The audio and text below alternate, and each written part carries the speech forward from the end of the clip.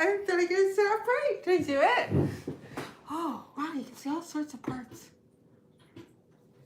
It's okay, I guess okay. Hi! Are y'all there? Am I there? Did I do it right? It's my first time setting up a reminder. I'm so excited. There's like 75 people here already. Oh my goodness. That's kind of fun doing it that way. Hi, everybody. Oh, there's the chat. It was totally, it made me feel like a little kid. So, I always feel like a little kid. So I popped in, to see the reminder of this. Hi. And when you're a little kid and you're going to do like a stage performance at your school or whatever, and your parents and everybody are coming, and you're all like with your friends behind the curtain backstage, and somebody's just like, I hear voices, I hear people. Look back, and you look like I felt like I peeked behind the curtain, and there's all these people. I was like, oh my God, people are really here. It was kind of fun, kind of neat. So anyways, that's what that felt like. It really did. Hi, Twitty. I made you a moderator. Did you see that? Yeah, I made you a moderator. I hope you're okay with that. I can unmoderate it if you don't want the response. It's really not a big responsibility. Well, I don't hope it to be. Now, how do I do this to make the chat big again? Oh, gosh. I never remember to do that. Hi, everybody. Look at that. Look at how beneficial that is. There's already 125 people in here to do that little reminder thing. Now, somebody, pop-out chat. I pay attention to y'all. You might not believe it. But sometimes I see comments. I go, oh. Because somebody made a comment about that in one of my last live. Why don't you do a reminder about it? And I thought, well, how do I do that? And then Rob and Rob's Tarot, I thought he does that. Maybe I can do that. So I figured out how to do it. Yeah. And it was literally like I popped in and I felt like I was backstage and I peeked back the curtain and I'm like, oh, there's really people here. It's time to go on. Now the funny thing is, I laid down to have a nap at about 4:30. I'm a little bit tired. I had a busy day. I'm gonna have a little sleepy sleep. I woke up at 5:15. Oh my God! I gotta brush my hair. I have to go to the bathroom. And then I thought, because I set the reminder for the live, like, will it just come on without me clicking on it at 5:30? What if I'm in the bathroom? It comes on. So it didn't do that. That was really nice. So there we go. Hi, everybody. Took a 20-minute. Good for you. I took a 45-minute cat nap. Yeah, and my eyes are kind of they're waking up. So yeah, here we are. I'm just gonna pull cards. For those of you here, I'm putting this off right now, off camera, so it doesn't confuse anyone. Hey, I see you. Actually, I don't really need these right now. I see you, Russell. I usually don't. I just see all the wassails after Russell comes in. Wassail. I don't know if I said that right. See, now I see them. Wassail, Russell. That's what I usually see. I actually saw Russell come in the door. So I'm standing behind the curtain. I'm seeing everybody coming in. They're really here. Have to remember my lines. What are my lines, Sarah? I don't remember. Okay. Oh yeah, I got a drink. So it's not alcohol. I hope y'all aren't disappointed. I'm sure I can still make these good without it. This is my new, well, not new. I was drinking these over the summer. It's a non-alcoholic, light, refreshing lager beer. It's called So Beer. This is not a paid promotion. You gotta buy whatever you want. I like it. It's not bad. There's only 42 calories for a can. And there's a whole whack of vitamins in this thing. There's 31%. 31% riboflavin, 9% zinc, 6% folate, 17% vitamin B12, 24% selenium, 3% iron, 2% calcium, 2% potassium. So that's what I'm going to do. I'm going to pour it into my glass. And I do like beer. but it's kind of filling and it has a lot of calories. And I'm just kind of going through some changes in life, and I noticed that alcohol affects me in different ways now. I don't want to trigger a hot flash or a mood swing. So, gonna have some of this. Not to say that I won't go into the alcoholic stuff once in a while, but I thought, let me keep it. Let me keep it proper. I don't know. Here we go. Bloop, bloop, bloop, bloop, bloop, bloop. Bloop, bloop. It's very light and refreshing. They have it. So this is just the regular one. And then they have it in, I think it's a grapefruit form, which is okay. It's a little tart. This one is nicer. Oh, I wanted a little more head on that one, but oh well. Not bad.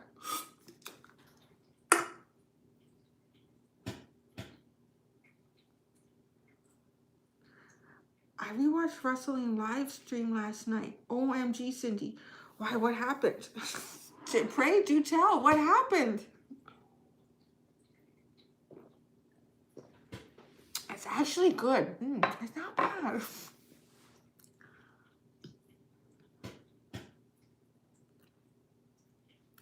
I don't know why. I think I can read this better without,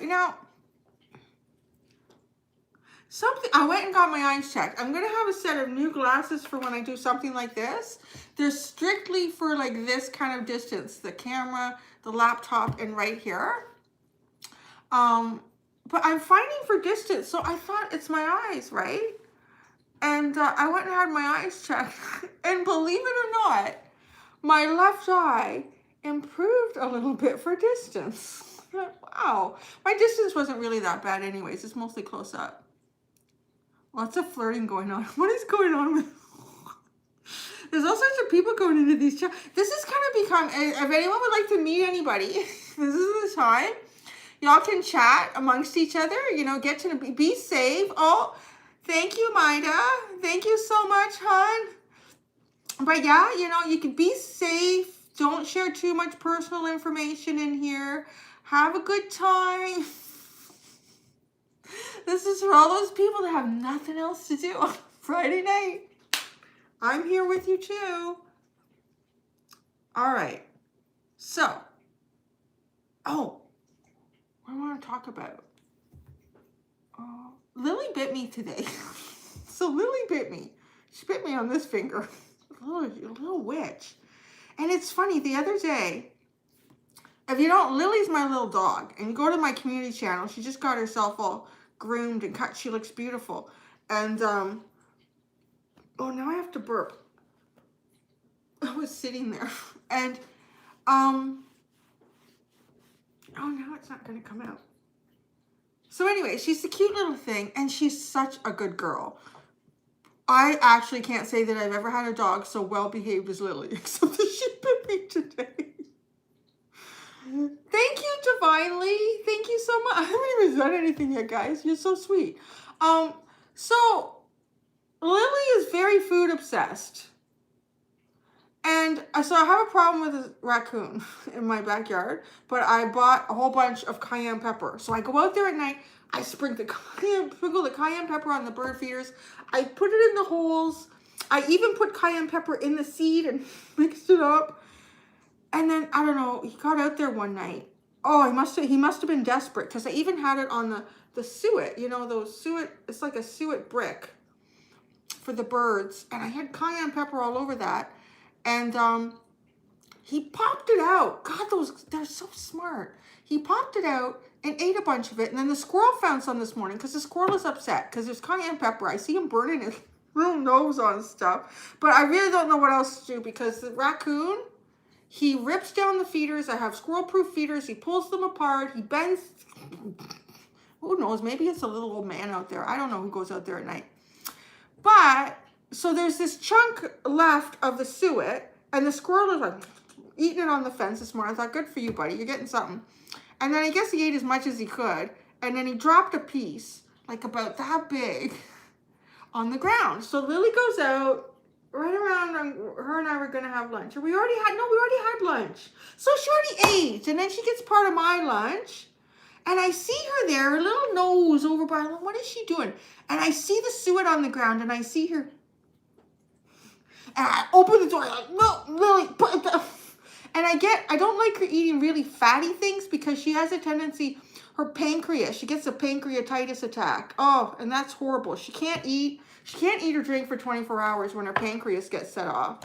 And I mean, we're talking about vomiting and diarrhea. I already know now after 2 or 3 times to the vet how to deal with it. But it's cost me money prior to me knowing how to deal with it. So then she'll go like 2 days without any food, and then I'll slowly introduce something super bland. So I'm like, shit, she's gonna get that thing is all full of fat. So I'm telling her, bring it here, She's coming up to the door. She's got it in her mouth. And I open the door, I'm like, drop it. She's not, so I go to take it from her, and she clamps down, and I can't get my hand out. And now I'm thinking, shit, I can't pull my finger. She did. It looks okay now. But it was like blood under the skin a little bit. She bit my finger. And I think, so I ended up like I had to grab her and squeeze her little, I had to cause her some pain because she was causing me so much pain. She would get my finger out of her mouth. She's probably thinking, you think you're going to get this suet off of me? So anyway, so then I told her she was a bad dog. Don't bite the hand that feeds you. So she's sitting outside. She's looking like this. And I close the door. I said, you think about it.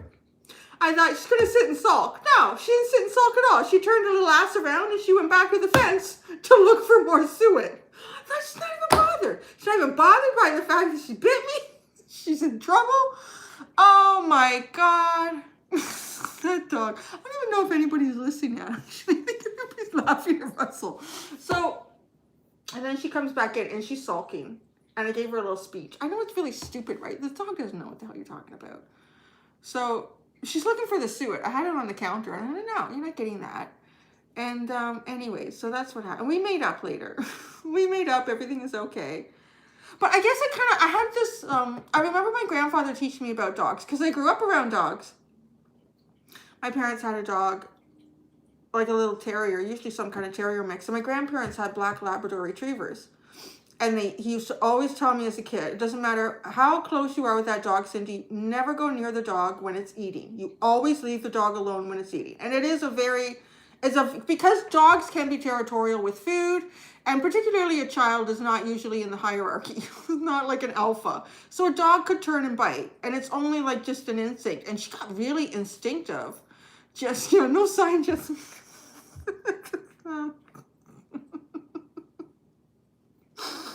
no signs yet. So, anyways, yeah, there'll be timestamps if you're coming to this later. And also, once I do start reading, these will sit up here for what sign I'm on. I'm not sure that I'm starting with Aries. I was going to do something. I was going to see who's in here the most and start with them. So yeah, anyway, I thought, she is not, every other aspect, she is such a good dog. She doesn't like to mess in the house. She doesn't even like to puke in the house. She will get to the door and try to do it outside. She doesn't chew anything. Well, she used to chew my son's leg. Well, I shouldn't say that. If her and him are having a little tiff, like he doesn't share food with her, or he obsesses over her and wants to cuddle her and she wants freedom, she'll find something of his and she will do something to it. But other than that, she is such a good dog. But I really came to a realization, when there is food in her mouth, I can't get it out. And I don't know what to do when she gets a hold of something like that. So yeah, anyways, that's my little bitch session. I guess really, Lily bit me. So, yeah, she licked me. She licked me and she felt bad. I could tell. And I could tell she just looked at me just thinking, I can't control myself. I just can't control myself. So that's it. That's what I got. So what's all going on with you guys? I'm the same when I eat too. Don't take it out of my mouth. I'll bite you. Oh, 4th day and a headache. Oh, is it the weather? Pull her head up. Yeah, maybe that's right. No, I've done that before. I've plugged her little nose thinking, okay, she's got to open her mouth to breathe. I don't know. I think she would go down. She she would go down fighting. She'd die to keep that in her mouth. We were having, years ago, a birthday party for my son. It wasn't a birthday party. No, it was just a video night or afternoon. We had some friends over, and they had like a couple of younger daughters, and they were sitting on the floor with their pizza on plates. And then we had a couch. The boys were sitting on the other couch. They were all older, and the girls were on the floor. I think they were in like beanbag chairs. And of course, Lily is monitoring, and she went, and I heard one of the girls go, "Oh, Lily has my pizza!" She had a full slice of pizza in her mouth, and she's doing the slink away thing. She had a full slice of pizza in her mouth, and I couldn't get it out. I had to end up yanking it, like it was like a pit bull vice grip when she's got food, and I'm yanking, and all I got, just like anything that was in there, it was hers. It was gone. Yeah. Boy, she's something when it comes to food, man. I know, and you think she's fat. She's overweight. She gets good food. She gets my food. She gets lots of food. And then she goes out to the bird feeders and she's eating. I could tell the other day that there must have been birdseed on the ground for the raccoon before I put the cayenne pepper on it. She must have been out there eating sunflower seeds, because the next day while I was walking her poop was filled with sunflower seeds. Oh, this dog, like, I don't know if she starved to death in a past life or what. So anyways, I won't put my finger in her mouth again. So what do y'all want to do? I got a whole bunch of decks here. I got my Energy Oracle deck. I got my Oracle of the Radiant Sun. Oh, I don't remember what these are called. Which is this one? This is the Wisdom of the House Knight. I'm not real strong on these yet. I was working with this and two others, and then I pulled away for a little while to get into other stuff. And then this one, oh, this one. Some of this stuff is dark. The Dark Mirror, kind of looking at your shadow shit. If you want me to look at some of your shadow shit, I can do that. And then, oh, Dark Goddess. Oh, Fortune Cookies. Let's do Fortune Cookies. Okay, everybody who's in here right now and has been super patient, and then I just have the tarot cards that I've been actually using all week. Everyone who's been super patient, let's do a collective fortune cookie.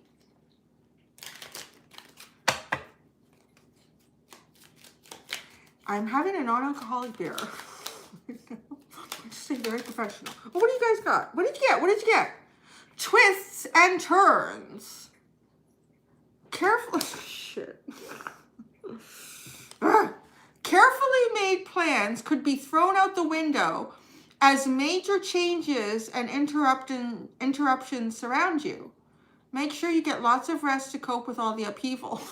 Oh, that's great. There you go. Your life's about to become a shitstorm. There you go. Oh, and then at the bottom you have jealousy. Watch who you trust with your personal secrets and plans. Spend time outdoors with nature to reconnect and replenish.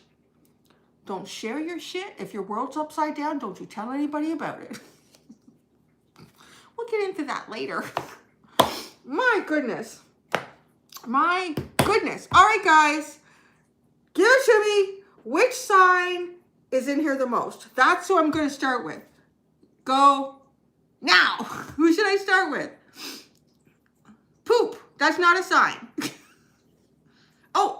Oh, going to be that's Capricorn. Oh shit, it's going really fast. Holy fuck. I opened a Pandora's box. Oh my god. I didn't expect that. Okay. I don't know what I expected really. I wasn't thinking ahead. I was totally Aries on that. Aries, Aquarius, Cancer, Libra, Leo, Aries, Capricorn, Libra, Virgo, Cap, Scorpio, Libra. There's a lot of Libra coming up. Aries, Libra, Leo, Pisces, Taurus. Maybe Libras are just fast. Aquarius, Libra, Aries. There's a lot of Aries. Aries, Cap, Virgo, Libra, Aries, Libra. I don't know if you guys are just typing. Let's just do this all night. Scorpio, Cancer, Aquarius, Leo.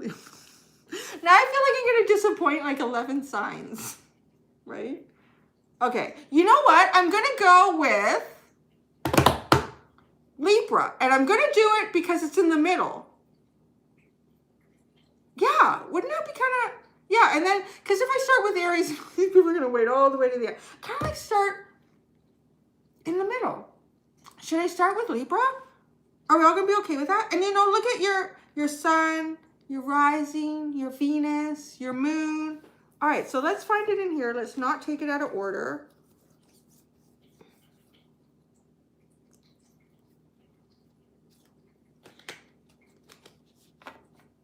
Oh, you know what? That works out good. Because that means Virgo's last, and Virgo was first. Last live, I think. So that kind of works out. Or you guys want me to do, I'm going to do this. Okay. So we're going to do Libra first. Which actually, you know, there was a lot of Scorpios too asking, so they'll be next. And then Aquarius isn't too far. I might have to put more wax in my mouth. Okay. So, where should I put this? I'm going to put this in the front. I am just pulling cards. Y'all can see that? Libra. Okay. What do we want to pull here? Libra, what do you want? Do you want to look at your dark shit? Or do you want to look at your light? Give me dark, light. What do you want, Libra? Dark or light shit? I got it all.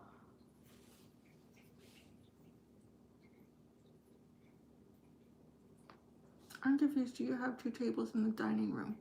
Oh, this is an island. This is an island.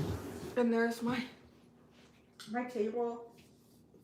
I was going to light the fire for Russell, but I don't think you'll see it. It might get really hot in here. Do you want me to light the fire? Here, dark. Oh, Libra's looking for the dark shit. Here, let me light the fire.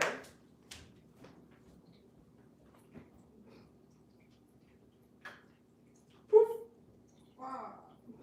Can you see it?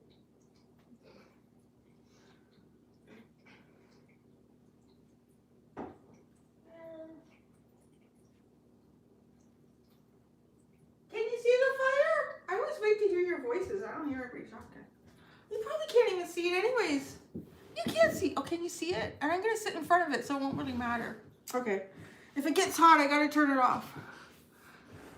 Okay. Now I'm seeing a lot of light. Okay, you get 1 dark and 1 light. How about that? How about that? You're going to get 1 dark and 1 light. We're starting with Libra. Libra. Okay, I have to stop looking at the comments and focus. I'm going to start with the dark and finish with the light. We're going to go right to, what is this one called? The Dark Mirror. A Dark Mirror card for you, Libra. Oh my goodness. Start with the dark, go to the light. Well, I don't really know that anything here is just light-based. I would consider the Energy Oracle deck a little more lighter. All right, Libra. What's going on with your dark shit right now? What is your dark shit? What do you got to think about? What do you got to work through? Envious gluttony. Wow. Envious gluttony. All right, so something going on. Libra, you're envious. You got some sort of envy going on about something, man. And it's almost like becoming a compulsion.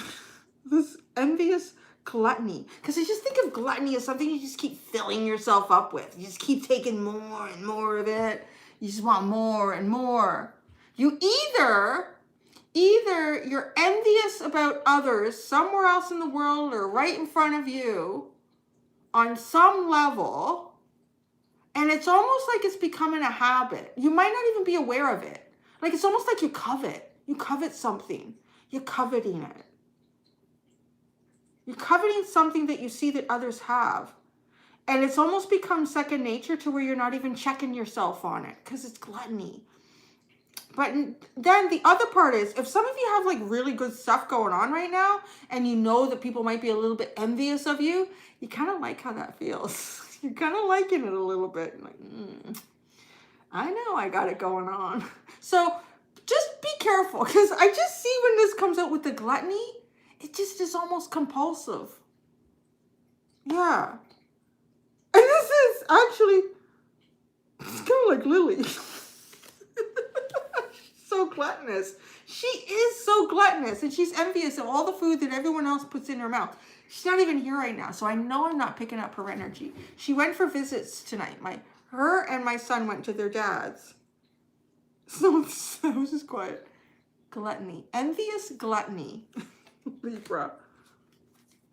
The bottom, you have fragmentation. Ooh.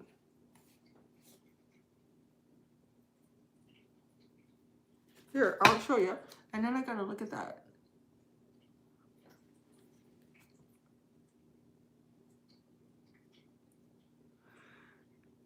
This is like elevating your consciousness without taking anything else with it.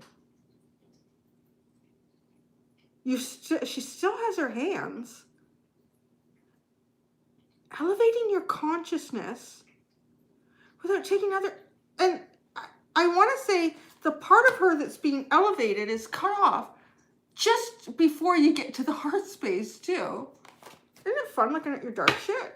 So you're elevating your consciousness here, but you're forgetting to include some sort of element of your heart. All of the other chakras, you need to do maybe some chakra balancing here. You've been focusing too much. You've been focusing too much on the crown, the third eye, and the throat chakra. And then it feels like all the other chakras, it's fragmented. It's not showing up in the picture. So that's what you got going on there with that, Libra. Well then, my goodness gracious. We're all going to look at our dark sides. Don't nobody in there saying, Libra, I knew you were going to be like that. Nobody in here. Y'all living in glass houses. Don't be throwing any stones. All right, let's see. Let's go to this one now. What you get like envy. There is like envy and deceit in this deck. All right, go into like a lighter side for you. What is the lighter side of Libra? The lighter side of Libra. The lighter side of Libra. You know what? I'm doing better without... Yeah, they said I didn't need to change the prescription because it was so slight how much that eye improved. But I can see better without them. You see what's on my arm? I told you, there's like envy and deceit in this deck. You got deceit.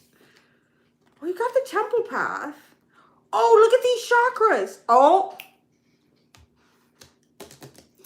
I know why you're not going down below the throat chakra. There's two things. There's vulnerability and your heart. Your heart and the second chakra here are showing up. You're deceiving yourself in a big bloody way, Libra. You're deceiving yourself, honey, about some sort of temple path that you're on.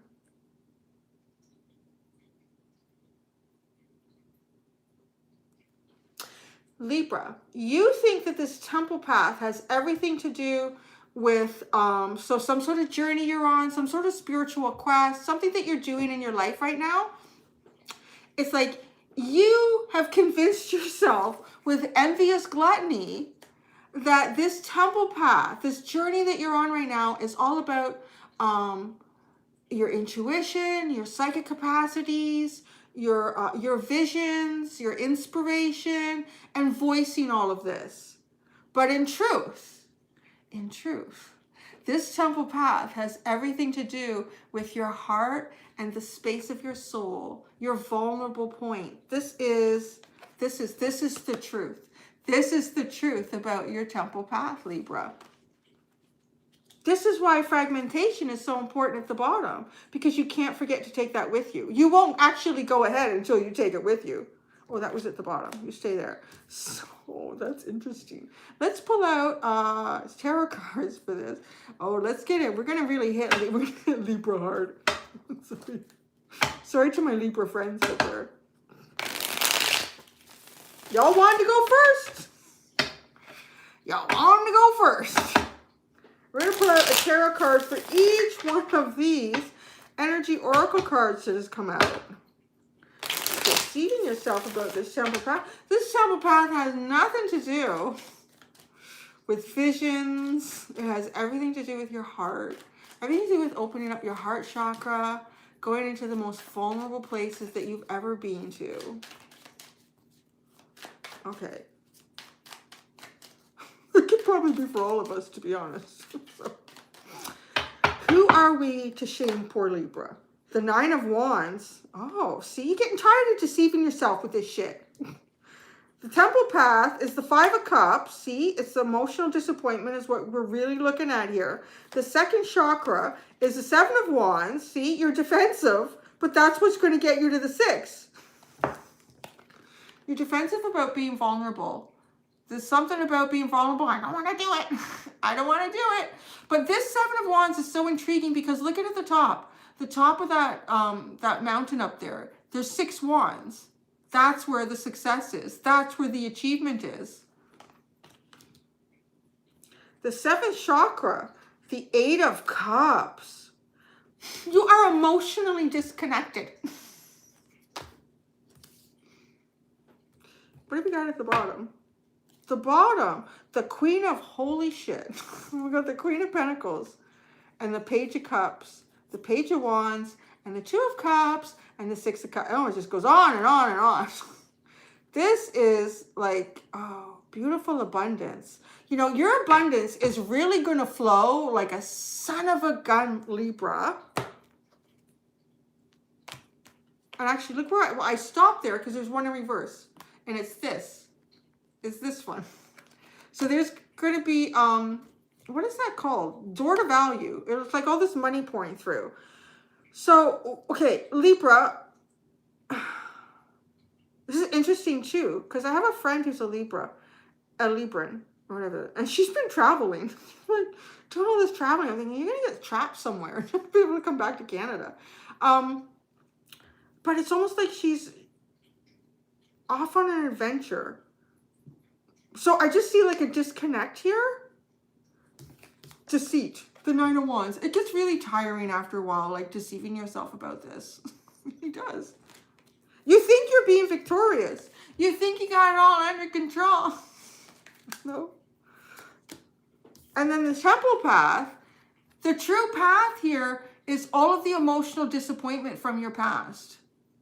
This is what you're being asked to look at in this true path. Has nothing to do with universal cosmic journey. It has everything to do with spiritual journey right in here.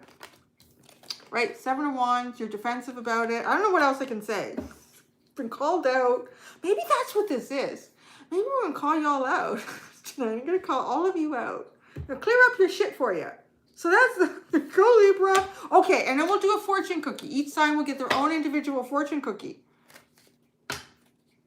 Did all the Libras leave?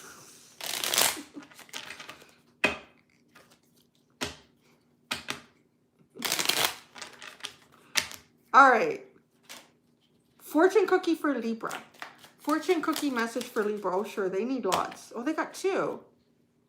You have personal riches and property. Small successes for personal riches. Small successes are likely now and bigger ones are on the way. Finances could improve dramatically, but avoid get-rich schemes. Okay? And then property. A property purchase or sale for many, but heed security concerns in any transaction. What? I feel like there should be a comma. Maybe there isn't. I don't see it. Something doesn't seem right about this. A property purchase or sale for many, but heed security concerns in any transactions. Okay. So some of y'all are going to be buying a house or getting some property here. Or you're going to be investing your finances. Something's going to be going on there. And the bottom fortune card, you have sunshine. The sun is shining on you. Career and business growth, fabulous communication and relationships. Libra, just be honest with yourself, babies. And you have got some good energy coming. I have wax moving around in my mouth. Shit. How was that? Did you guys resonate with that? Yeah. I said, I'll take these off again. I said, I'm working for that. I'm getting those. I should have had them by now. They said it'd be 2 weeks. House and cash, baby. House and cash, Russell. House and cash. All right, so. I can't just do one fortune cookie. Yeah, that's why I bought these. I always feel bad though. If I order Chinese food just for myself, they'll send like 6 fortune cookies. I think, how many people do they think are eating here tonight? It's just me. I'm feeling quite sassy right now. I had a nap. So I think I'm gonna call y'all out tonight. Hi Michael, how are you? Cheese is not going well. Do it. Call you out. I'm gonna call y'all out. Just not Aries. Nice for Aries. No, can't do that. I know. Too bad. Okay. All right. So that was the librarians of the Akashic Records, our Librans. Oh, Scorpio. This won't even be a calling out. I don't even know. To go into the darkness of Scorpio, it's like, yeah, we've been there. You don't have to tell us that. The light side will be the part that will be harder for Libra, or for Scorpio. All right, Scorpio. Scorpio. I have 2 bottles of this.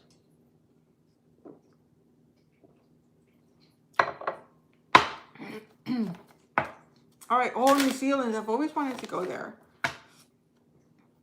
I've always had such a big crush on Sam Neill. He's from New Zealand. I don't know what it is about Sam Neill. He was always so sexy.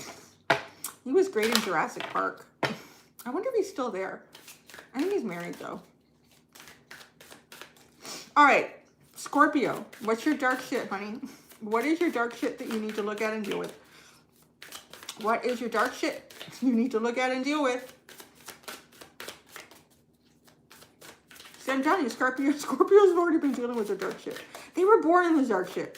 They were like the little baby that was dressed in black clothing.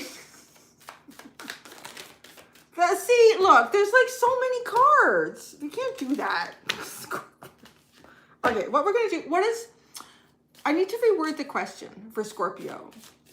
What is the most important dark shit for you to be looking at and be aware of right now? Let's do it that way.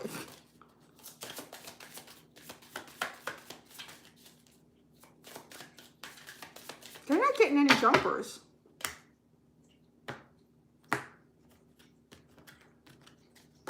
Scorpio. Hiding your true self. I really don't feel like I'm telling you anything you don't already know. This is hard to do, this one for Scorpio. Hiding your true self. Well, you're hiding parts of yourself, right? You know that though. So what's at the bottom? Bride in a cage. Oh, there we go. Now we're hitting the soft spot. Bride in a cage. Look at that. Look at that. Kinky. Who says kinky? That's not kinky. It's kind of creepy, actually. Bride in a cage. There's a sense of, I want to say insecurity here. There's a sense of insecurity. Because I'm getting that with this card, like hiding your true self. There's some sort of sense of insecurity for some reason. Which isn't typically an energy that I would find Scorpio in. But it's like it's hitting a soft spot. That's what I asked to do. I asked to hit some sort of a soft spot. And this is almost like you've put, I mean, the bride. If we're thinking about some sort of a celebration, the bride is the center of the event, right? Whether it should be or not. But the bride is sort of the center of the event. So you're like the center of your own event. However, you've got yourself caught, stuck in what looks like, because she's dead. Like, it's almost got the energy of a death card. I don't think anyone else in here looks dead. So it does the energy of a death card. Like, you've gone into some sort of death and rebirth cycle, as you will, but you've gone deeper into this death cycle than typically you should. And because of that, you are almost forgetting that you're the center of your event. And you've locked yourself up in here, and you've done it so well. Like, you've done it so well. How do you get out? I mean, there's lasers in front of her. I gotta pull tarot just on that. Yeah, tarot of positive clarity. We're going right there, Scorpio.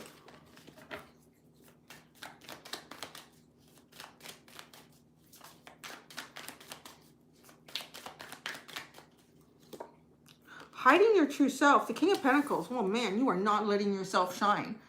God, you should, like, you are the center of your event. Or are you hiding your true, wait a second. Are you hiding your true self from the King of Pentacles? Okay, bride in a cage. Nine of Swords. Holy crap.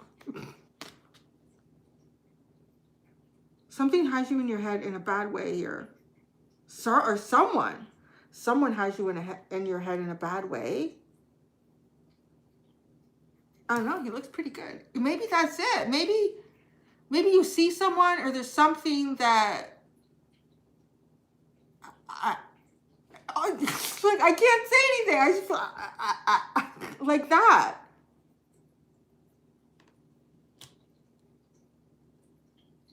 Oh, we need to help you here. Okay, what's the advice for Scorpio in this? What's Scorpio's advice? The Four of Pentacles and the Six of Pentacles.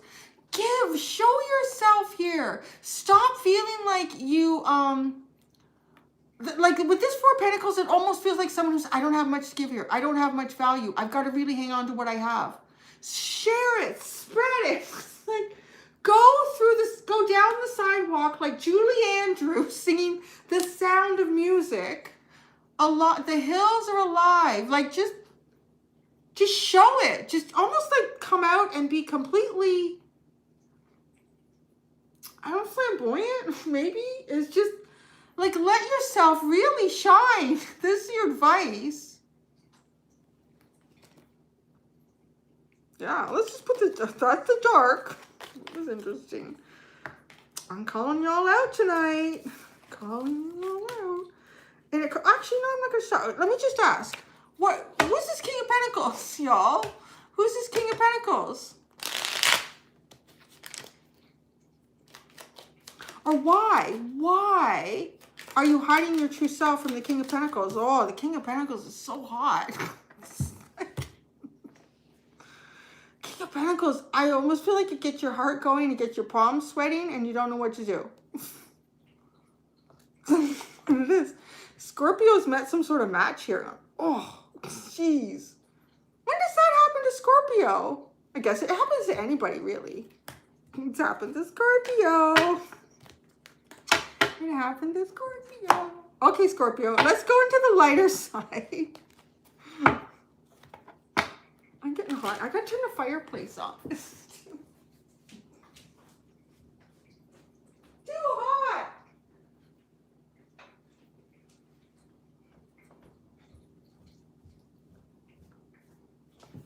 Okay. All right, Scorpio. The lighter side for Scorpio.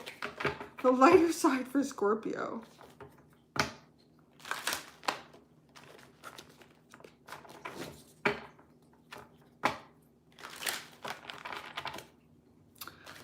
Lighter side for Scorpio. What's the lighter side here for Scorpio? What's the lighter side here for Scorpio?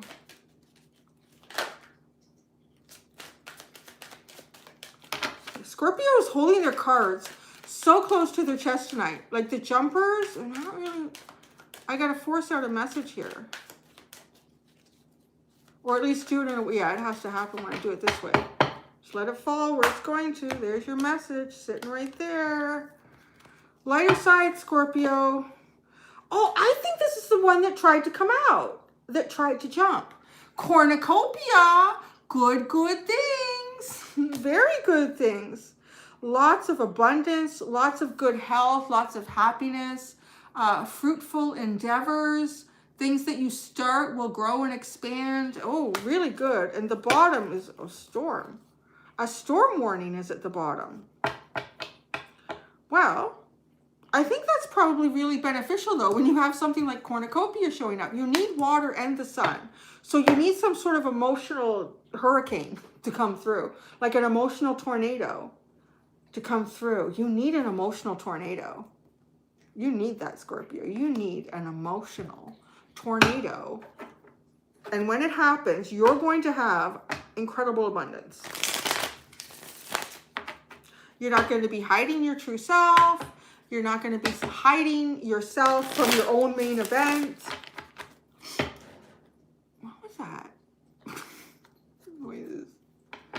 go with the noises in the house now whenever I'm alone. All right. Cornucopia for Scorpio. Yeah, you need an emotional tornado, cyclone.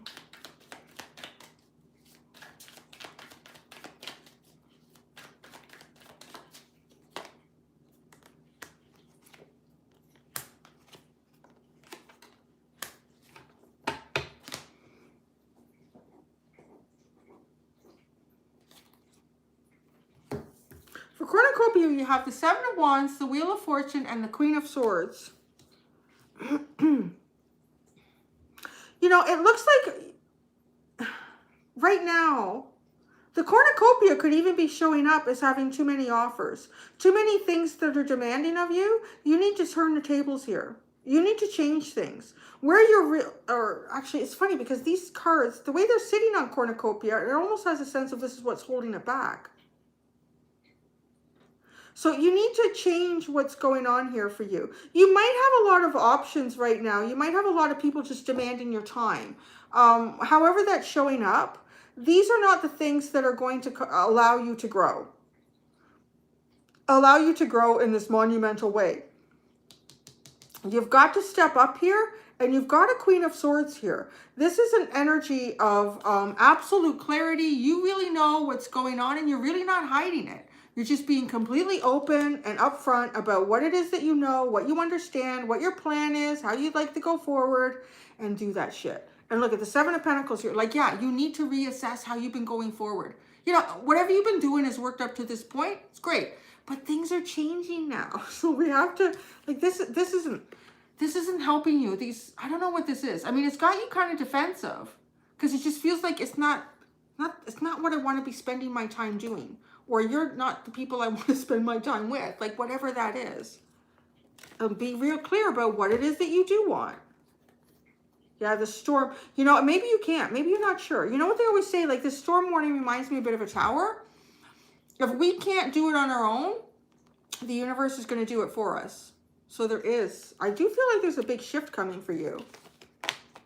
I still think it's cute that Scorpio like somebody and I don't know what to do. I don't know what to do.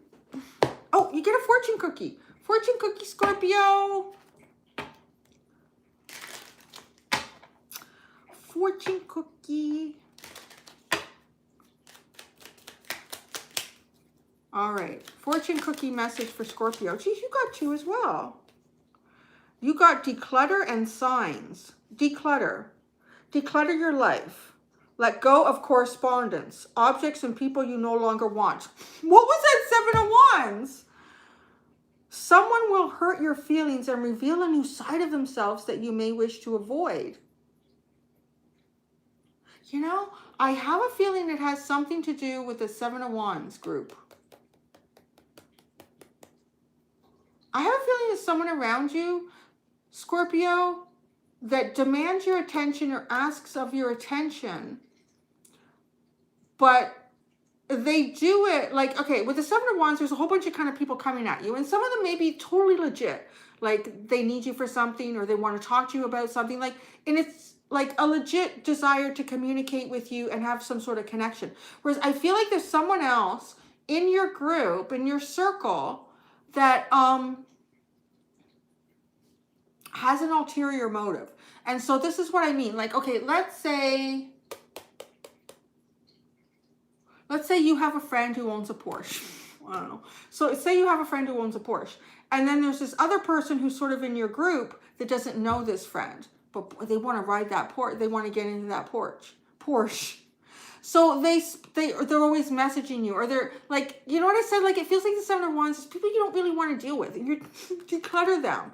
And when you do that, you're going to realize who the ones are that are really there about you and the other ones that are there about either your status or something that you have or something that you indirectly have and they're using you to get to that. Then they're going to get nasty. Those are the ones that you're like, whoa, where did that come from? What's up with that bitch? I'm sorry. So signs. Your future positive direction will reveal itself. Any doubts and confusions will soon disappear. I love that with the declutter. You got a shit storm coming and it's going to clear out the shit. The Queen of Swords. Yeah, right? I mean, she cuts out the shit, man. No more bullshit. That's enough of that. There you go. These are fun. You guys are on fire tonight with your energy. I started at Libra. So I've done Libra and Scorpio. Oh, the cards are all over the place now. So we're going to go. I'm going to have a sip.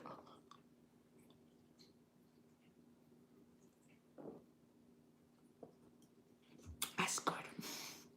It's not anyone who tuned in. This is my non-alcoholic beer. So I didn't want to do any new candle magic. Look at the last line. This is the new candle magic, guys. I swear to goodness. All right, are we ready? Sagittarius. Oh, let's look at your dark shit, Sag. Sagittarius had the most fascinating reading this week. Oh my God. I want to go in here. Yeah, you guys had a really interesting reading. Is anybody in here that saw that one and it resonated for them? I thought that was such a profound reading. I went back and I watched it. I was like, wow, that's so cool.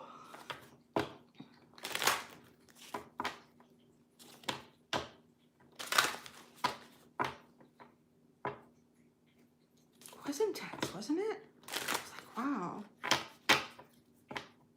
Oh, and I want to clarify too with that Sagittarius reading, because I do see in the comments and stuff, and I wonder if people think that I wish this, because I would never wish that soul shrinkage thing that we were talking about.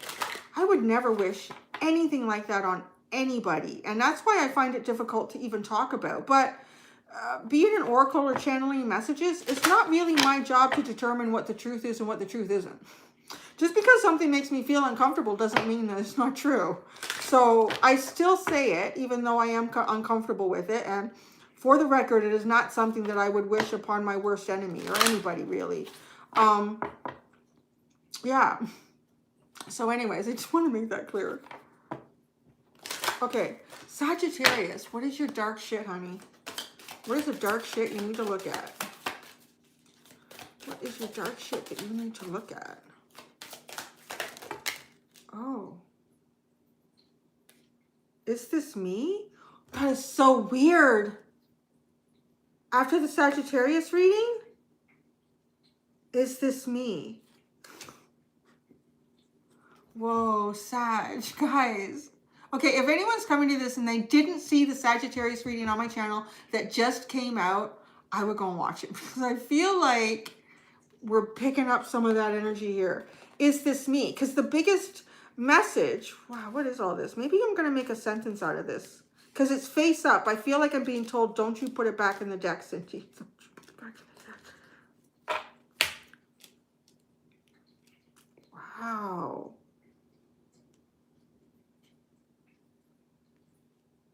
So what I was getting at was, like, the whole message in that Sagittarius reading this week was about, you know, realizing that you have your own wound, but not realizing that you're not the one with the biggest wound on the beach. You are actually the healer. You are actually, and that's a deep, because that's a long, it's not actually really long. I don't know if it was, but that, like, is this me? Like, who am I? Like, this is almost like getting a self-recognition or looking in the mirror or just like, well, who am I? I feel like there's some sort of sense of loss of identity, or you're going through almost an identity crisis, or, yeah. But I feel like it's ripping you apart on some level, but in the same breath, it's putting you together as who you should be. Now look what you have here. This spread. Triumph of Lies. The child I was meant to be. Obsession. Queen of the World. Envious Gluttony. Ooh. The child that you were meant to be is trying desperately to come out. But right now, it feels like it is somewhat buried. And how deep that is going to be different for everybody. But I think this is the big question. This is the card that was sitting on the top looking at me. Is this me? There's something about yourself that almost afraid to look at, but why? Why? Has there been some sort of programming that's gone on in your life that's kind of tried to tell you that this isn't good, you shouldn't be like this, you shouldn't have this component of yourself? Is this me? It sure as hell is. This is you, Sagittarius.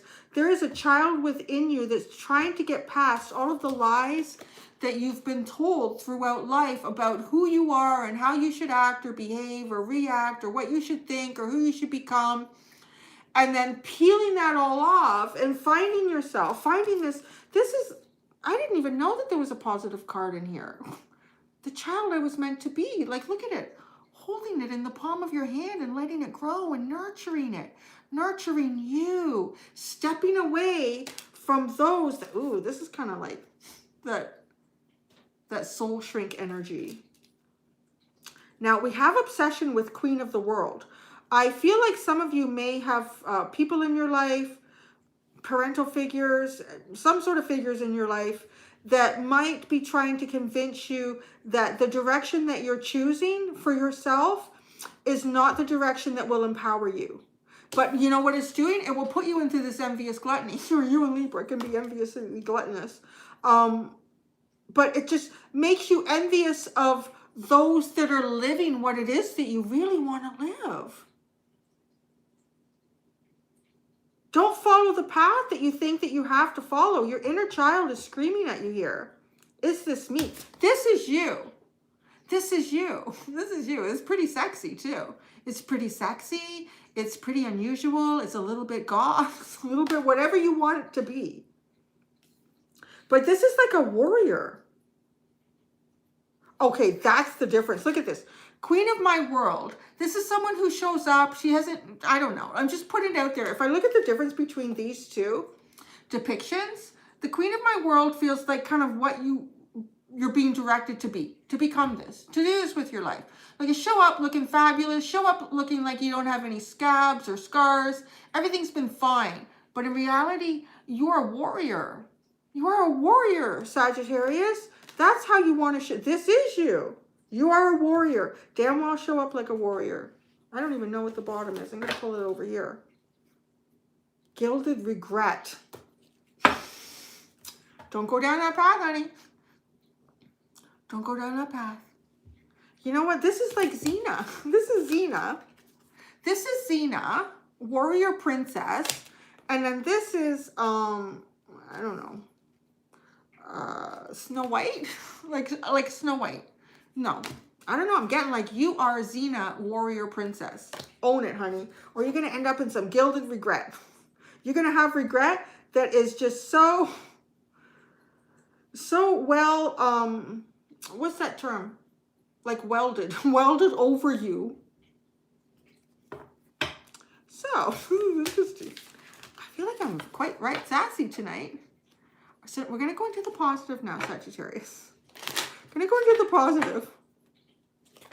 Show up as a warrior, guys. Show it. Don't be ashamed of the scabs, the scars, the things that you've gone through, because that's your power. We need more warriors. We kind of need fewer Snow Whites. All right, Sagittarius. We're going into the Energy Oracle deck.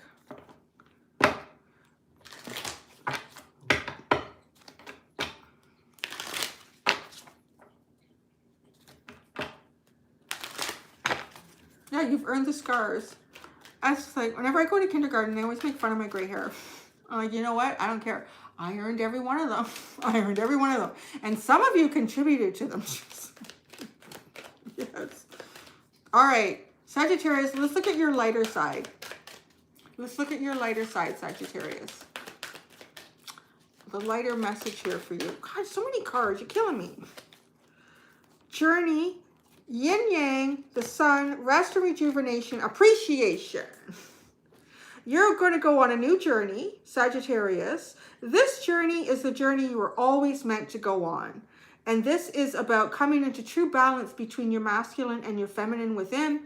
knowing when to hold back, knowing when to push forward, knowing when to utilize both of them at the same time. You're going to see yourself truly, truly who you are. And I almost feel like once you really see yourself for who you are with the sun, you're going to sit with it for a little bit and you're going to get so comfortable in it. You're going to allow yourself to rest in it. You're going to allow your inner flame to become stronger. And then how do you walk out? Full appreciation, honey. And just because you're a warrior doesn't mean you can't dress up to go out. You can still do that. You can still look nice when you go out. But this too, this reminds me of the Nine of Pentacles. So like the Empress in Waiting. Every Empress has a different story. Some of them are Snow White and some of them are warrior princesses. And then you have the Deceit card at the bottom. That's, yeah. Don't lie to yourself about who you are and what your power is.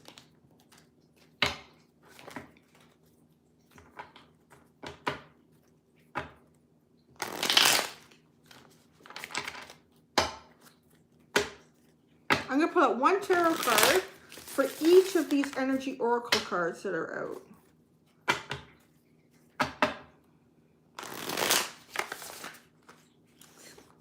It's so messy lately. What's going on? Okay.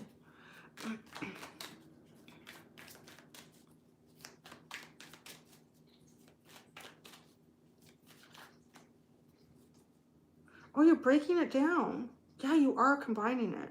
Sorry, I'm just seeing like the 2 here, and then we have the 2, 2, and then we have the 1.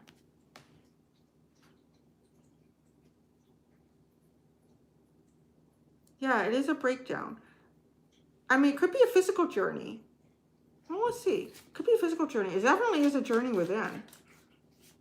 It's like you're packing your bags and you're gone. And then when you discover yourself, you definitely sit with that for a while, but it is very empowering to sit with that for a while. Journey, the moon. Talk about facing some fears. Yin Yang, the Knight of Pentacles. This is getting your stability, stabilizing yourself, being able to move forward in a practical way without feeling anxious, impatient. Yeah, good energy. The Sun.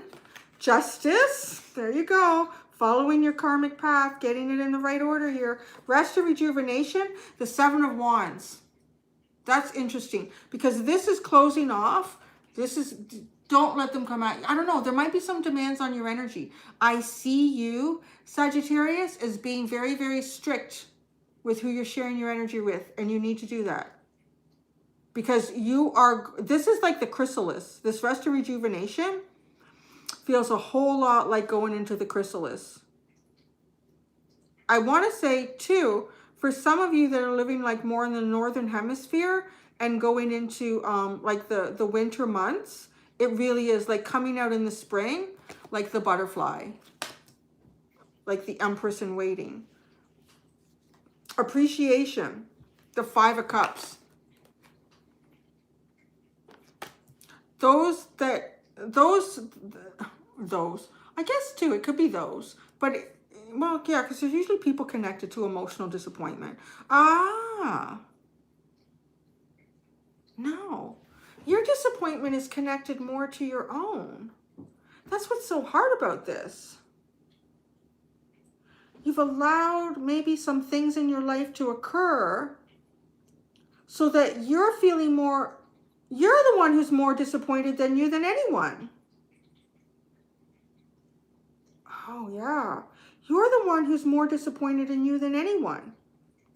And it's almost like this Deceit card feels as if you are deceiving yourself by saying, no, these people are disappointed in me for this, or these people will be disappointed if I take kind of this path in my life or make this decision in my life. You're the one, because you're the only one crying at this party. But that's what you're working through. And under, with Deceit, we have the 9 of Swords. The sun is going to rise, though, on that 9 of Swords. This feels like a dark night of the soul sort of energy. But coming out on the other side is going to be really, really good. And I do see it's a realization that maybe you've been fooling yourself about who would be most disappointed in you or who is most disappointed in you. It's really, the most legitimate disappointment any of us should really have in our lives is ourselves, because it's our life. So there you go, Sag. I'm going to do your fortune cookie.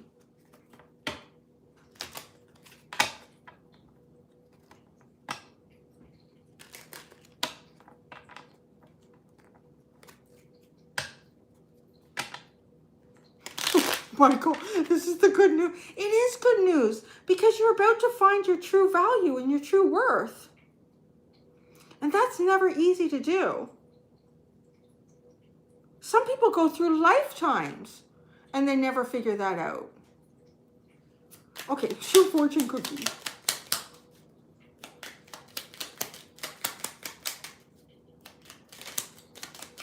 Did something flip? Fortune cookie. Fortune cookie for Sagittarius. Oh, there is one flipped here. Oh my God, I can't believe you got that. Well, I can. I just believe this shit now. Oh, wait. Okay, so got 3. It's funny I didn't see them. You were meant to get all these messages. Okay, the one here is like, review yourself. Oh, no, sorry. Reinvent yourself. A transformation is taking place. Enjoy a new lease on life. I told you this was good news. This is good news. Love life. Affairs of the heart could cause future problems, but take heart, as difficult situations will be resolved by a good decision this week. Oh. So I guess whenever you're watching, well, this week is almost over. By good decision, maybe it's next week. I don't know. You know what time? I don't know. It's hard to say what time. So if there's something to do with your love life that seems like it's kind of difficult or there's a problem in it, it's going to get resolved by a good decision. Someone's going to make a good decision here. And then you have sunshine. The sun is shining on you. Career and business growth, fabulous communication and relationships. And that feels like it could be connected to love life. Oh, what was at the bottom? Wisdom. To focus on the past is to lose the future. Heed advice from an older person which will allow you to move on. Oh, and then you have sexuality at the bottom. Sexuality. Existing relationships could find a new passion and heightened sexual attraction. Opportunities for marriage and good family life are strong, but if single, beware of temptation that could lead to trouble. A child will also bring great joy. Yeah, I feel like if you're like full on single right now, Sagittarius, it's not quite the time for any sort of romantic connections.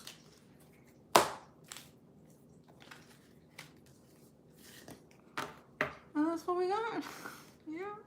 How was that? I don't even look at the comments. I just feel like I'm being really hard on y'all. I'm calling y'all out tonight. I might have to change the title of this one, of this video.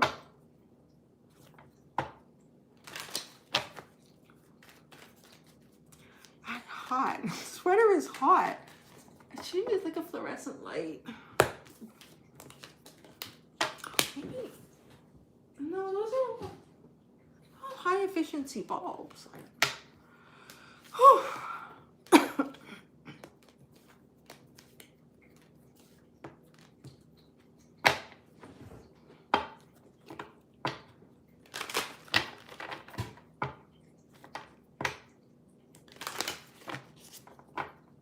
Uh-oh.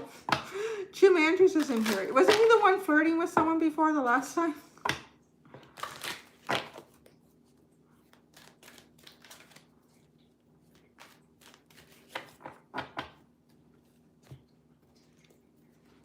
All right, let me have a sip. What is that, Michael? So no cold shower after this reading. I don't know. Do whatever you want. Shower with whatever temperature you desire.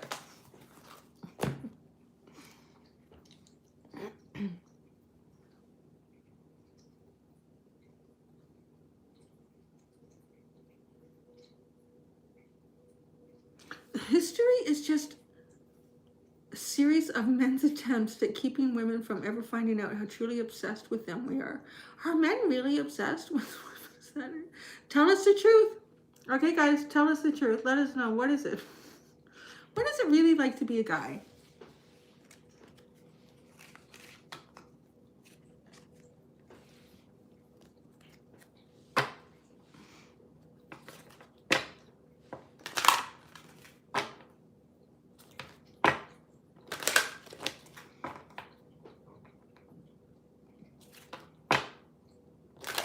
No, and I got quiet. Either the guys are typing or they're not putting out any of the secrets. Oh, that's so nasty, Russell. Jeez. Somebody needs to moderate Russell. Tweety, get in there and moderate Russell.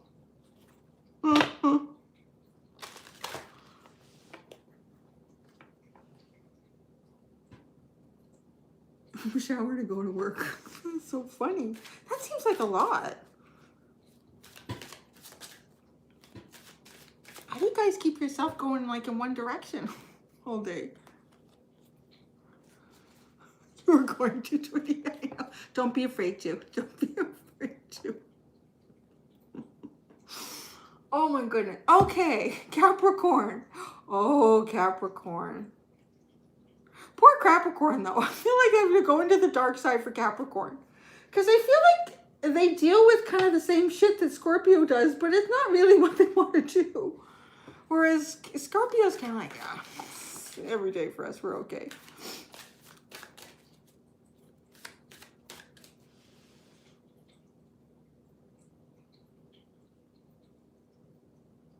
Uh-oh. Oh, yeah, we can't get going like that. All right, Capricorn, Capricorn. What is your dark shit, Capricorn? We're calling you out on your dark stuff to start this, and then we'll look at something a little lighter for you. What's your dark shit, Capricorn? What do you got to look at? Don't feel like looking at. I've been kind of hesitant. I don't know if I want to look at that. What is it, Capricorn? What is it? The jumpers are not coming tonight. Ooh, that's funny. What is that? What is that card? Is this me? You going through the same problem as Sagittarius? But no, it's just me. Now this feels different. It's kind of funny. And actually what I said before I started pulling cards is this me feels more like you have had to do a lot of battle and everything, and it's almost like you're becoming a persona that you never really meant to be. You know, if you have to show up at work and always be the strong person, or you always have to show up in your family and always be the strong person, it kind of feels like you end up having all this armor on you. I'm like, wait, is this really me? Like, that feels more like what this question is with this card for you, Capricorn. That you've, like, there's the weight of responsibility, the weight of hardship. You're not meant to be this. Whereas Sagittarius was more meant to be like, yeah, wear all these scars. This is you. Like, don't deny it. But it's almost like you're becoming your environment, or your environment is changing you to the point where you're looking at yourself going, oh my God, I've just become a warrior. This is really who I was? What's at the bottom? Today for tomorrow. Ah, see, you're queen. You've got queen of my world.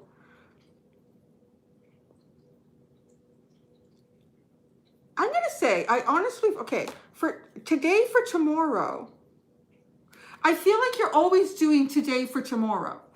I feel like you're always sacrificing something today for tomorrow, but then tomorrow comes and it becomes today. So today for tomorrow. You know what I'm saying? Like if, let's say okay, here's an example. Let's say your kids have a recital or something like that. And you've got it on the calendar, you plan on going, and then you're at work and your boss says, we've got to work late tonight because of whatever. Everybody's staying. If you're not staying, you're not working here tomorrow. And you're like, and it's the night of the recital. So you say, okay, again, like you're becoming like a warrior. Like it's just like, it puts armor on you. You're almost trying to protect yourself from your world. And then you just convince yourself that I'm making this sacrifice today for a good tomorrow. Because, you know, I need to come to work tomorrow, which is true. This and that are true. But it's always, or even just saying, you know, well, I'm not going to spend that on myself today so that I can have more tomorrow. But tomorrow never comes. It kind of feels like tomorrow just never comes. But you see this, you are meant to kind of splurge on yourself and walk out the door and look really nice and feel really good about yourself. It feels like you're more kind of showing up in how the world is battling you. Yes, today for tomorrow. That's an interesting one. Tomorrow just never comes, Capricorn. You've got to start doing it now. Today. Today for today. Stop doing the today for tomorrow. I'm not going to spend it on myself today. Next time I go out shopping, I will. And then next time you go out shopping, you don't do that. Or I'm not going to start my exercise routine today. I'll start it tomorrow, right? Like you're always putting it off, but it's something that's good for you. And it's something that's going to make you shine through and not look like a battled down warrior. Because, right, the devil card, too, this is what you work through. The devil card in the tarot. It doesn't mean you're the devil. And I know I've seen Capricorns go, why do we have to be the devil? You're not the devil. You're just kind of in a life where you're taking on heavier obligations, heavier struggles, and finding a way through it. Like, I do want to say, Capricorn is one of those energies that, you know, when you say that phrase, you know, God wouldn't put this on your shoulders if you didn't think you could handle it. Well, that's kind of like Capricorn in a nutshell. But don't you forget to pay yourself for this. Whatever these difficult things you're going through, you've got to remember today for today. Capricorn, I want all of you to start saying today for today. Today for today.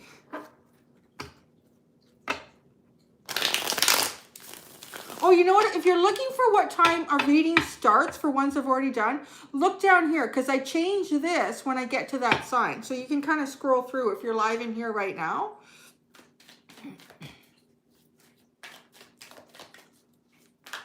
Is this me?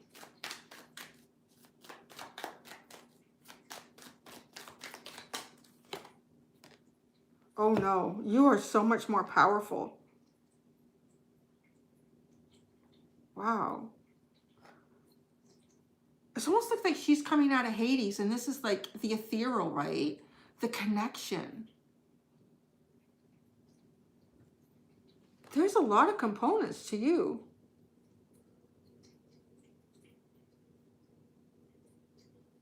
You're almost like the goddess of the underworld, which I guess would make sense. You are the goddess of the underworld. But the problem is, it's like you walk like you are the underworld. You're only like the representative of the underworld. You have to keep giving to yourself. You have to stop always saying tomorrow will be better. I'll allow myself to do that tomorrow. Because these are the underworld problems. The underworld like pulls us into that. You are elevated. You're actually almost wow, maybe some of you do even say to yourself, why do we have the devil card in the tarot? But this is more angelic. This is being given, like this is a privileged energy. You don't get to be the high priestess to be able to navigate the unknown without having earned it along the way. And I mean, probably in lifetimes. Today for tomorrow, the Knight of Cups. Yeah, this knight's not moving. I think the only Knight of Cups card I have in any of my decks where he's not moving. So say, I'll do it tomorrow. I'll do it tomorrow. I'll do it tomorrow. Tomorrow keeps coming and then it becomes today. So then you have another new tomorrow. Queen of my world. The Ten of Swords. Yeah, see, I feel... Oh, look at how they both have this headdress of these horns, but the transformation. I really do feel like, too, there's some sort of sense of not realizing how beautiful you are. Masculine or feminine. Oh, don't go to sleep. How beautiful you are. Yeah, the Knight of Swords. Bad self-talk. That's not good. Don't listen to that voice. Okay, let's go into the good stuff. Let's go into the positive, the lighter side for you, Capricorn.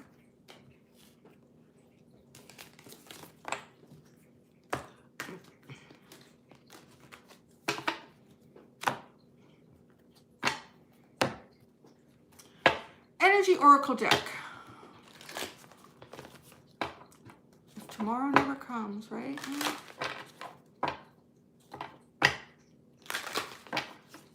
There was a line in the movie. What is that movie called? It was with what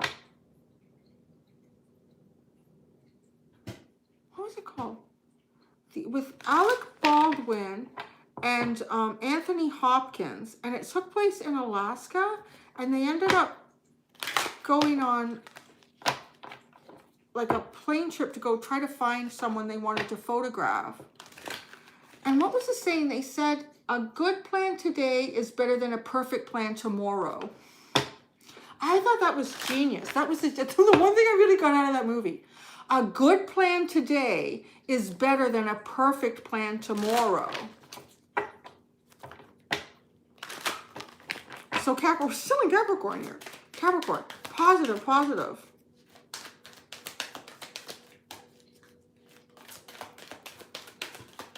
Capricorn, Capricorn. Oh, I'm pulling out so many cards here. The Magician in the Mirror. The fourth chakra. Blossoming Abundance. What a man holding a heart. Hello. You got some nice cards. See, isn't it good we go to the light side? Magician in the Mirror. Man, or fourth chakra. So you're being led to something here. It's about to blossom. It's blossoming. It almost has the feeling of like blossoming romance, or at least blossoming like of your heart, opening up your heart. Manifesting that, a strategy. What did I just say? A good plan today is better than a perfect plan tomorrow. Absolutely.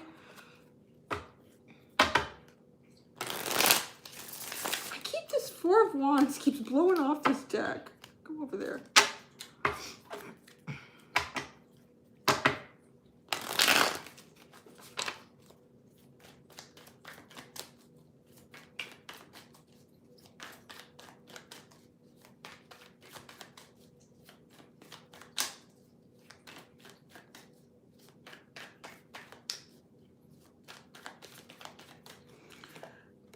Magician in the Mirror, the Six of Cups, fourth chakra, the Ten of Wands. Oh, this is why the angel's here to lead you. Blossoming Abundance, the Three of Pentacles, and Man holding a heart, the Three of Cups. I see you. This is what I'm gonna do your reading like this. This part of your reading like this, Capricorn.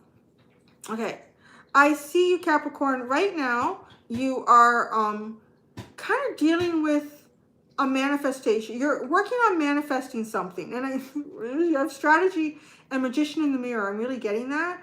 I think what I get with the Magician in the Mirror and this as well is that, you know that saying they say what you want also wants you. So that's what I'm getting with the Magician in the Mirror and the strategy. But the strategy is heavy for you, and there's an angel here guiding you forward. Archangel Raphael is guiding you forward, helping you open up your fourth chakra. It feels like a big burden to do that. It feels like there's an awful lot that might come through with it, and maybe you don't think it's all so clean and beautiful. But it's your heart chakra. If it's in there, it needs to come out. Blossoming Abundance. You see, if you open this, you're going to work with people in a different way. You're going to see situations in a different way. Thank you, Aya. Choked on my spit. You're going to create. You're going to start creating because it's blossoming. But you've got to open your heart chakra to do this. And then this is like it being out in the open. Like really going out and sharing it. And this is a wonderful energy to take with you and for your friends and your family. Feels like that. Displaying it. Display your heart. Bring celebration here. Don't hold it back. Remember, I feel like these are just two important quotes for you, Capricorn. A good plan today is better than a perfect plan tomorrow. And what was the other one? What was the other one? Oh shit, maybe that's really just it. The other one went away. What did I just say before that? I think I'm getting too hot. I'm overeating.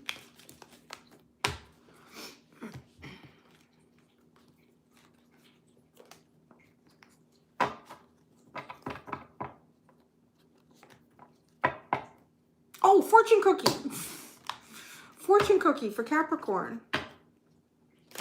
Oh.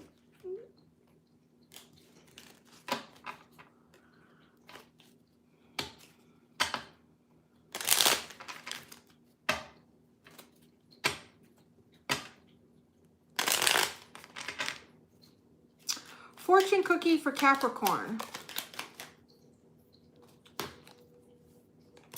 Nature. Interact with nature in the outdoors, around animals, farmlands, or by the ocean. This will be good for the soul and healing for you. So you need to get outside, Capricorn. I always picture Capricorns outside. I don't know, maybe if that's just... My grandfather was a Capricorn and he was always outside. Intuition. Trust your intuition. It's a great time to learn a new skill, change careers, or invest money.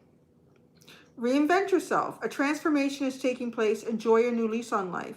Friendship. A friend needs your help. Your kindness and excellent counseling skills will put them back on track. And then that's what you got there. It sort of feels like you are on the cusp of something new in terms of your work and your finances with this combination. But I feel like the universe is, or angels are kind of guiding you through more of a heart opening here. Opening up to some sort of new possibility. Maybe that Three of Pentacles is reflective of a new opportunity for you in work and finances, but you really can't go there if it's something that's truly meant for you and your heart chakra is blocked.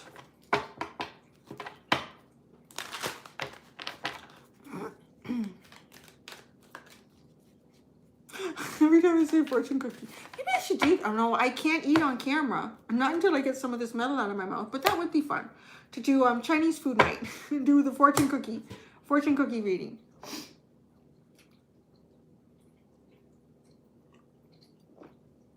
Oh, I like it. Some of you are saying today for today. Today for today. Oh, that was the other thing that I was supposed to say, right? And there's no alcohol in this beer that I'm drinking. Today for today. A good plan today is better than a perfect plan tomorrow. Capricorn's getting all the good quotes. Aquarius. Aquarius.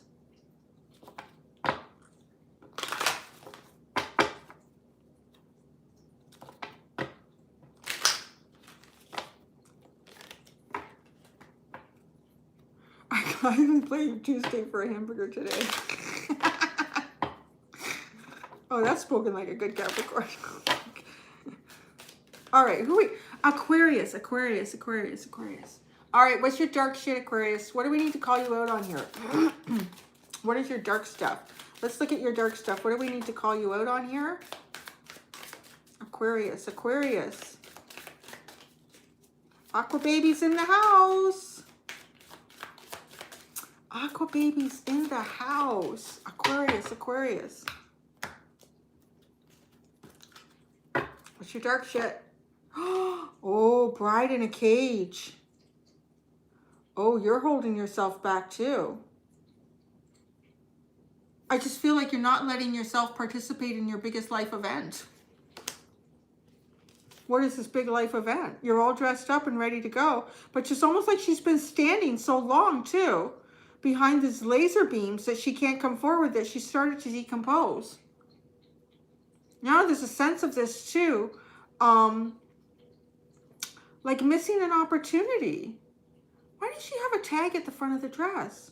Did she even get out of the shop? Has she even allowed herself to purchase this dress? Look at, there's a tag in the front. It looks like a tag up in the bosom there. So Aquarius, are you allowing yourself to participate in the biggest part of your life, the biggest event of your life, which is like right now? What do you have going on in your life right now? Are you allowing yourself to participate in its fullest, in your fullest capacity? You are the star of your own event, right? I'm talking about the bride. She's always the center of the attention. So, and she's held back. You're holding yourself back here.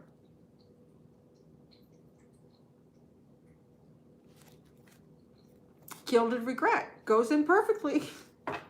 It's almost as if allowing yourself to be just, okay, I'll regret it. I guess just bring it through a little bit, like a bit of that Capricorn energy, just, or more the message. The, you know, always saying, I'll do it tomorrow. I'll do it tomorrow. I'll do it tomorrow. And then you just end up with this, you're covered in this regret. Let's read this gilded regret. Oh. These are actually really short. Well, there's a whole bunch that goes into it. I only read one part. Gilded regret. I feel like living in the past. Please give me 5 more minutes to linger. This is kind of like this too. See what I mean? I feel like y'all are holding yourselves back a lot in life. I think you all could learn what I just talked about in Capricorn. Don't sacrifice today for tomorrow, because when tomorrow comes, you make it today again.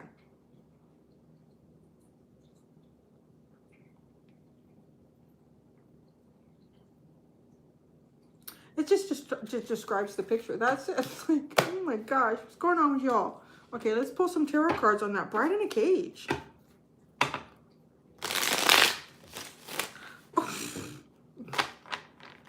Bride in a cage. Y'all are stepping up to your biggest life event, but not letting yourself go out in it. Not allowing yourself to show up. Remember, this is the dark side. So this is, take it to like on a gradient here. I should put that disclaimer at the front of all of these.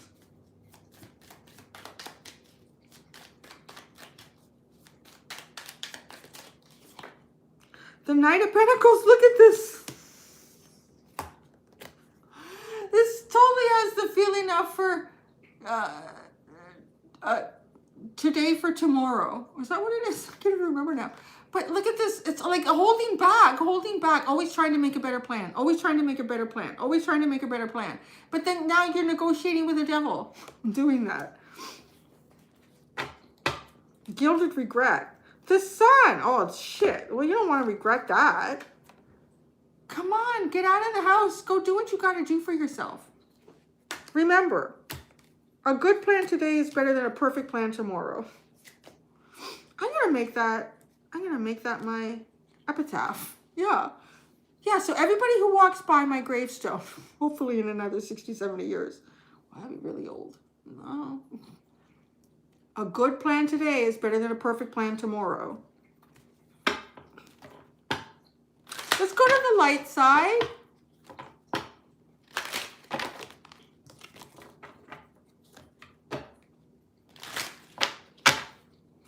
Aquarius, Aquarius. What's going on for Aquarius? Are these too hard and heavy? Tell me, guys, are these too hard? Are the dark sides too hard? Or you're okay with it?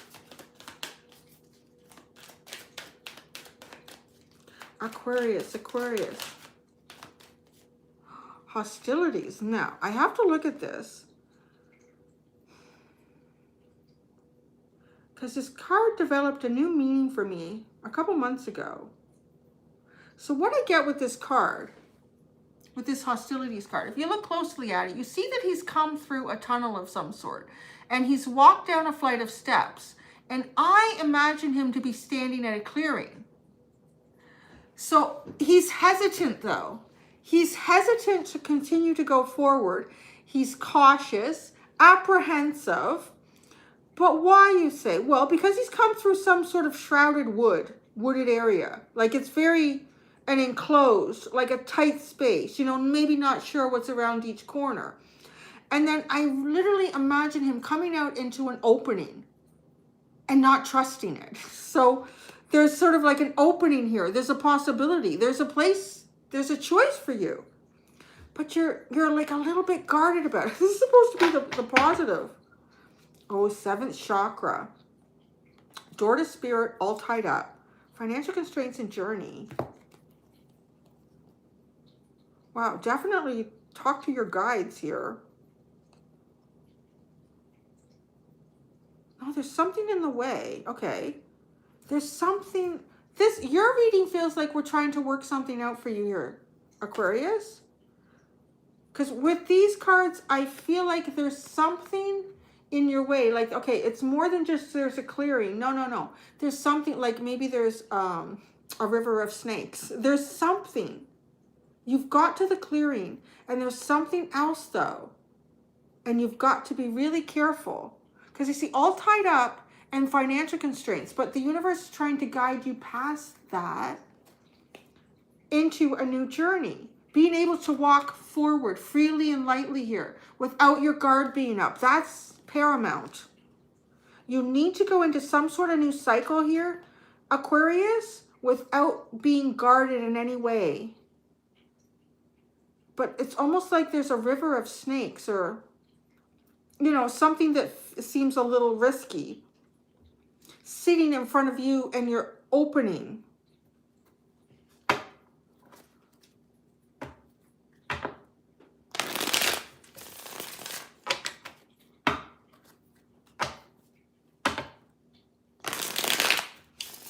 It has a feeling of like you just need to be careful. I'm going to pull one card, and I'm going to ask for advice. One card, the King of Swords.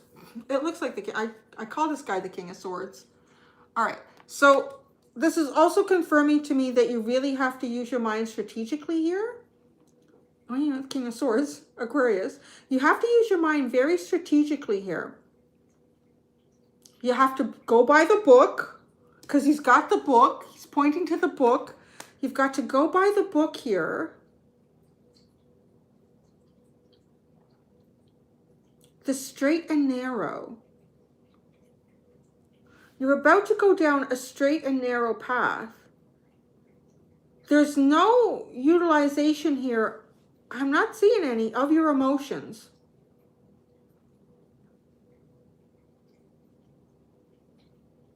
It does feel a bit like you need to guard your emotions right now in regards to something. Something that's come across your path that feels a little bit risky to you. But this risk is sitting between you and moving forward to where you want to go, to where your journey is meant to take you.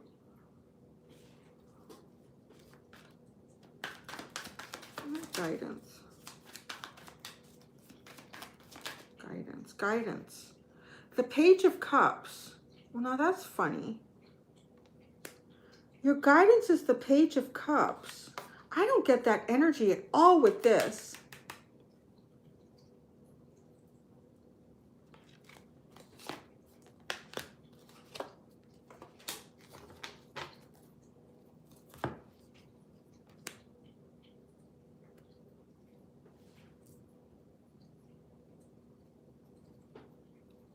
There's so much reflection, I can't even see the cards.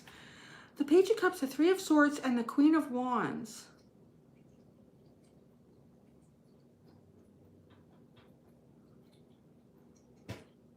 It's really odd. Like, the Page of Cups isn't you. This is you. I really feel like this is you, Aquarius. And who are these characters? These characters are falling into your guidance. The Page of Cups, could you be dealing with someone who's a lot younger than you? Are you dealing with someone who's a lot younger than you? It's a very free-spirited energy. There's something outside of you. Okay, free-spirited, I don't know. I really feel like for you, Aquarius, you have to be like by the book and guarded here on some level. I can't not say that. It's just so strongly, this is you. If it's flipped for you guys, take it, but it just feels really dangerous to proceed forward with something. I don't know. That the angels have got to guide you here. They've got to guide you through this. This is the first one I need to clarify. And I split it. And I get the Devil and the Queen of Wands. Oh no, she fell away. So the Two of Pentacles. She was there, I swear. You might have some sort of, or someone has some sort of responsibility here. I'm just going to read the energy. There's a Page of Cups here, a Three of Swords, and a Queen of Wands. This actually almost feels like a mother and a child. That's how I would describe what I'm looking at here. And the Three of Swords is sitting between this. It's like a broken heart. Some of you could be going through some sort of a separation, a divorce. Go by the book. You've got to go by the book here. I really do see that. It almost looks like a mother and a child and a broken heart that's sitting between this, like some sort of separation. The Page of Cups. The Queen of Cups. You have love for this person. And it's coming up as the Page. So, like a younger, youthful person. The Three of Swords. I don't know that this is going to resonate for everybody. The Three of Swords. Seven of Wands, the Tower, and the Queen of Swords. Yeah, there's a defense. There's some sort of defense mechanism up here right now. There's a defense mechanism up, and it feels like something is cut out.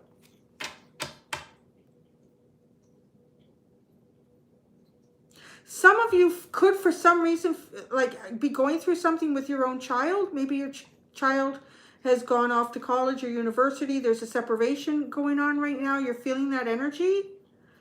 Others of you, I think, like, this feels so much like a separation. Maybe you're separated from your child. And then the Queen of Wands. The Ace of Pentacles. See, the Queen of Wands has got something new going on here. So what do you got going on here? Hostilities. And the King of Swords. Hostilities. The Queen of Pentacles, again, you have another Queen. And the King of Swords. You have the Knight of Wands and the Nine of Swords.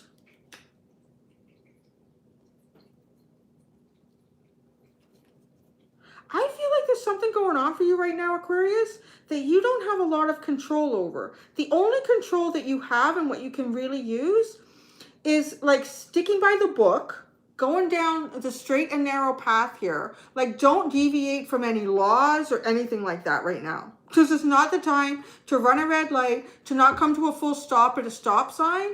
You got to do those things right now. I don't know why, but it's just like you really need to do that.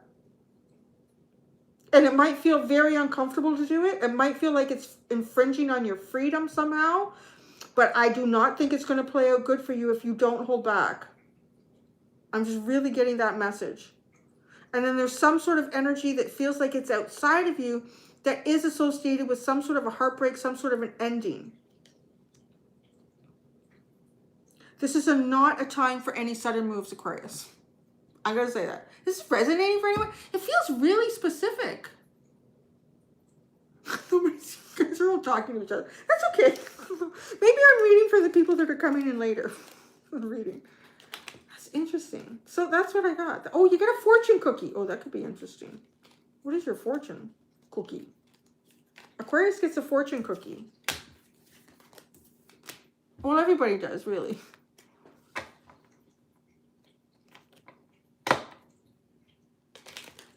Oh, I haven't seen my kid in 6 years. Yeah, see, I know I'm picking up on something there. Yeah.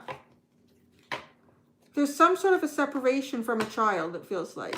And I also feel like that there's something going on with the law. I don't know, maybe I'm being a little bit over dramatic. Like, come to a full stop at all stop signs. Don't change lanes without signaling. No. Fortune cookie for Aquarius. Fortune cookie for Aquarius. Planning. Now is the time to lay down the foundations for your future. Financial gains are more than likely. You better stick to the straight and narrow, Aquarius, and you'll get your payout. I really feel so strongly about that. Oh, and you have luck at the bottom. A sudden change of luck is likely. Things are working in your favor. Excellent time for networking. Yeah. If there's a part of your life that you feel like you can't move through, just do the straight and narrow with it. You know, like if somebody asks you for some sort of information about something, it's legal provided. If, you know, if you're feeling sort of trapped or you can't go and do something, I think networking is a good choice. Straight and narrow. Wow, I never got a reading so strong. Y'all got to be on the straight and narrow right now. You will get your payout. So, right, because that could actually kind of be the reason for that. Like, don't do anything silly right now, because you had the Knight of Wands with the Nine of Swords, clarifying the King of Swords. So that to me felt like you were kind of restless about something. You're feeling kind of restless, and it's getting you in your head. But the straight and narrow is the way to go right now, Aquarius.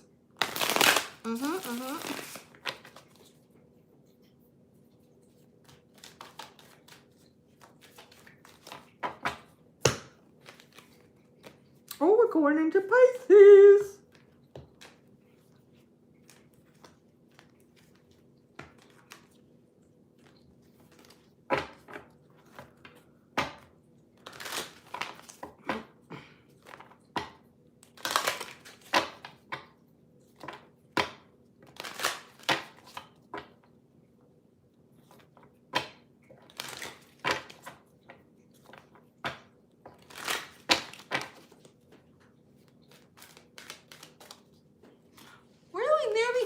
That is the biggest for me. I think I've only had about, I've never hit 500 in a live, I don't think. I don't think I've ever hit, no. I would know if I did. I would remember that. I don't think I've ever hit 500 in a live. I try not to think of actually how many people are in here. I might get anxious. Oh my God. So many people watching me right now. Yeah, I really don't care. It's funny. No, it doesn't bother me. I could stand in front of a group of people and tell you.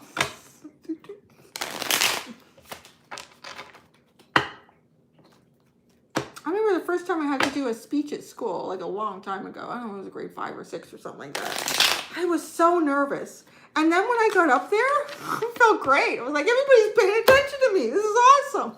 This is what I've been looking for my whole school career. It's only 50? Is it really only? Oh, I think it's only 50, yeah. It's the non-beer at this point.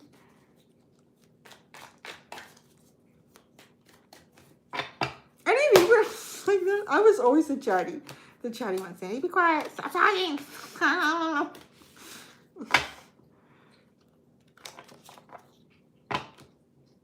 Oh, don't be sharing no phone numbers in here. You guys, protect yourselves.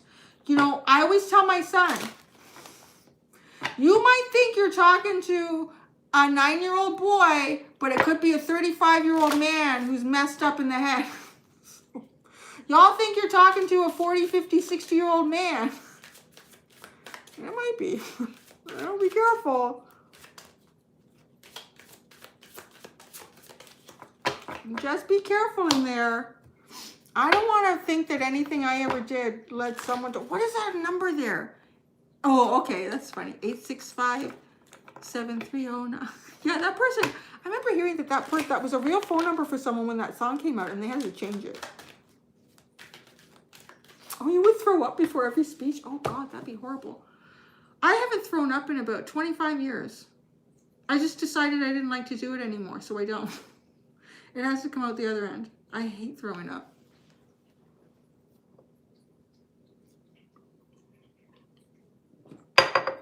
Yeah, I was too. I was usually drawing funny pictures of my teachers. All right. Pisces.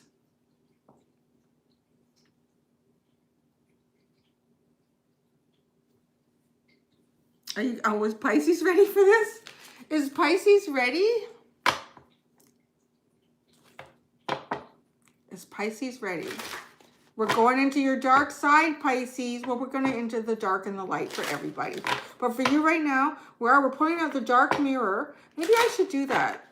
People are going to be asking, what is that deck? What is that deck? And I'm not really saying. So I'll put that in the description. Pisces. Pisces in the house. Pisces. Okay, Pisces in the house. Pisces in the house. Your dark side, honey. Something going on, you gotta look at it. I'm gonna be strong but gentle. What does that mean? Oh. Oh. Colorless angel. Oh. This feels like feeling too much. I just feel like you're feeling too much, Pisces. I'm getting all into my feels with you. Oh, I feel like you're feeling too much. You're giving too much. It's almost like, Pisces, you're probably one of the most empathic in the zodiac.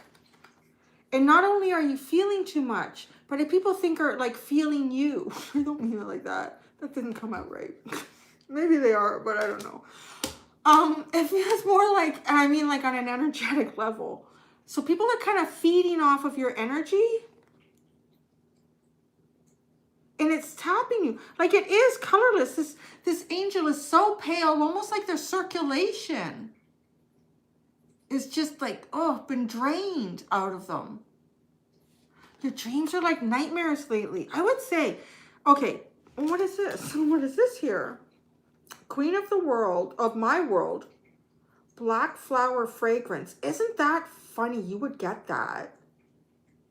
Because what I was about to say about this, like being drained here.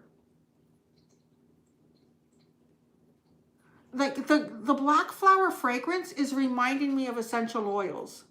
Like some essential oils, crystals, saltwater baths. Pisces, you got to do it now. Do it all. Like get it all in there and cleanse your aura. Cleanse yourself. The dark side here is that you're feeling too much and you're allowing other people to take from it. Because you're almost like an energetic, empathic, healing sponge, like a sponge with an ointment. So people, like they want to take bits of your energy and it's like your circulation looks like it's not even moving here. So white. Yeah, smudge. Smudge too, Pisces. Queen of my world. So you need to take back your world. Look at all the color. Look at all the color in here.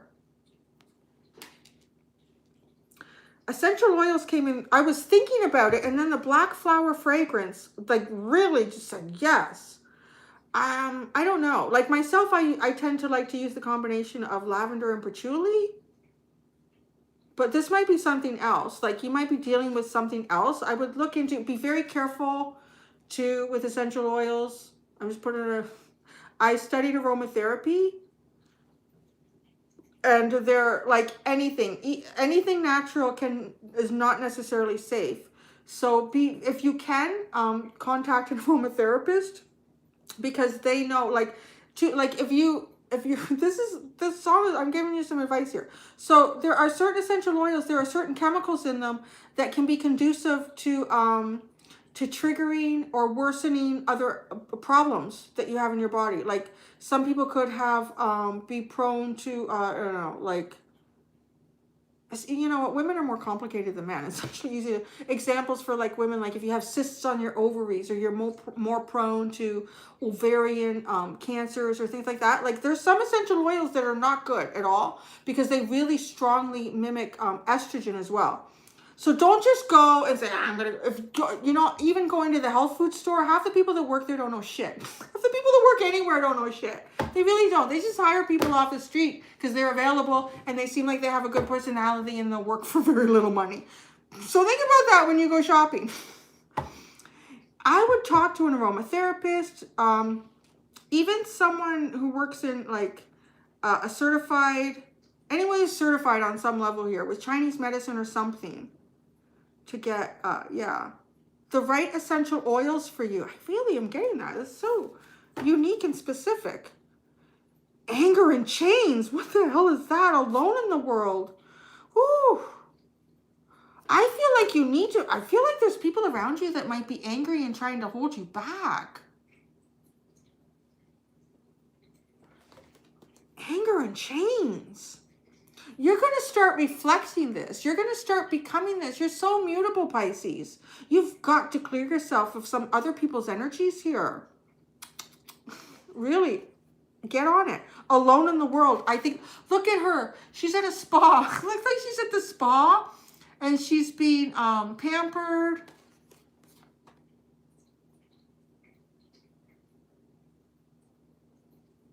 Yeah. You might even be going through some things in life that are causing you to be angry And chains too. These are things that make you feel like held back and imprisoned, and reducing and reducing your choices. And it might even make you feel alone in the world. Colorless angel.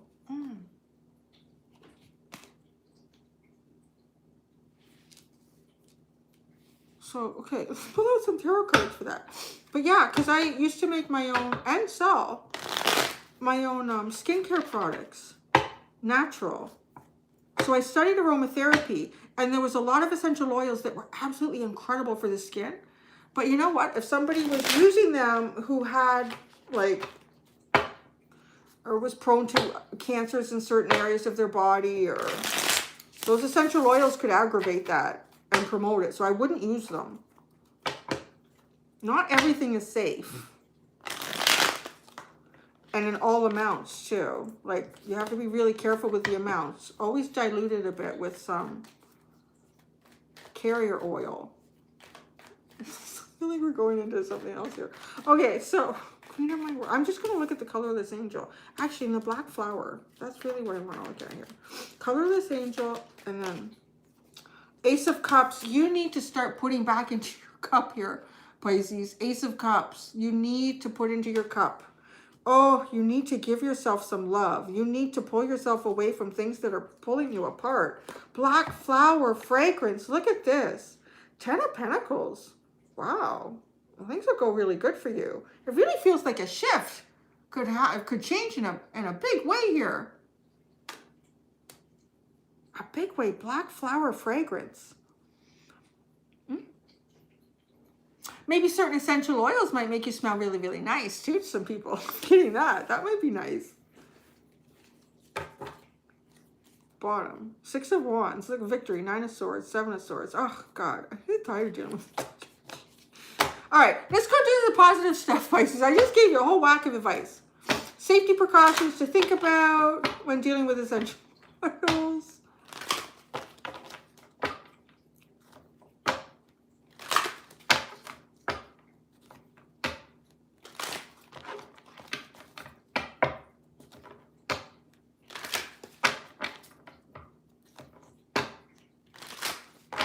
Watch for the quality too. The quality of the oil is really important. All right, the positive here for Pisces. The positive, the light side. You just look at the dark. What do you have here? Oh, a man holding a coin. Well, that's interesting because you also have the 10 of Pentacles. Man holding a coin. You could have an opportunity coming your way. You could have someone, likely more of a masculine nature. It could be a man or someone who's just really in their masculine side here. This could be a boss offering a raise. There could be it's just usually like some sort of money opportunity. Second chakra anxiety. Oh boy. I'm really curious. This is like really being anxious about becoming vulnerable in a situation. Okay, man holding a coin is good. It's very good. And we're talking about the light side. So there's a sense of being vulnerable here. Needing to be, but it's got you being anxious. You're anxious about it. You're anxious about being vulnerable with the man holding a coin. This is someone that has some sort of power over your life.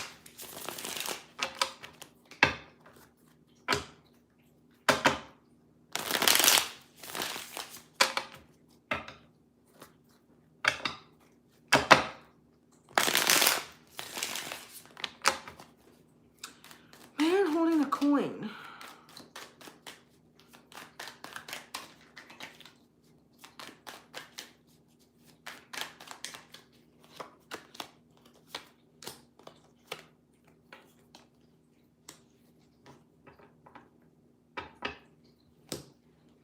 Wow, I feel like you have some sort of distance with someone here.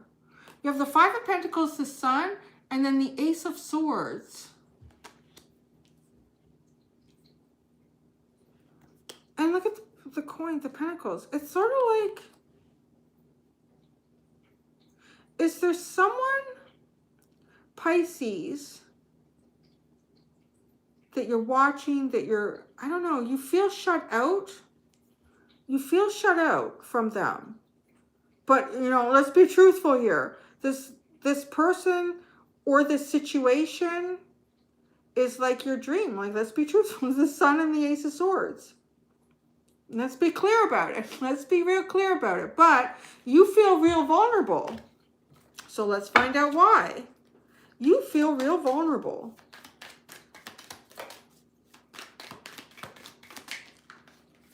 Or you're really anxious about being vulnerable. Or showing your vulnerability. Opening up. Showing your soft underbelly. Ooh, the Knight of Wands. Right when I said showing your soft underbelly.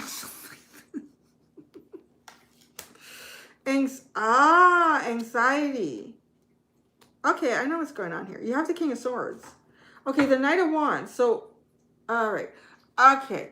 I think, okay, I see this clearly now. So, Pisces, I feel like there's someone that, I don't know. I'm going to be honest with you. I think you see someone, or there's someone that you feel like is sort of like a dream come true, or a wish, or has the possibility of, like, I don't know, it's just like, even it makes you feel happy and bright. This person is exciting to you, but you're not, I don't know, either you're not in this person's circle, or there's literally some sort of distance here between you and this person. But you're like, right? Okay, if you're worried about feeling kind of vulnerable here, and we have the Knight of Wands, it tells me, I'm going to get into a relationship again. Did this happen with Pisces the last time I was doing a live or something? And I was like, oh, this is not good. You gotta get rid of this person, Pisces. But this feels like you're worried, or you're concerned that this person is maybe a player. That this person's just in it for, yeah, you got a hot body, Pisces, and that's all I'm interested in. And yeah, you're anxious. The King of Swords, this person's not showing any emotions. So you're not seeing any emotions from this person. And the Two of Swords, you're feeling like, well, that's interesting. Somebody's trying to connect with you. The Two of Swords, like, typically you don't feel like you have all the answers here. You don't have all the evidence you need to produce an answer in something that you're trying to work through. But I feel like someone's trying to reach you, almost like from a bad dream. Maybe this is almost like a bad dream. It's almost like seeing your dream, your wish come true, and then thinking to yourself, I'm going to get really badly hurt here. I think I'm going to get really badly hurt here because this person doesn't seem to have any emotions. There can be very clinical, and you might feel like they're in it for fun, like for fun, for the chase. But who's trying to reach you? And this Two of Swords.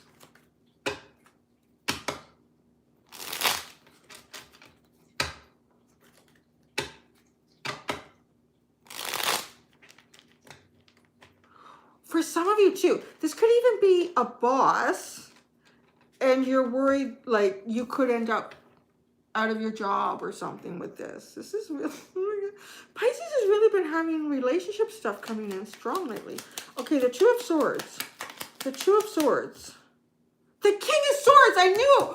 Oh, I had a feeling, I thought, if the King of Swords or the King of Pentacles, which the man holding the coin is, comes out in this, I'm going to say that the person who's trying to reach you is this person that you have the anxiety about. They're trying to pull you out of this nightmare.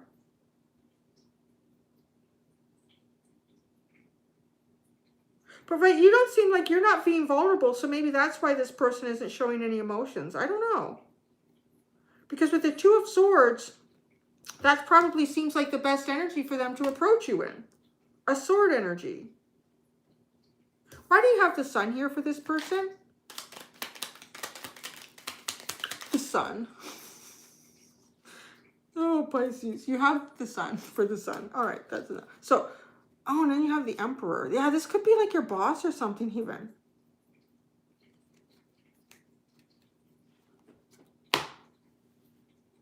Okay, so let's ask for Pisces. What is this person's intentions for Pisces, with Pisces?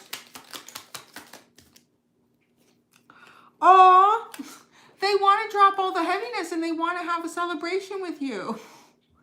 They do. They want to drop a burden. This is becoming a burden. This energy is becoming a burden, Pisces. You won't open up. They're not showing any emotional cards here. But it seems like this person's trying to pull you out of a nightmare. And they do. They want, like, I don't know, the Four of Wands is really nice. It is wand energy. I'm going to say you're still getting wand energy, Pisces. Let's pull out a fortune cookie, shall we?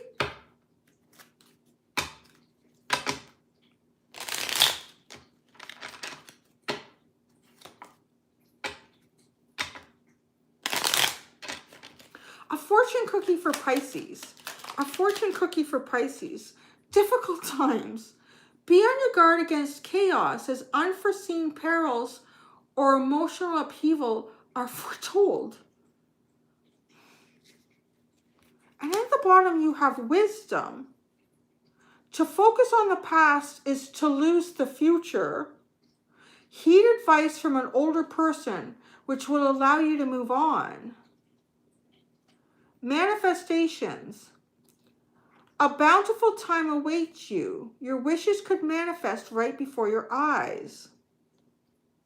I feel like this difficult time has something to do with what's going on right now.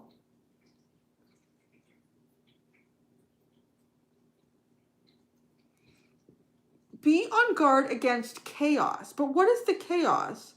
Is there really chaos around you? Or is it a chaos that you're producing in your own mind? As unforeseen perils or emotional upheaval are foretold. I also need to pull a tarot card out for that. Well, Pisces is getting quite a reading here. What is this unforeseen peril? Oh, something's coming to an end. You have the death card. Jesus Christ. Emotional. Okay, what is the chaos? Wow, the Lovers and the Three of Cups. I'm going to say, okay, you're ready for it or you're not. But I feel like maybe a deep, passionate love where you feel like you're vulnerable because maybe you've never felt like this before. That feels like you're like hurtling down a dark tunnel. That's how I see this. Because there's an end coming here and a rebirth. And the chaos is this. Like it's like falling in love. Like falling in love. Falling into something really big and deep here. It's an emotional upheaval. It is foretold. Hang on to your hat there, Pisces. Oh, look. The Nine of Cups and the Emperor. You had the Emperor a minute ago. I don't know where he went. Maybe he was underneath something. Oh, that's curious. There you go. What's that? So many decks. Pisces got a lot of decks. I'm gonna leave it at that. We can't get into too much here. How y'all doing out there? Is it good?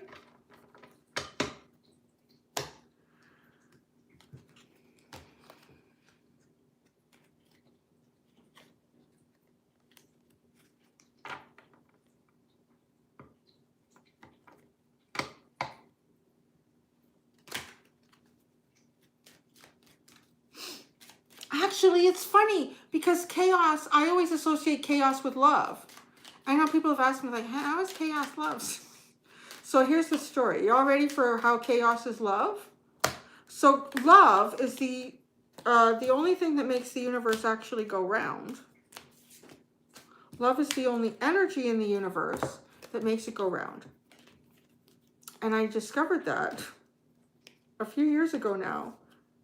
I had an out-of-body experience. I used to have a lot of them. As I've gotten older, I don't know. Maybe, no, I remember them now. Because it's very distinct when it wakes me up when it starts to happen because I feel like I'm vibrating. It's just a weird, and then there's this rushing sound in my ears. And then before you know it, I'm floating. I'm like, whoa, okay.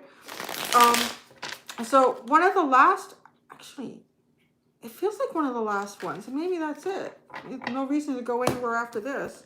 But so I was being, like, usually in an out-of-body experience, I'll just think of something and I'm there. But this time, I popped out.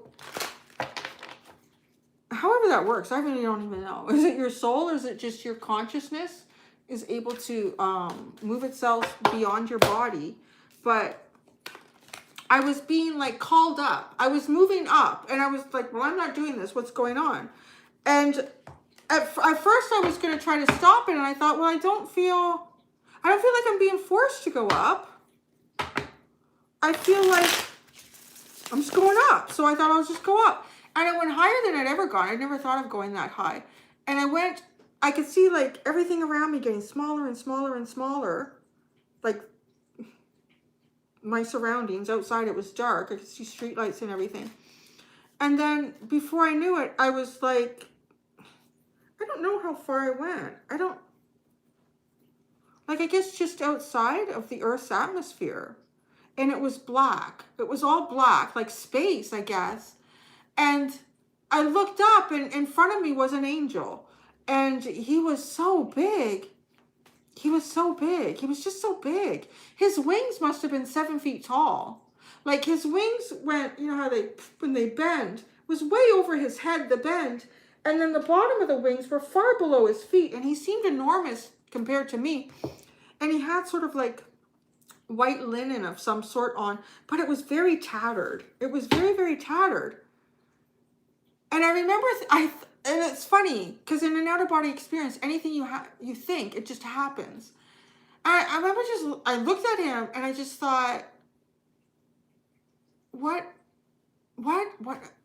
am I here?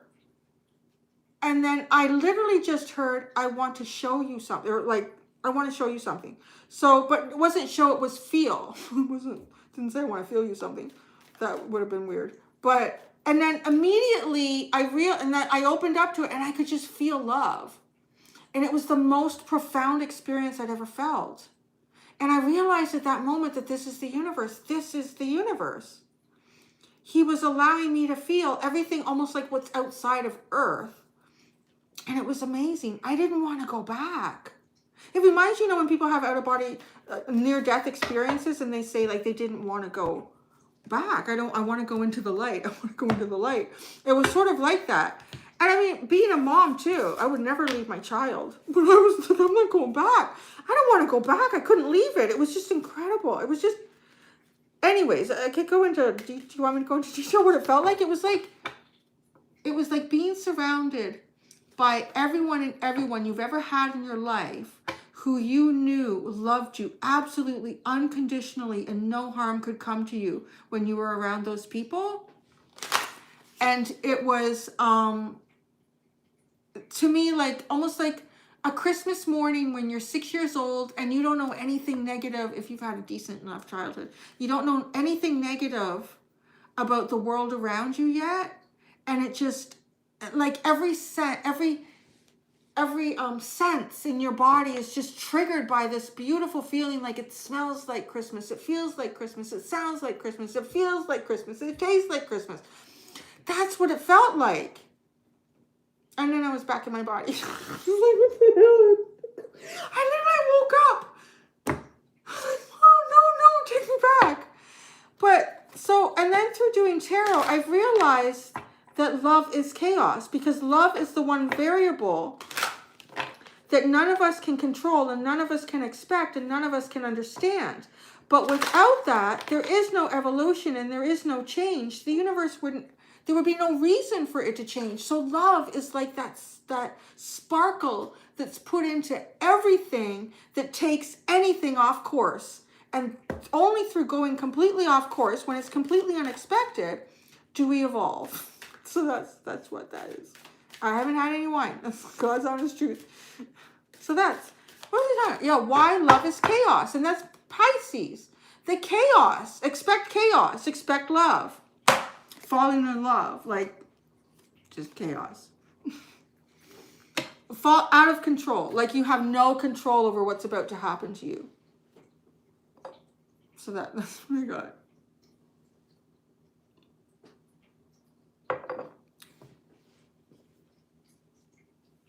Well, I just said that, right? Like if you had a decent childhood, because I know not everyone does. Mine was pretty good up to about 10. So I do have those memories.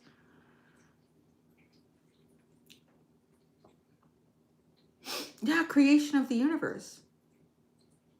Because right now, if you think about our solar system, like everything's just doing its thing. It's just all spinning.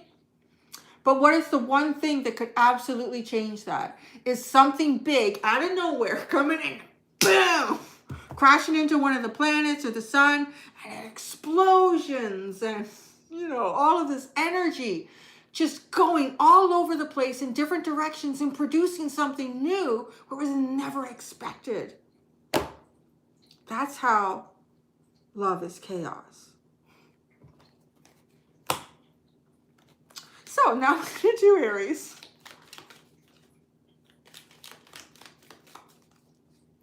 Yeah, I don't think I'm the only person that's been given that opportunity to see and feel that. I don't think so at all. And sometimes I wonder why. Why would you show me that and send me back to Earth? It almost makes it worse sometimes. This place is shitty. It can be very shitty. All right.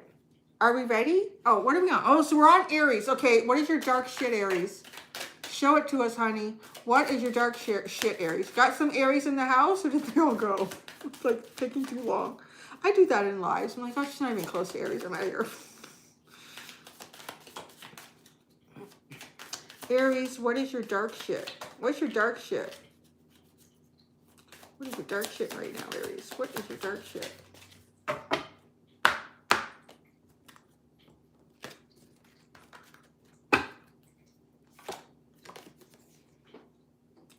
Calling the storm. You're a shit disturber.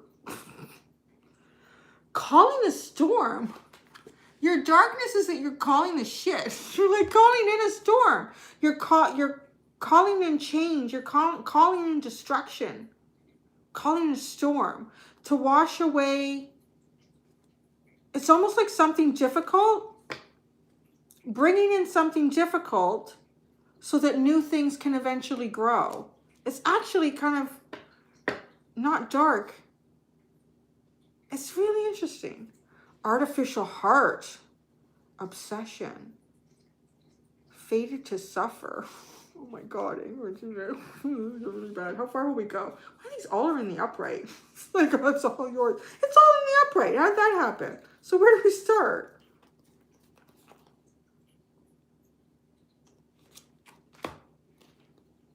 No, I kind of feel like, yeah, I feel like there. Artificial heart, obsession, fated to suffer. Oh, you know what? This is reminding me a little bit, Aries, of your story reading that I did, which was a while ago because you were the first one that I did. Oh, it's funny. We were talking about chaos and love. So, okay, calling the storm. I don't even know if it's connected to... You don't even know you're doing this, maybe, because you're calling in a storm that you may not expect. So artificial heart, obsession, and fated to suffer. This is the underlying. This is almost like closing off your heart, almost having an obsession, almost being obsessed with closing off your heart. And maybe it's almost like a trigger reflex. It just becomes like instant, just doing it all the time. And just believing I'm fated to suffer. I'm fated to suffer. There's nothing that can change that. I'm fated to suffer. What? Look at that. Like she's about to pick an apple from the witch, right? Oh, who was that? Was that Snow White?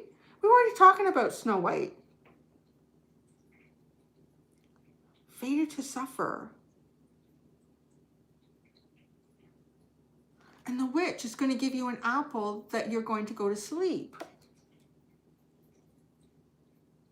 Like missing opportunities, missing out.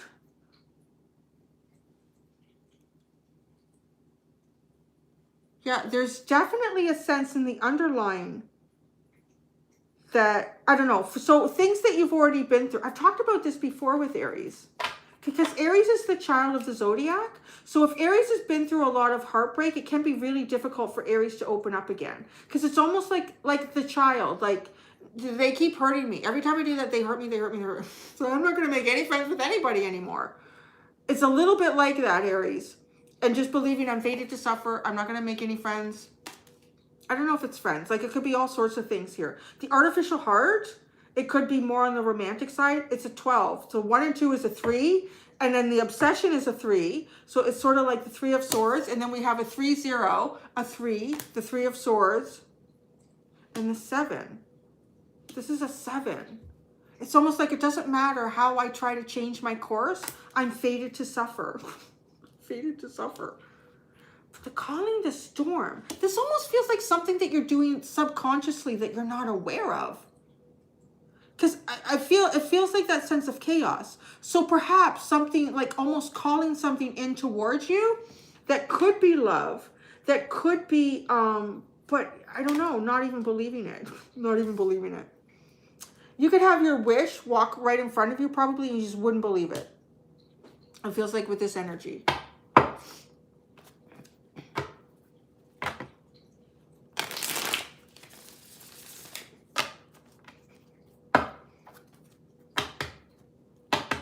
Let's look at calling in the storm. What is this? I feel like you're calling something in that you're not aware of. But, so you're consciously not aware of it, but subconsciously you're doing it. So it has something to do with your soul. Your soul is trying to create something here for you.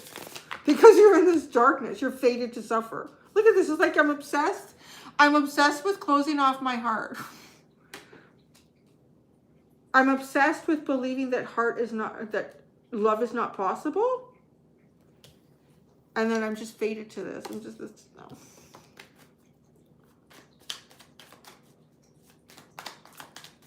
Okay, calling the storm. And then I'm going to pull, going from artificial heart obsession to fated to suffer. In that order.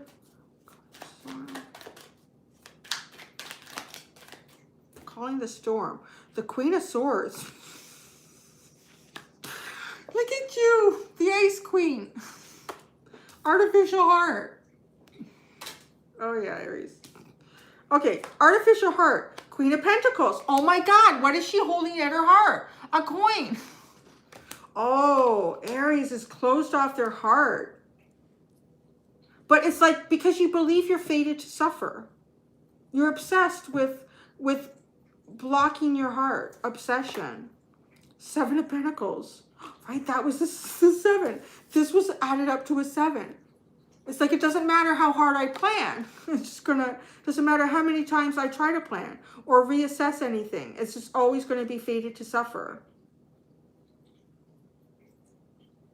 And 2, I see like all this pentacle energy, almost like maybe focusing more on your work, your finances, your home life, but not if it involves your heart. Fated to suffer, the Chariot. That's curious. Oh, it's a 7 again. Oh, there's 2 possibilities of what the 7 could be. You could move forward. You could make a choice to move forward, or you could believe that you're fated to suffer and that there's no way your life will ever change. Oh, I tell you, you're calling something in. Chaos. You're calling chaos in. I think you're calling chaos in, Aries. If you want the whole thing on chaos, go back just before this reading started, like right at the end of Pisces, before I start doing you, as I talk about chaos and love. So you have the Lovers, the Page of Cups, the 5 of Pentacles, the High Priestess, and the Tower. This is like getting your socks knocked off by the universe. Yeah, you're calling in a storm here. Like, no. No, I'm going to make it cold so that the rain can't come down. It'll be snow. Bite the apple and move on. Is that what Russell just said? Bite the apple and move on. I don't know. Can you trust those damn apples? Ah. All right, let's look for something positive now for Aries.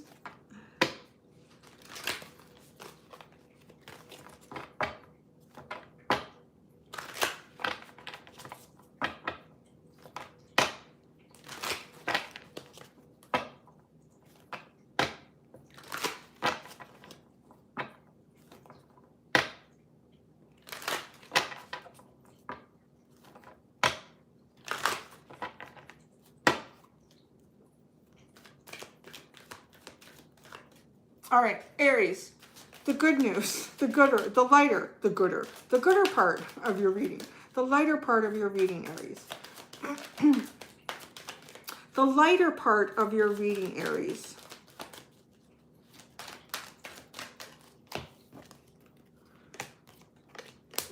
Cornucopia, goddess of the moon, and appreciation. That's weird. I hate it when cards don't talk. Why are they not talking? I feel like I'm blocked in your reading. What happened? Angel of Strength. Okay, if the Angel of Strength comes out, you're being guided through something. Like, you're going through something difficult. And yeah, it might be more than even what you could deal with or what you could handle. So there is an angel around you guiding you and protecting you. Now with Cornucopia, goddess of the moon, and appreciation, this actually feels an awful lot like there's something for you in the future. And I think if you tap into your intuition and you look really, really, like you allow yourself to look, but I feel like your heart is blocked off. And if you've got one major chakra like that blocked off, it can be hard to trust what your soul is trying to tell you. So you have an enormous amount of abundance coming your way. And cornucopia is not just riches. I mean, if it was just riches, it would be the door to value in this deck. So this is health, this is happiness, this is jubilation, all of those really, really wonderful things that just, you create something and it always just turns into something fabulous. But the moon too, goddess of the moon. Be the queen of darkness here. Look into your darker side. We're talking about that. We were talking about that. Look into your darker side here and look into what you're afraid of. What are you really afraid of here? Appreciation. I feel like you will be appreciated. If you don't believe it, you will be appreciated. Oh, I didn't even pull tarot out.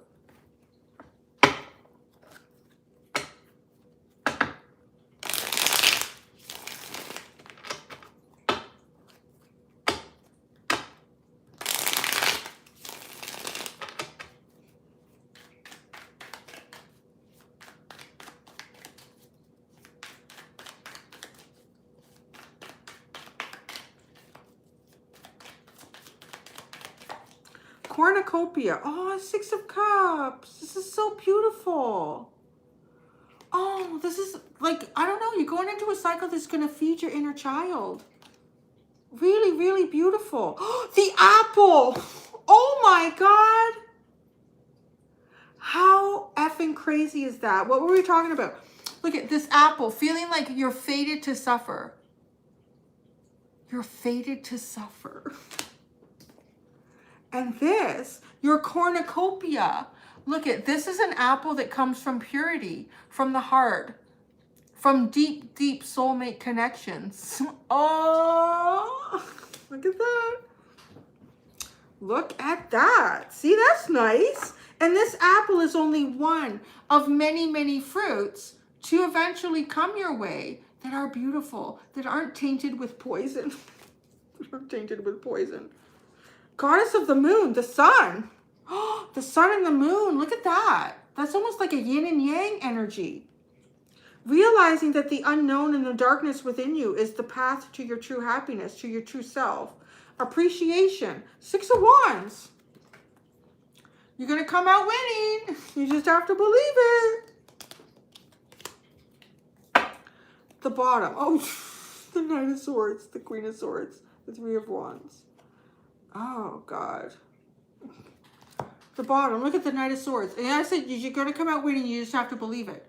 So, I don't know. Maybe you just don't believe it. This could be negative self-talk that's going on. This could be just talk from other people in the past that are echoes in your mind. You have the Queen of Swords. It's funny. This card is not bothering me right now.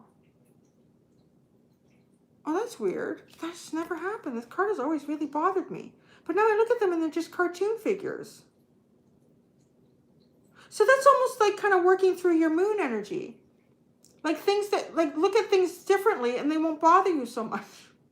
The Queen of Swords. You're oblivious to something coming in. Oh, look at this. Isn't that interesting? The guy on the lion with the 3 of Wands.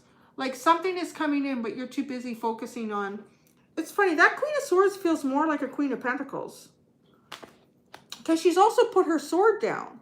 So you're not expecting it. You're convincing yourself that it's not possible. You have two people sitting here with lions.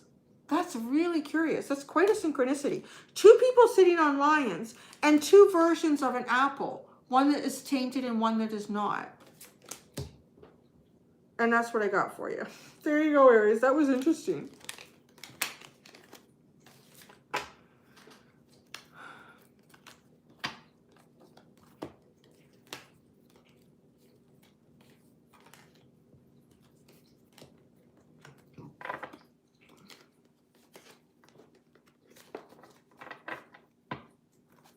Hi, Australia. Oh, it must be daytime there. You have my sunshine. Have you taken my sunshine, Australia? Is it up there right now? Because I don't know where it is. It's dark here. It went away.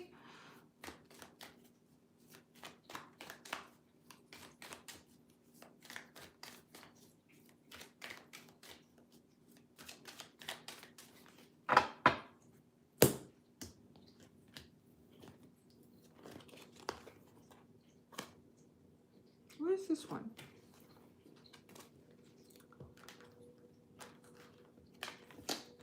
Oh, it's raining in Australia.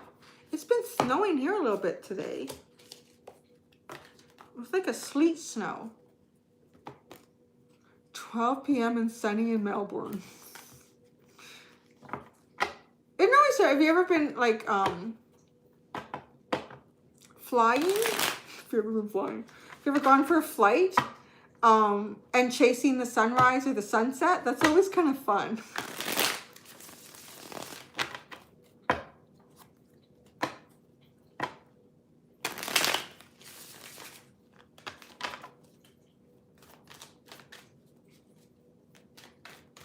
Russell, sunny in Mexico. The sun is not out right now, is it? What time? No. It must be dark there. You're so much closer to the equator. It must get dark around 6 o'clock there, no?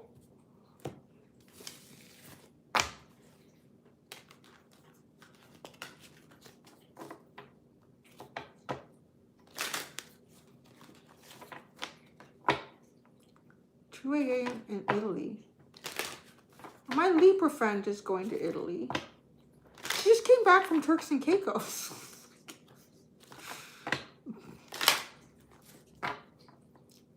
Yeah, it's dark.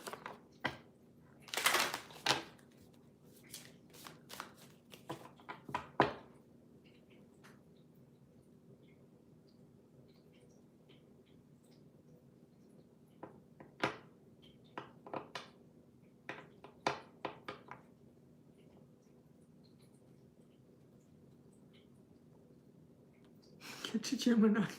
Such a Gemini. Get to Gemini. Waiting. Gotta do Taurus first.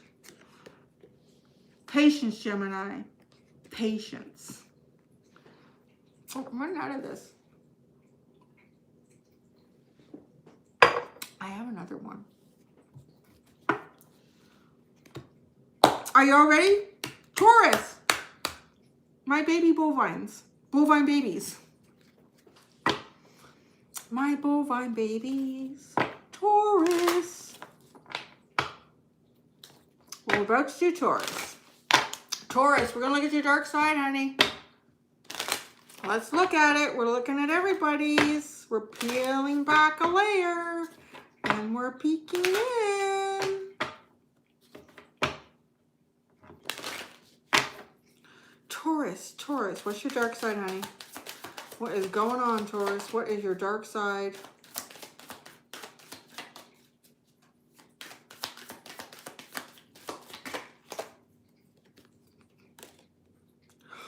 Revenge. You would like to do an eye for an eye and a tooth for a tooth, Taurus, whether you want to tell anybody or not. The underlying triumph of lies, masquerade. Oh, what's going on with you? Triumph as lies.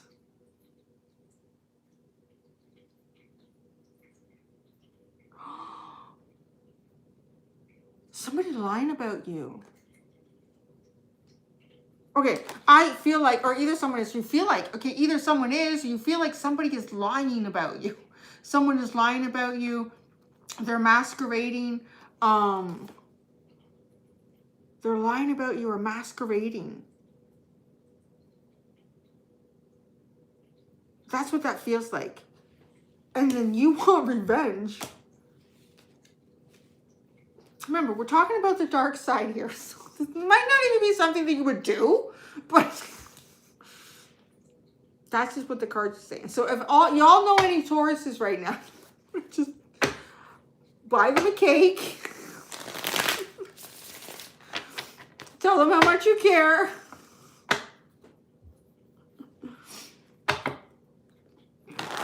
Oh, she's got 2 swords, like she's ready to go. Look at her, she's like, oh, 2 swords, ready to go. Gonna cut through this shit. You can't lie about me. You can't masquerade about what's going on.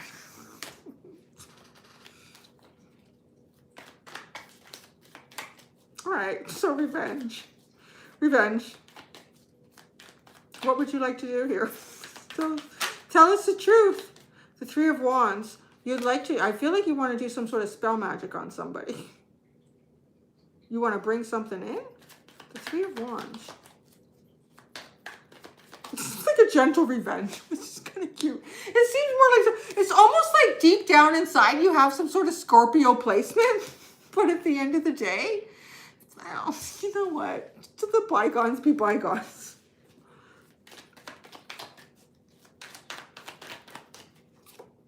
The 8 of Cups.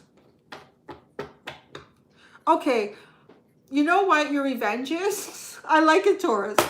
The revenge. This isn't so dark. And Taurus is kind of sweet. So, your revenge is how good your ass looks while they watch you walk away.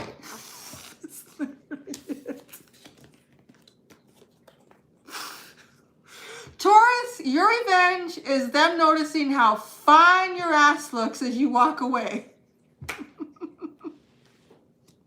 That is so sweet. What's this triumph of lies? That's great. Oh, Taurus, I think you brightened up everybody's night. You see this? Watch it walk away. That's it. That's pretty much it. And you want them to come, though. Like, that's the thing. Because with the 3 of Wands, you want them to come. Like, you're almost like calling them in. Come here. I got something I need to tell you. I don't know if somebody who's been lying about you. Someone who hasn't been returning any phone calls or text messages. Come here, come here, come here. Come here. I want to tell you something. Goodbye. Go. That's so sweet, Taurus. Your dark side is the sweetest shit we ever saw. It really is. Oh, helter skelter. The 8 of Wands, which is the chaotic 8 of Wands in the Tower. Ready to, like, guess what, honey? All right, Taurus.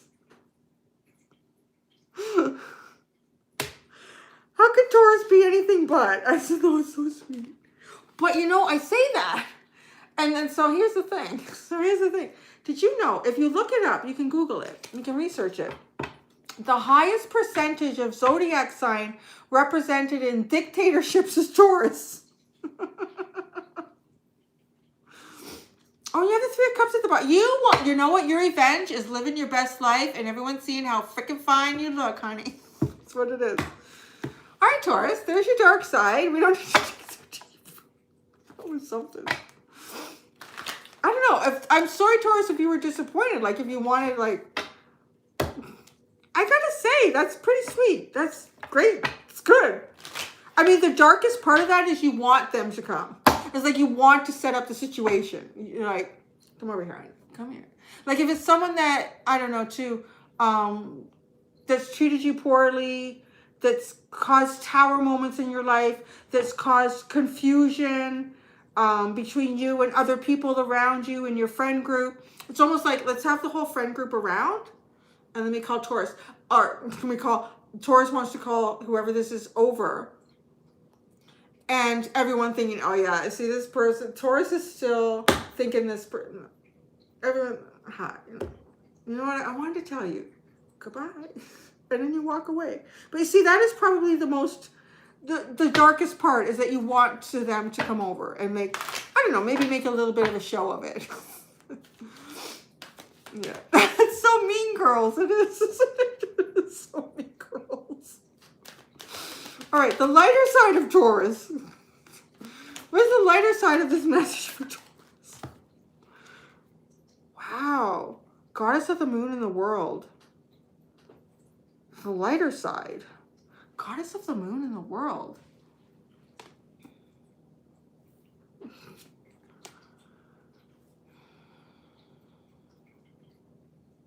You know, I have a feeling here, Taurus, that you have harnessed your fears. You've harnessed your fears. You've tapped into your intuition. Your intuition is it's just like flowing big time. Because you've removed a layer of fear here. And hey, your dark side was the lightest one that's come up tonight so far. So I want to say touche. Good for you. Everybody, let's give Taurus a round of applause, because your dark side is the lightest thing we've seen all night. And it really see here that you're closing off a cycle about trying to tap into your intuition, trying to remove fears that you feel around you, that you don't know what's going on in your life, where it's going to go. I'm closing off the cycle. With the World card, I feel like you're ready to stand on the pier of destiny and see where you're going. And just live each day as it comes. The bottom. Oh, look at you. Happy family. You are on your way to finding your rainbows, your happiness, your dreams coming true. Your emotional fulfillment. Everyone, look at Taurus. Let's all take a step back. And this Taurus energy, I don't know who it's resonating for, but I feel like these are people who have done some pretty hard work here by being able to say that I've accomplished this. My darkest side is really not that bad at this point. You're not wrought with, thoughts of, not like Aries, like, oh my God, nothing good is ever going to happen in my life. You've kind of like walked beyond that. You've walked that path. You've looked at it. You've put it to bed. You've tucked it in. You've told it good night. And you're fine with it. And you're ready for whatever the world has to offer to you. And you really don't know. Like, well, we'll just see. But by doing that, it's like you open up the gates of the universe to produce for you.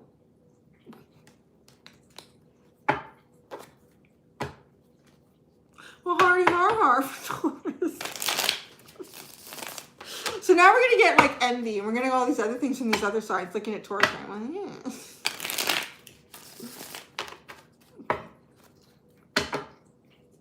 Look at this split. You have the Knight of Cups and the World. Starting a new cycle. I'm going to actually pull beyond the World. I want to see what you got going on. Nah, he's still miserable. You have a cross watcher in here.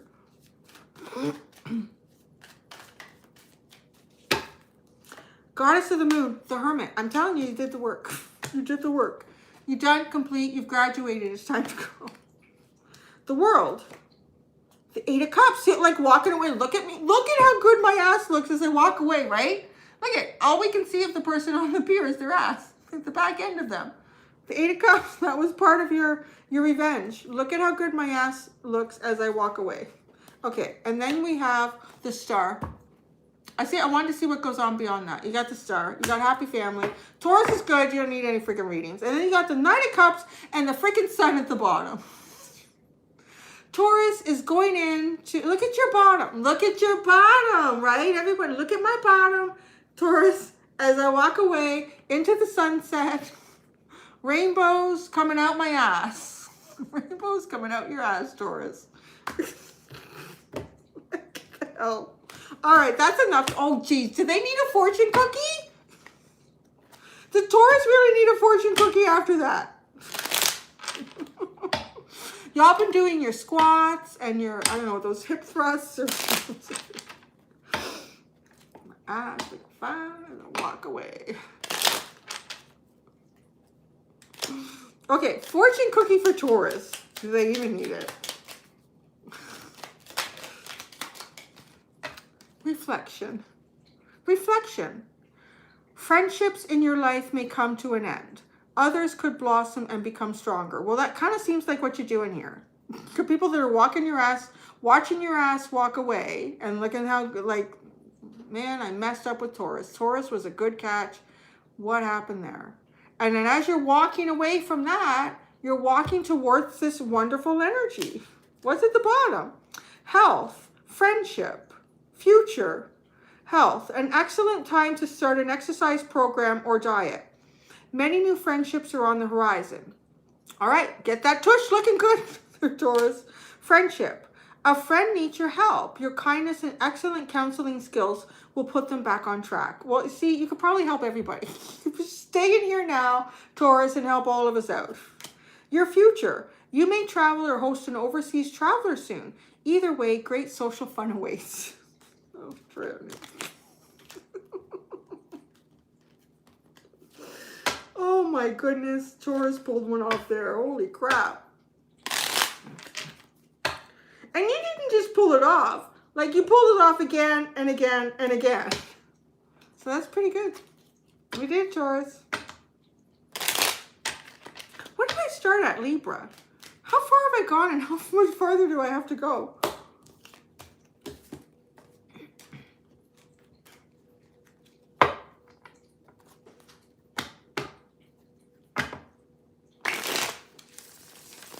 Oh, I wondered where you were. That was making your morning. Australia. You guys, you steal my sun every night. Oh, thanks for all those timestamps, Russell. Holy crap. Oh, thank you, Shelly. Let me guess, you're a Taurus. Are you a Taurus, Shelly? That's the truth. I didn't drink of water. I'm gonna move this over here.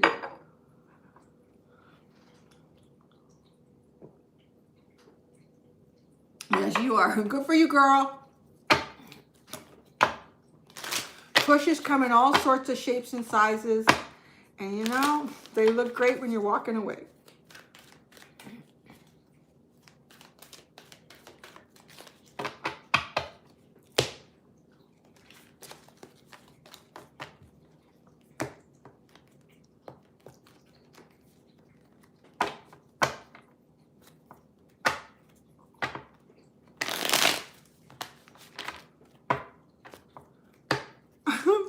Tummy cramps. I had baked beans for dinner. I don't think that was a good choice.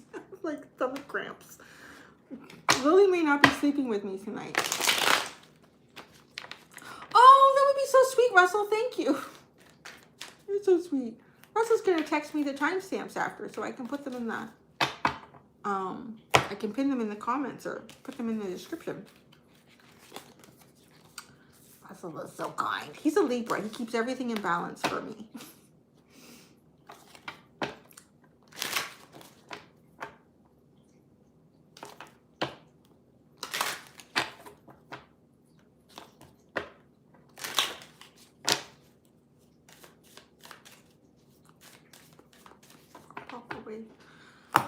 Oh, Gemini. Can I have a second here? I need a break. Actually, how many more do I have to go? We started with Libra. Oh, four. Four after. Okay, that's not bad.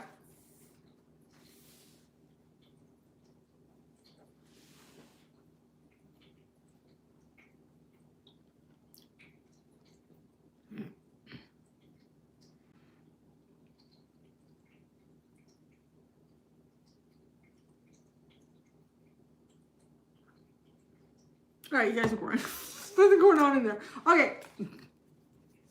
Gemini. Gemini. Oh, let's look at your dark side, Gemini. This could be interesting. Gemini's dark side, and then we'll look at the light side. So if you're just tuning in after this was live and you come to the timestamp, we're looking at dark and light. I should probably change the title of this video so people are forewarned. Your dark side, Gem. What is it? It's your dark side. Dark side, Gemini. Dark side, Gemini. Dark side, Gemini. Dark side, Gemini. Gemini, dark side. What's going on in there? This is darkness.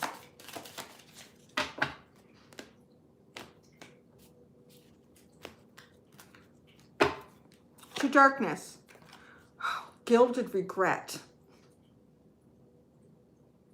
Regret something. Your armor, your armor is your regret. I'm hearing your armor is your regret. It's like all the regrets you've ever had in life, you're protecting yourself with those. You're using those as reasons to not do things. Oh, triumph of lies. See? Oh, no, you got that sacrifice. Oh, wow. You have the same underline as Taurus. How is that possible? I shuffled this and I separated these cards when I put them back in the deck. Triumph of lies and masquerade. Yeah, you're lying to yourself. You're lying to yourself, Gemini. You're lying to yourself. Thank you, Angela. And you know what you're lying to yourself about? So you're lying to yourself about all the things that haven't worked out in your life. And you're using those as your armor. So you're arming yourself with your own lies about how because things haven't worked out in the past, they're not going to work out in the future.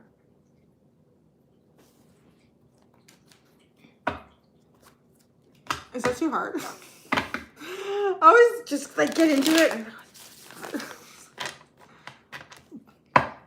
Or lying to one half of themselves, perhaps.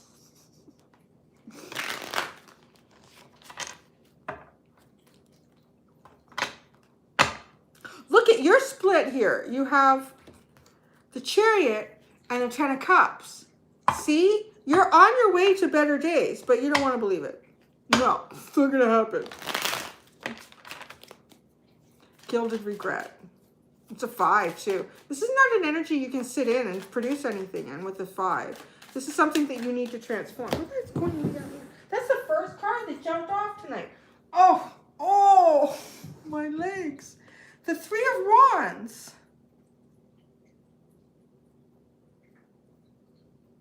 You know, this kind of has a feeling of things that have come in for you in the past and not recognizing them for what they were, but then by the time you did, they were gone. I think we all do that, so don't beat yourself up about it. And it doesn't mean that new things that are coming in for you that you won't. So what? Maybe you're feeling like sort of like your guidance system. It really has the feeling of regretting things that have come in for you in the past and letting them go. Or not getting everything that you could have out of those situations. It's such an odd energy. But this is also serving as a reminder to me that like the 3 of Wands is the things coming in that you've already planted the seeds for. So you got to be careful with this energy. Like you could be planting seeds here. You're planting seeds for regret. You're literally planting seeds for regret. Masquerade and triumph of lies.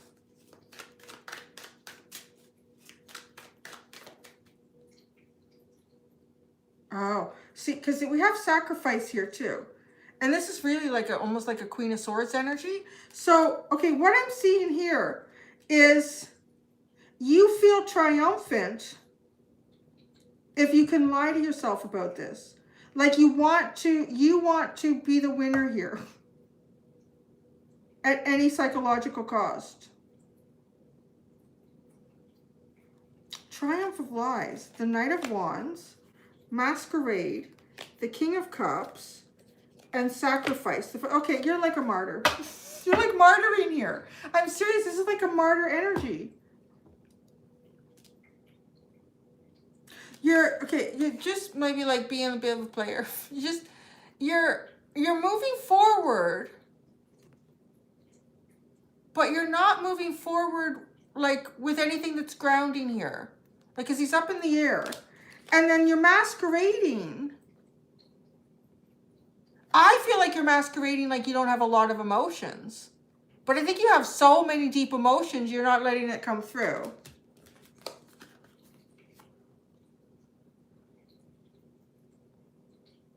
So I'm reading the comments. Sacrifice, right? The Five of Pentacles. Like putting yourself out into the cold. That's where I got the sort of like the martyr. But I don't think it's a good martyr. I think it's a martyr to prove yourself capable of suffering. It's almost like that. Like a martyr to prove yourself capable of suffering. Anyways, that's just a dark side. And it's on a gradient. So take it as you will. I had to stand for a minute. My it's getting kind of stiff there. I didn't realize it was stiff till I got up. So you find that as you get older, you don't really realize that you're stiff until you get up. All right, we're going to look at the light side, Gemini. The light side.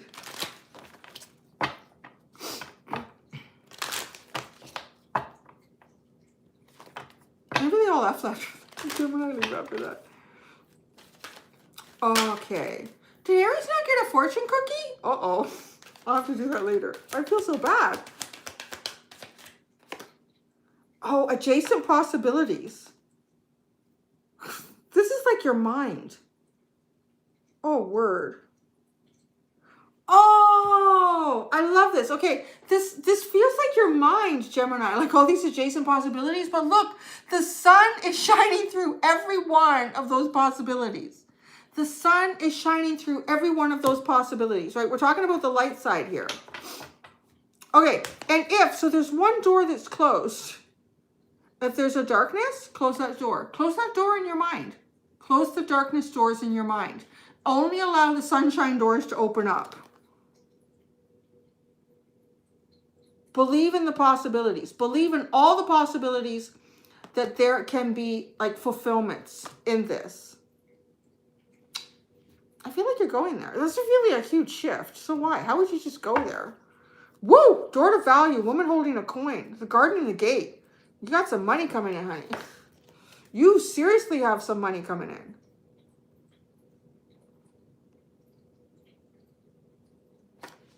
Don't become the queen in the ivory tower, though. I don't know what it is. So you have the door to value, the queen of not the queen. Well, it's kind of like the Queen of Pentacles. Woman holding a coin. And then the garden and the gate.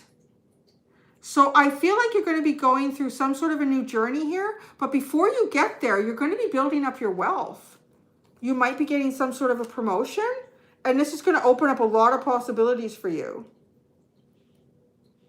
I got this feeling like your heart chakra's closed.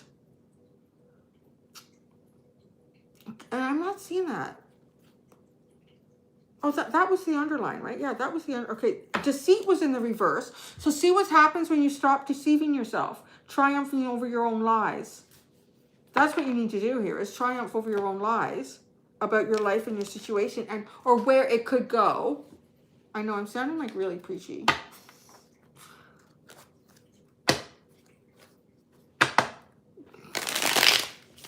I've never done this before. You're dark and you're light, honey. You guys like that?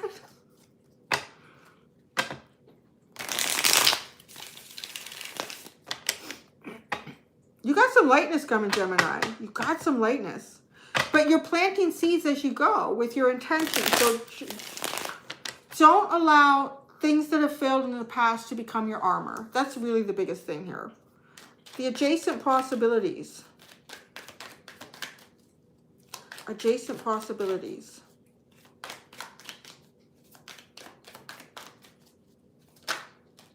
Seven of Wands. Yeah, you're all, I really, guarded, but that is also on your way to your success, your triumph here. Let's look at this here. Money, money, money. has sort of the feeling of, you know, coming into a new position at work, getting a promotion, inheriting something. And then this even opens up possibilities for you. If some of you have been feeling, Gemini, like you're constrained in terms of what you can do with your life or where you can go if you like to travel or do certain things because of money, that is changing. You will not be constrained due to money in any way here. Well, I mean, we all, unless any of us are like billionaires, there are some constraints. Thank you, Lana. Thank you.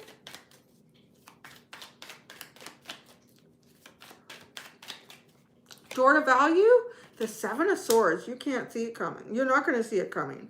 Oh, yeah. This guy's hiding a diamond. What is this? Woman holding a coin. The Knight of Pentacles. This is a cautionary tale now. I need to clarify this one. The Knight of Pentacles is usually pretty good. I think this is in connection with your adjacent possibilities. Like there's going to be some choices here. Okay, so this isn't sort of like, I see something changing for you here, and I really don't think that you see it coming. You're not going to see it coming with the Seven of Swords. And this guy's hiding a diamond. So there's some serious value here. But with this Knight of Pentacles, she's holding a coin. The Devil is dropping a bunch of coins behind her, and his hand is reaching for what's in her hand. So, like, if you see that play out, she's going to hear the coins, she's going to turn, and what is the Devil going to do but take what's out of her hand? So be careful. Be careful. There's something here to be careful about. Yeah, we need to clarify this. Okay, the Garden and the Gate. The Three of Pentacles. So, yeah, something to work on, something to build. Oh, what is this? Oh, it's like she's building an armor. Like she's creating more armor here. Oh, we need to clarify. Was it only Pisces so far that I need to use a teeny tiny deck with? The Queen of Wands, the Knight of Swords, and the Hierophant are at the bottom.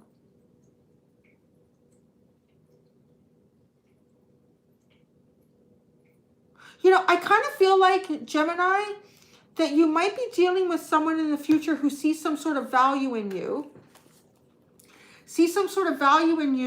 And this has the sort of the resonance of, let's say you see someone performing, someone doing a performance, like an agent sees someone, or a manager sees someone doing some sort of a performance.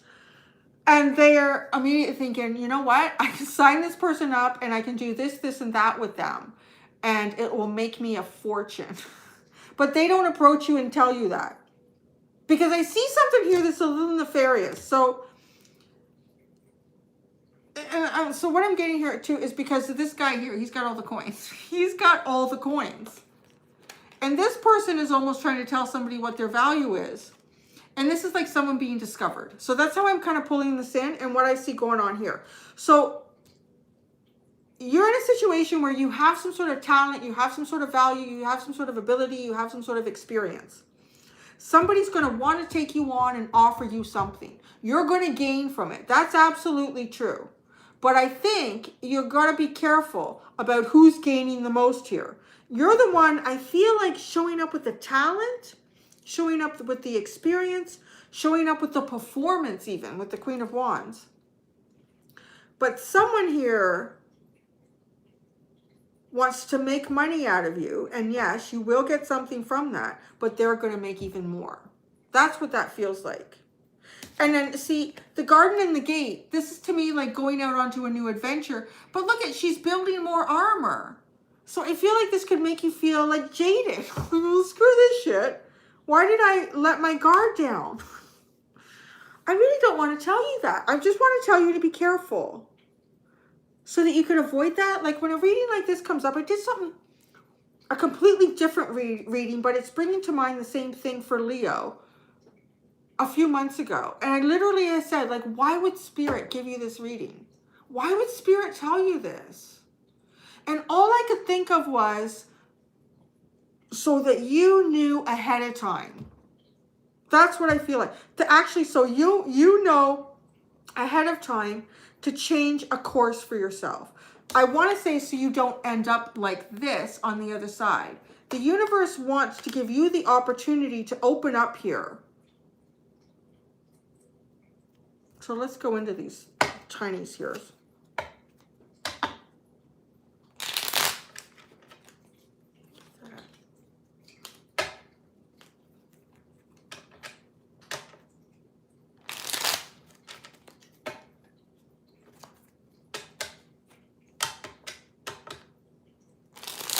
So, and I know that some of you are saying like acting, it does, like it almost feels like someone who acts, someone who sings, someone who could do some sort of performance, and then the manager or the contract that you sign ends up making them a hell of a lot more money. Like you're almost as if like, oh, this is the set amount I will give you. And it's I'll give you $5,000 a month. $5,000 a month, Gemini. I don't even know, is that good anymore? I'm trying to think like when I like worked a regular job. Seems pretty good. Anyways, so, and you're thinking, yeah, that's amazing. Like, what if you're making $2,500 a month now? You're making $3,000. You're thinking that's a lot of money. But this person is working on some sort of commission with every place that you're going to be performing at. And they're actually going to be making like, so when a venue signs you up, you're just making that straight amount. But they're making 20% on everything, right? Or 30% or 40%. And then the more popular you become, the more famous you become. They keep making more and more and more, but you're stuck. And this is $5,000 a month. $5,000 a month. That's what you're making. So I feel like the universe is coming in here to tell you, if you are negotiating contracts, because there's a lot of possibilities here with these adjacent possibilities, negotiate your value. Negotiate your value and know your value, Gemini. But I also want to say too, like if you don't have a proven track record in something, it's also fair to say, okay, well, they're not going to pay you $20,000 a month if you haven't done a record yet, or you haven't done your first movie. So negotiate your value is don't get locked in, right? Like don't get locked in and everyone else makes more money off of you. What is this? Oh, the Eight of Wands, the Knight of Cups, and the Five of Cups. With the Door to Value and the Seven of Swords. There's a lot of emotion coming in with that. All of a sudden, there's a lot of emotion coming in here. So somebody may play on your emotions. Oh, Gemini, I'm so sorry. Someone may play on your emotions here. You know, like, yeah, you know what, you're the best singer I've ever seen, or you're the best accountant I've ever seen. I've never seen anybody move numbers like you can move numbers. Hiding the true value here. Look at this. Look at, he's hiding the true value. It's just so curious. Because, right, it's the Eight of Wands to the Knight of Cups, like kind of like buttering you up. And the Five of Cups is disappointment. Okay, woman holding a coin and the Knight of Pentacles. Watch what my right hand does so you don't see what my left hand is really doing. Oh, Three of Wands, Queen of Cups, and the Moon. You know, why is the universe giving you this message? Why is the universe giving you this message? I'll tell you why. Because the Three of Wands is bringing us over here. Gilded regret. You're manifesting. We're all always manifesting, right? And you're manifesting right now. But if you are utilizing your regrets from the past to be your armor to protect you moving forward, you are manifesting new situations where you need to protect yourself. This is telling me that. With this Three of Wands coming in, right? Don't look at what my right hand is doing while my left hand is doing this. Sort of, what's that other phrase? Like stealing from the right hand to give to your left hand or something like that. So Three of Wands, Queen of Cups, but then it ends in the Moon. You're manifesting, I don't know, maybe you could be going back and forth in your mindset lately about good possibilities and no. It's almost like you're giving mixed messages to the universe. And like I see you here, like I'm going to go in a completely different direction and I'm building new armor to do it. The Garden and the Gate and the Three of Pentacles. Well, maybe that's what you're meant to do, because this looks better. I'm going to tell you. This looks better. Judgment and the Six of Cups. Placing a clear and solid judgment on things from the past, looking at them for what they really are. And you know, I will say one thing about her armor. The only thing she has here is a shield. There's nothing else being built. There's nothing covering the body in armor. And you go into the Six of Cups. So this is really following your soul here. Your inner child speaking to you, going towards people that connect with you in a really holistic and pure way. Damn, Gemini, this has been one of the more intriguing readings tonight. Well, we didn't clarify this. Seven of Wands and adjacent possibilities. See, being guarded, definitely being guarded, but look it. There's something for you to create even on your own here. Climbing the mountain on your own is one of the possibilities. So I don't know if any of you are a performer or anything like that in different ways. And it doesn't even have to be about performance. It does come in really, really strong with the imagery on this Queen of Wands. And then somebody else making a lot of money behind it. It could even just be like climbing your career ladder, starting your own business. You can do it on your own. So if other people are also convincing you that you cannot accomplish something on your own here, you definitely can. That is one of the possibilities. So don't forget that. Seven of Wands and adjacent possibilities. The Star. I really feel like that came in real clear there. That one of the adjacent possibilities for you to explore is that you can do this on your own. You don't necessarily need someone to represent you. It's really coming out like that. You will reach stardom. You will reach the epitome. You will hit the stars. Aim for them. You'll hit them. Believe it that you will. In the meantime, the Seven of Wands in the bottom again. And you'll need a shield, right? The shield is the only thing here. And what does that do? It just deflects the shit. Directs it, redirects it, deflects it. Yeah. Wow. Oh, fortune cookie. Okay, so how do I bring Aries back to a fortune cookie? Aries didn't get a fortune cookie. They're going to...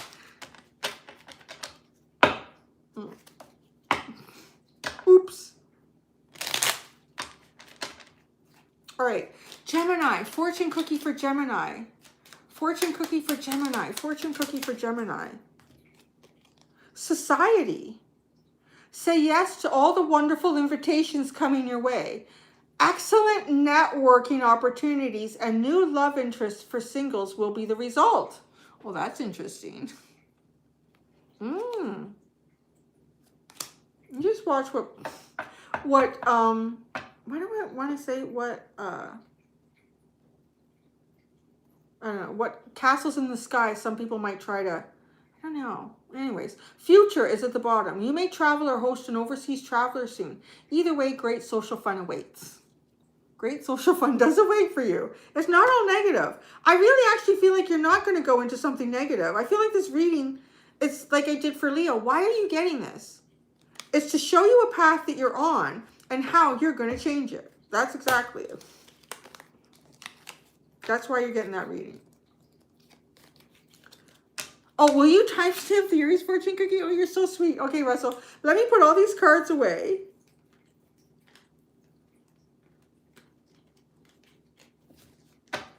Yeah, and then when I put that in the comments, I'll put it like on the same line as the regular timestamp. You're so smart, Russell. You're so Libra. This, that, and the other.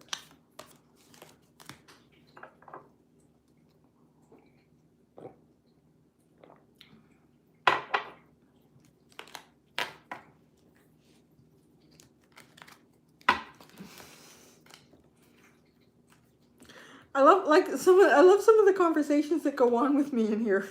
I have to go back later and like read all of these and kind of watch it and read it.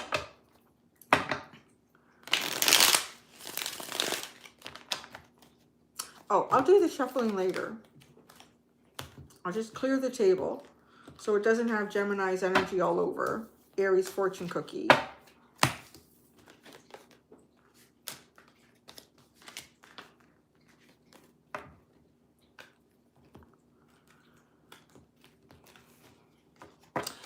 my God, this has been a long reading. What the hell? I started at 5:30, right? It's already been 3 hours. Whew. It's a good thing I had a nap. All right, we'll bring Aries back. Where are you?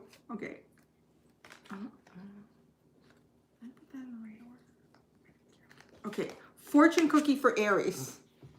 Fortune cookie for Aries.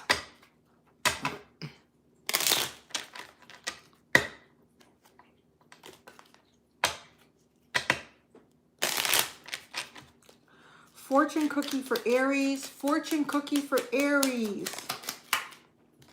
Achievement. Enjoy the limelight. You've earned it. Although on the family front, someone's health could cause some secret worries and sleepless nights. What the fuck is that? Oh. I always feel like I need to clarify that. Twists and turns and change and challenges.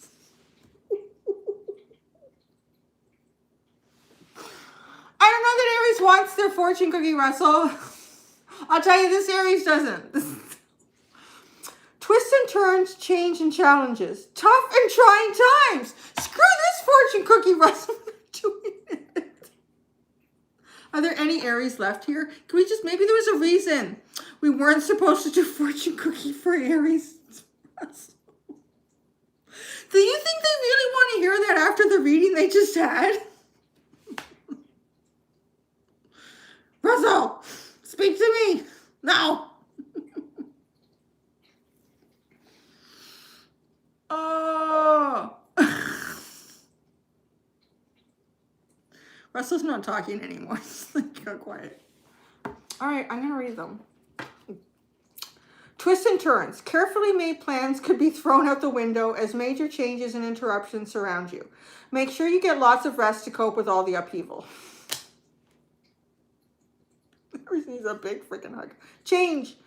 A change of residence, partner, career, or job is on the cards. You're restless in need of a change, and this is exactly what is coming your way. You asked for it, you're getting it, honey. Challenges. Take time out from problems or conflicts or approach softly to avoid making matters worse. Tough and trying times.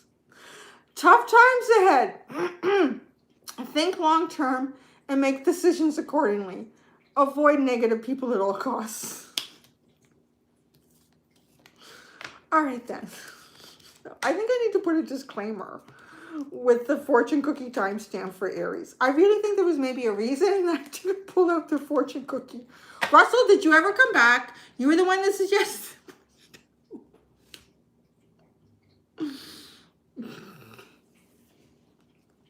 All right. Aries, let's just all go live under the blankets for a while.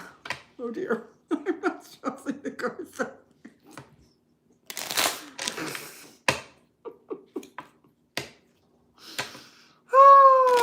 All the Aries in the house, we're just going to stay home and stay under the covers for a long time.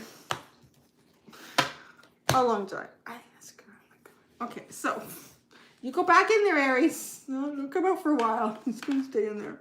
Cancer. So let's go to Cancer. That is going to be the worst fortune cookie ever. If y'all don't get any readings from me for a while, there's a reason. I don't claim that. You know what? I don't have to claim it. I'm reading for y'all. I'm reading for you all. I'm not reading for me. Look at how many people pooped out. We were over 100. Now we're at like 393. Fortune cookie was bad.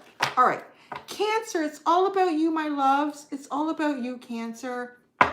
Oh, this is going to be interesting. We're going to go into your dark side. We're doing dark and light for everybody here. We're going to go to your dark side.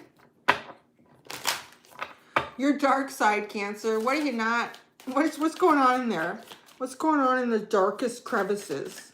And that soft space under that hard shell, Cancer. That's too much. You're just like Scorpio. Was it Scorpio that just like vomited out all the darkness?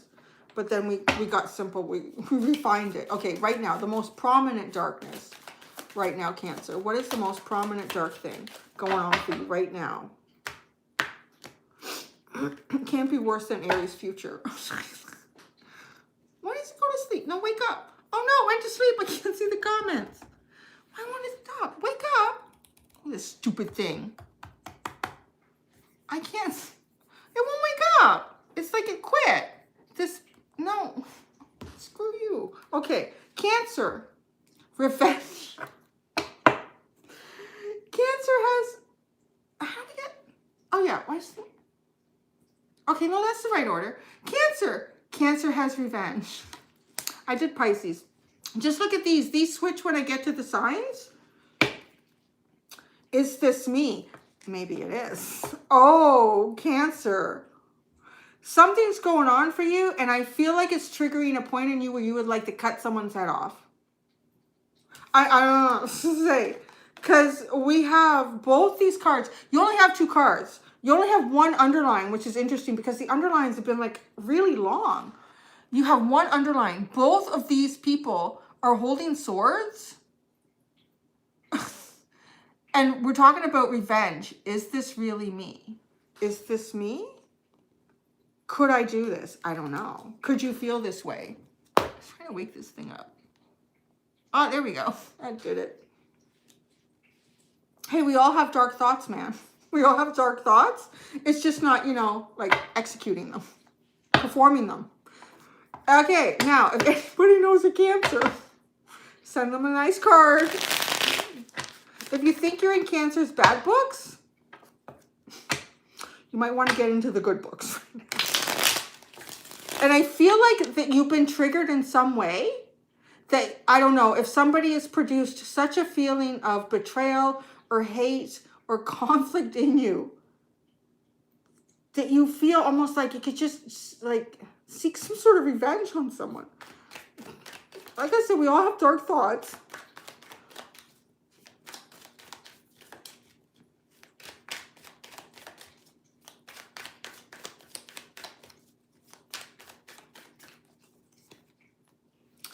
Oh, the Hierophant. Is this a partner? Could it be a partner? Could it be a partner? Could it be like a boss? It could be an institution. Something's triggering you here like, oh, you just want to get revenge on something. It's really hitting a spot on you in a big way. Is this me? Could I feel this dark about something? It could be how you feel about religion. So many things could be coming up with this Hierophant. Is this me? The 3 of Pentacles. Shit. You feel like you're getting ready for battle. Look at it. You got the swords drawn and you're making the armor.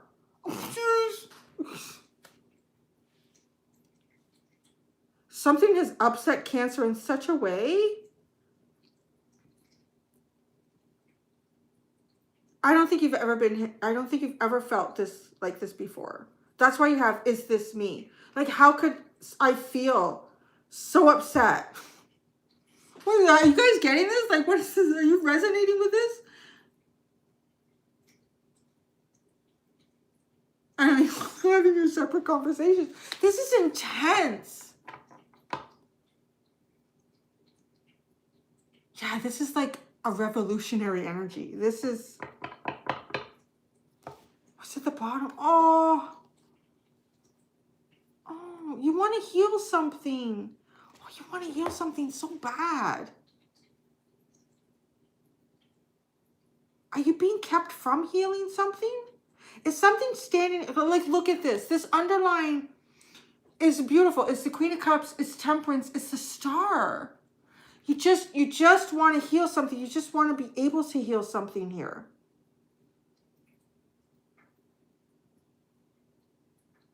Either something's going on for someone around you and you feel it's very, very unjust, and you would step up to battle for this person, but the way you would really do battle is like through love. It's like through the emotional gooey parts of you. It's through love, through nurturing. Like, I almost feel like you would smother this person in your elixir. Like, you would do that. Or this is you. Like, something is preventing you from being able to love and elixir yourself. Wow. What is this Hierophant? Like, you want revenge on the Hierophant. It's like the patriarch. And this is a feminine energy. Well, this is... Oh, no, it's not. There are masculines in this. It's the dark mirror. I thought it was the dark goddess.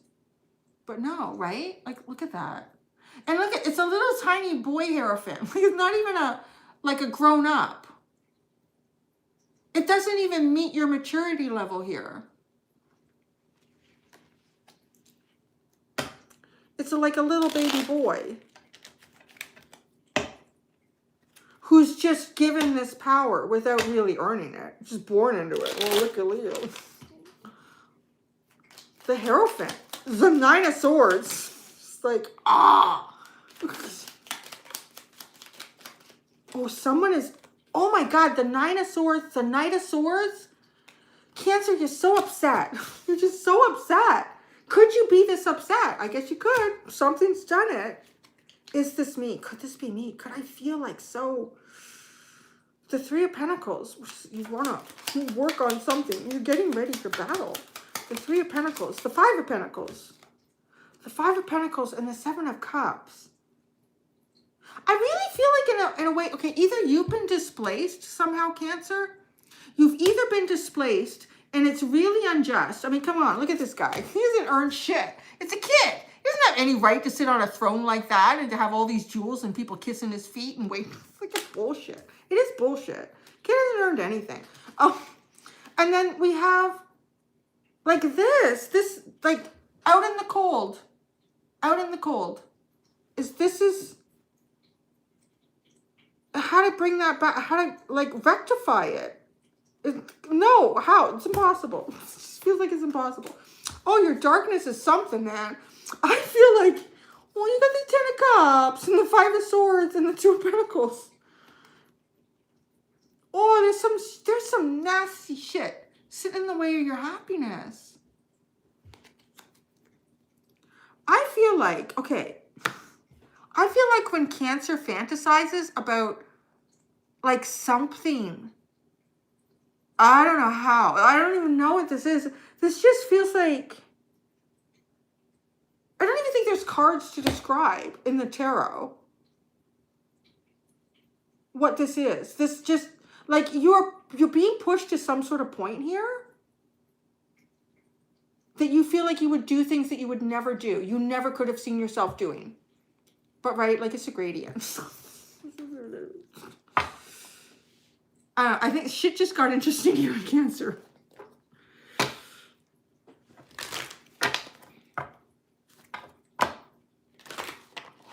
You know what? I think if it was the devil, it wouldn't trigger you like this. Because the devil... See, here's the thing. If it was the devil that came... There's no way the devil would come up with this. Because I'll tell you what.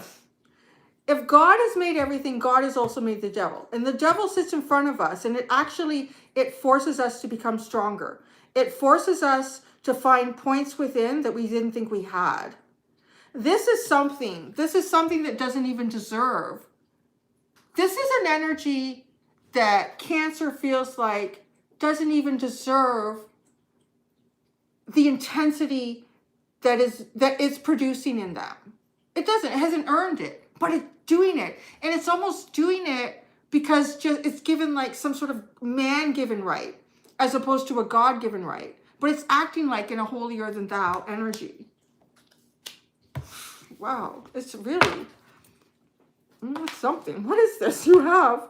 Just came out like so fast. Okay, the lighter side here is the Sun and Patience. You're going to get it.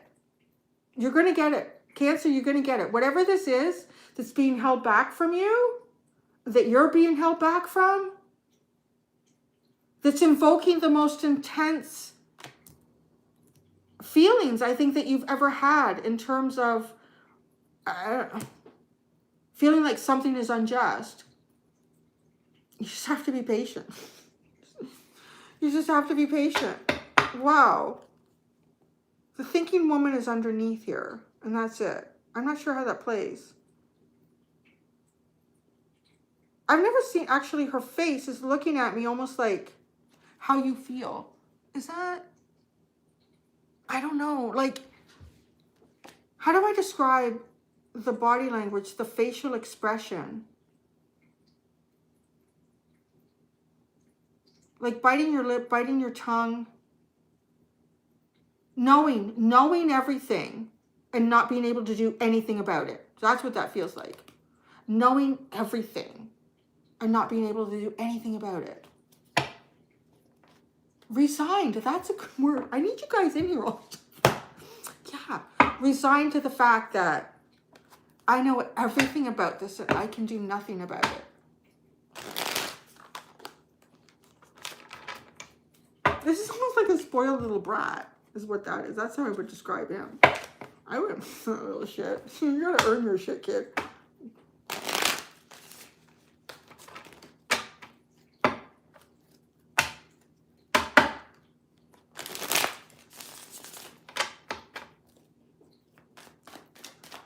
Cancer. I'm getting like a hot flash in your reading. It's really intense. Sun and patience. Maybe Cancer's got some Aries friends. Maybe Cancer's got some Aries friends and they saw their fortune cookie reading.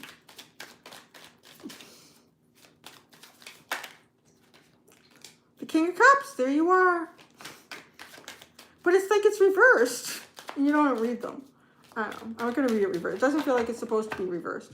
The Sun and the King of Cups. Patience and the Fool. You're going to have a new beginning. It's going to be your brightest, happiest days. It might seem hard to believe right now for something that's going on for you. But there's deep emotion. Deep, intense, mature emotion. Not like this little shit. This little shit. Spoiled little brat. And then the Fool, like a new day, be patient. You're going to like there's going to be no heavy baggage going on with this new beginning. It's going to be wonderful. Did someone else not get a fortune cookie? Did I see that? Yeah, okay. It's going to be good. Oh, what's at the bottom? Thinking Woman and the Nine of Pentacles and the Five of Swords.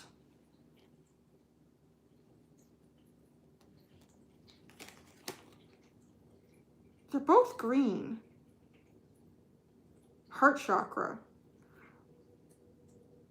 Five of Swords. I'm not sure why the Five of Swords is here.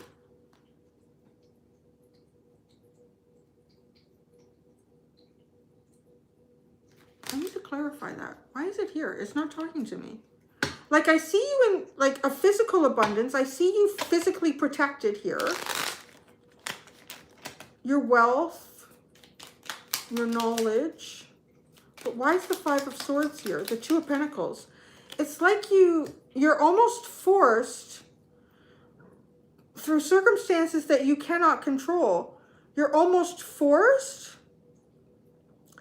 to evacuate from something that you feel very passionate about. And that's what I got. Cancer. That was intense. I honestly, like, I haven't pulled anything out. Like, I've never seen somebody to say, like, to have that revenge card. We all saw, like, Taurus had the revenge card and it was nothing like this. This is literally, like, is this me? Like, could I really feel this upset that I feel like I could kill someone? Please don't do that. That's not a good thing to do. So, fortune cookie for Cancer. Declutter. Declutter your life. Let go of correspondence, objects, and people you no longer want. I like that. No longer want. That's it. I don't want you in my life. Get out of here. Someone will hurt your feelings and reveal a new side of themselves that you may wish to avoid. That's interesting because I already feel like there's something like that going on. And then you have health and burnout and commitment. What is this card doing? That's part of your here because it would have been flipped looking up at me. So declutter and planning. Now is the time to lay down the foundations for your future. Financial gains are more than likely. I do see that here. What did I say about this? Like, I see your finances protected, your abundance, Health, an excellent time to start an exercise program or diet.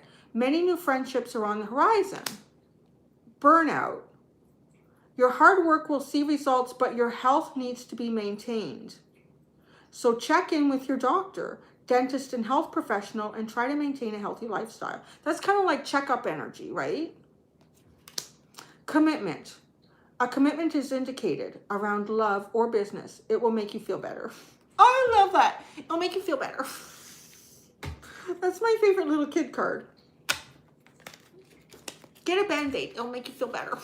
It'll feel better. I'm telling you. I need to get a... I'm getting... That's... Oh, thank you, Bernsky. I was thinking about you the other day. Do you know I was thinking about you, Bernsky? I was thinking about you. Sorry, I walked out. I gotta get some sustenance here. I'm fading. I was thinking about you the other... And I'm not going to eat anything because of all the metal in my mouth. So I'm sorry. I got to use these things. These things. Because I know you're a ski instructor and we're going to start skiing again. And I was thinking, I haven't seen Bernsky in a while. Yeah, I haven't seen you in a while. So there you are. Look at that. Oh my God. I was really, yeah, I'm hungry. I didn't think we were going to go on this long. How has this happened? What is this one? This one is apple and peach. Apple and strawberry, apple and peach.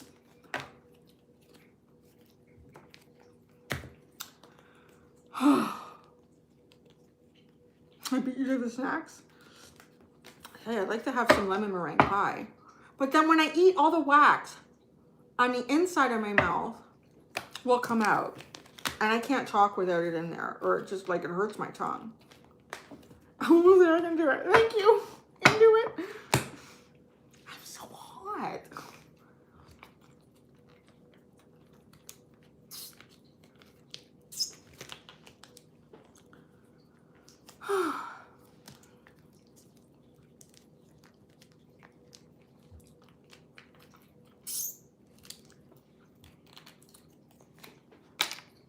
One more. Oh, this one is apple and strawberry. It's going to be really sweet.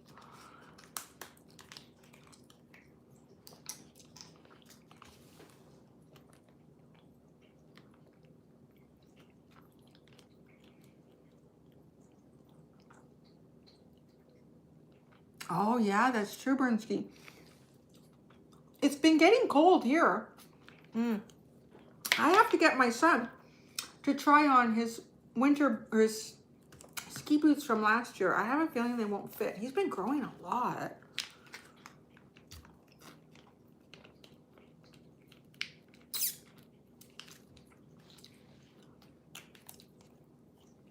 Oh, yeah, one more.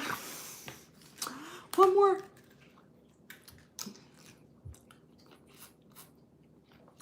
Good night. Correct. Good night, Marissa. Other people have probably gone, and I just happened to see it, so I'm saying goodbye. I wonder, I have to go to our passes are ready, they said at our ski place. I wonder if they've tried to start making snow.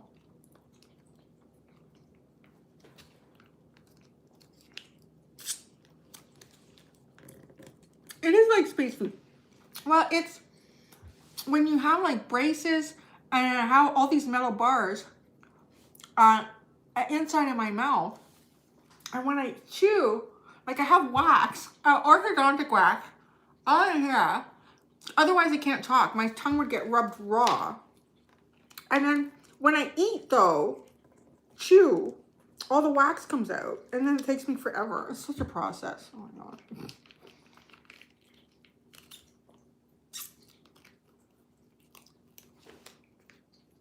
Oh, I loved cross-country skiing. I did that with my grandparents because they lived on a lake. It was the best place to... It was the best, man. Cross-country skiing. And then my grandfather would always make an ice rink out there. I love that. And then he would have a spotlight in the trees from the shore. I would ski out there. Or skate.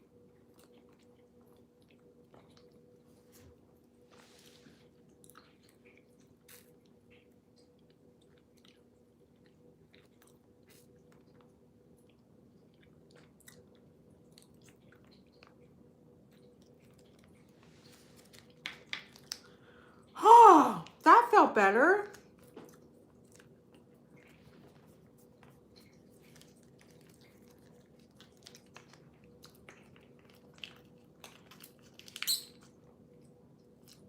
Not full tips, yeah. Make sure you have lots of wax. I'm like a wax junkie. I ran out of wax in the summer and my dentist was on vacation. The office was closed. I was going through my car looking for little packages of wax. I would find a package and open it, it'd be empty, and I'd throw it away. I would find, oh, I find one. It's wax. I thought to myself, this is probably how people who have like drug addictions act. So I need another shot. Excuse me. So I'm eating these things. These are the Go-Go Squeeze. Organic. I think they're baby foods. I think they're for little kids, but they're really good. Organic. Yeah, because they have the easy little twist. Oh, I'm looking here, but you're they have the easy little twist offs, right? So they're like easy for kids to open. So I have that. That's why it feels so good. Yeah, I think I get them at Costco. Oh, tummy cramps too from all those beans. All right, where are we gonna go? Well, we're gonna go, oh, Leo. Pussycats. Pussycats. Do I have any pussycats in the house? Pussycats, pussycats.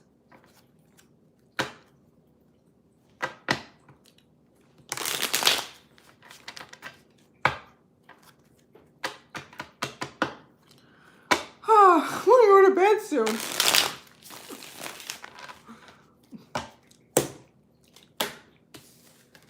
Why did I think this would be a good idea?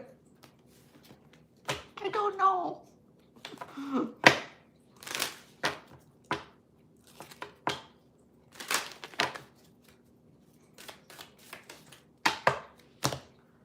I don't know what I have shuffled and what I haven't shuffled here. I'm going to be honest.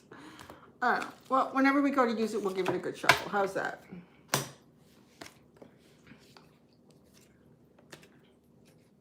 Oh my God, there's only one more after this. I can do it. I can do it. Okay. Pussycats. Leo. What's your dark shit? We're looking at that first.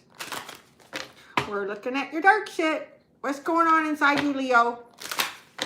What's your darkness? What is it? What's your darkness, Leo? Let's see it. Pussycats. Oh, what is that? The temple of my body. That's interesting. I gotta read that one. The temple of my body. Are you not looking after yourself? Leo, what is going on here? What is at the bottom? Peaceful among thorns. Naked before the stars. Black flower fragrance, alone in the world. What is this? There's a lot of nudity. There's a lot of sense of nudity.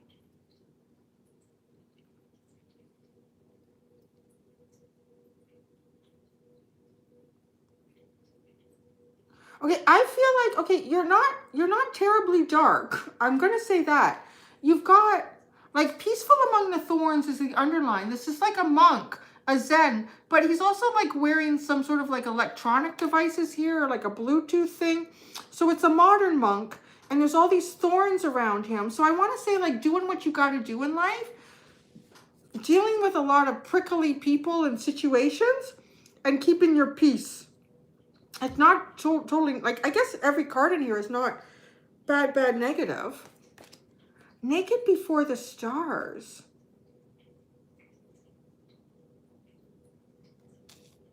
The temple of my body. There's something about your body here. She's not really naked though, right? I mean, she has a lingerie on. I'm going to look at both of those. Okay, the temple of my body, number 2. I feel like I'm not worth enough. Leo. Leo. The temple of my body, I feel like I'm not worth enough. feeling like you spend a lot of time internalized here. A lot of time being internalized.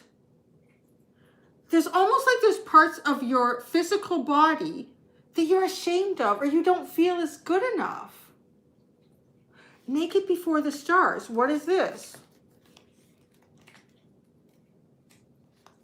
Maybe it's body shaming. Maybe people have body shamed you in the past. Or pointed something out about you that's different or unusual. Okay, naked before the stars. Accepting our own beauty in size, color, age, and fat. What the hell? Leo, somebody's been body shaming you. Honestly, that's what this is. Peaceful among thorns. I feel like there's like people around you that are trying to make you feel less than based on their parameters of beauty. You know, I've met a lot of beautiful people. And when I say beautiful, you know, people that beautiful, handsome, and that, you know, would fit a stereotype of what is attractive. They are some of the ugliest people inside that I've ever seen, and you would never want to spend any time with them. You just wouldn't. And, you know, I've other people that I have in my life that, you know, maybe they have a bit of a roll, or maybe they have a flat, I have a flat ass, I have a flat ass, or like, but that doesn't friggin' matter. These people don't matter. You're being peaceful among them, peaceful among these thorns, but it's affecting you. I feel like you're sitting here feeling like it's not affecting you, but come on, let's get to the truth of this, Leo. It's affecting you. It's making you not feel so good about yourself, and you're friggin' beautiful. You're Leo. Dress it up, show it off. If you feel like there's certain clothes that you have that you don't feel happy about, well, you know what? We all have different body types. So go and try to figure out what your body type is and get things that accentuate your good parts and things that hide the things you're not so comfortable about. Yeah. What the heck? Who's doing this to Leo? Pussycats. Come on. You guys are gorgeous. You know it. I'll tell you, one of my favorite movies is The Elephant Man. I love him. He was the most beautiful person. You go watch that. You go watch. No, I don't mean that.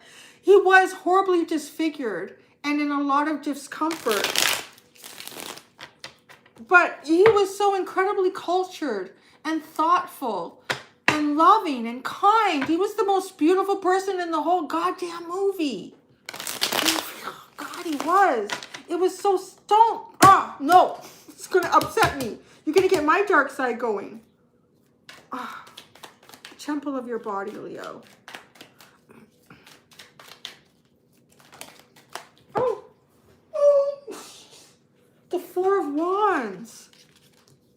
I feel like some of you are holding back on even like meeting people or letting people you know, or letting people that you really like know that you like them. Allowing yourself to have fun and celebration because you feel like I need to lose another 10 pounds, or I need to get a hair transplant, or I need to get new glasses, or oh my goodness gracious. Naked before the stars.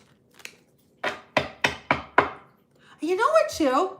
You know, you watch some of these things like some of the influencers, particularly on Instagram. I know I have an Instagram account. I know some people are like, the Instagram is evil. You know, some of the people on Instagram are evil. So I kind of believe, though, if there's something like Instagram, there can be so much negativity about some of these people. They look, not some of them, most of them look like you and I. Like they have regular bodies, but they have all of these apps and things that completely change how they look. And then everybody else is thinking, God, I don't look good. Like, right? It's not right. But I'm on Instagram because I want to put a little bit of sunshine in the darkness. So don't tell me I shouldn't be there. It's exactly where I need to be. So naked before the stars. Naked before the stars. Being concerned about your body fat. Oh, the 5 of Cups. Oh, I feel like somebody in the past that you had some some sort of emotional connection to, they shamed you. Screw them. Come on, everybody. Let's hear it for Leo. That's not right for anybody. That is not right. You know what? When you love somebody, when you really love somebody, you don't really care. You really don't. And I mean, if you really love someone too, I think you could picture them getting old, things drooping. But that's kind of the beauty of them.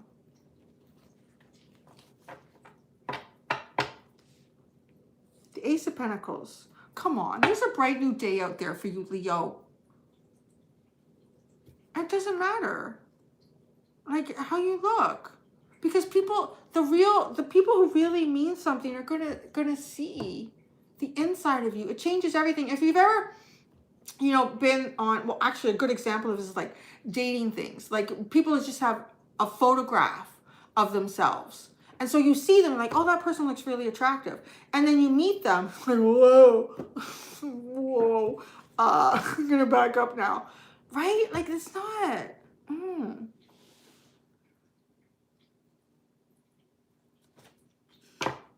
Leo, you okay? You in there okay? All right. So, Leo, we're going to do the light side. We're going to go into the light side here for you. And you know what? That would make sense because Leo does have a lot of pride. Leo has a lot of pride. Leo, maybe Leo doesn't want to turn the lights on during lovemaking. I don't know. Turn those lights on, honey. Well, candlelight.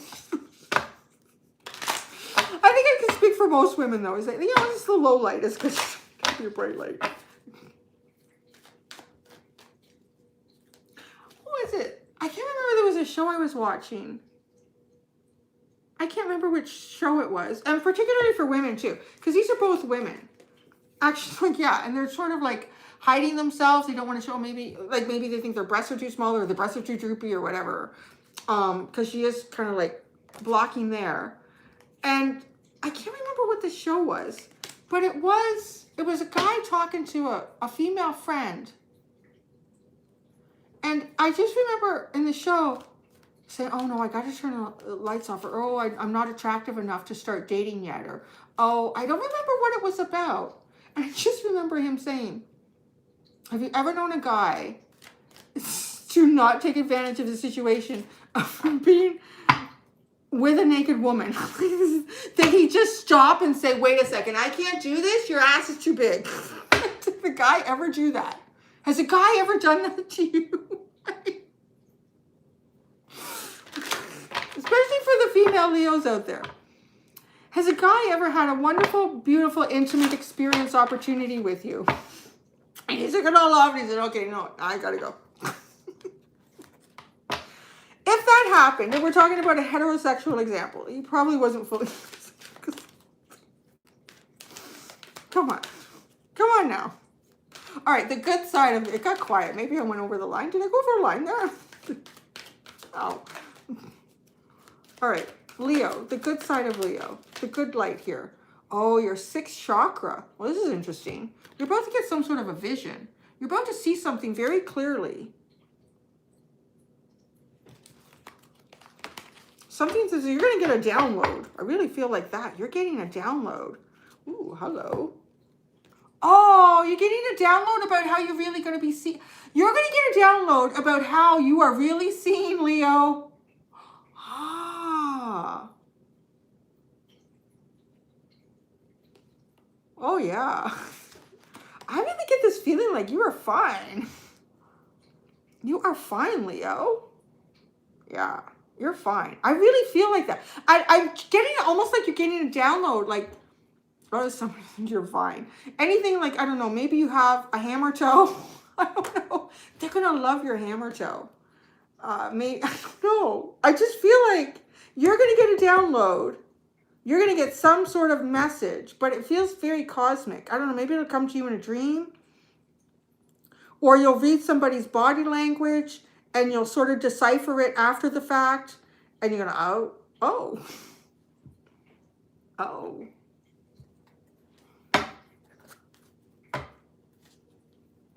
I have hammer toes. Just don't date a Pisces. Don't Pisces love feet? Just pass on the Pisces if you have hammer toes. Everyone else will like them.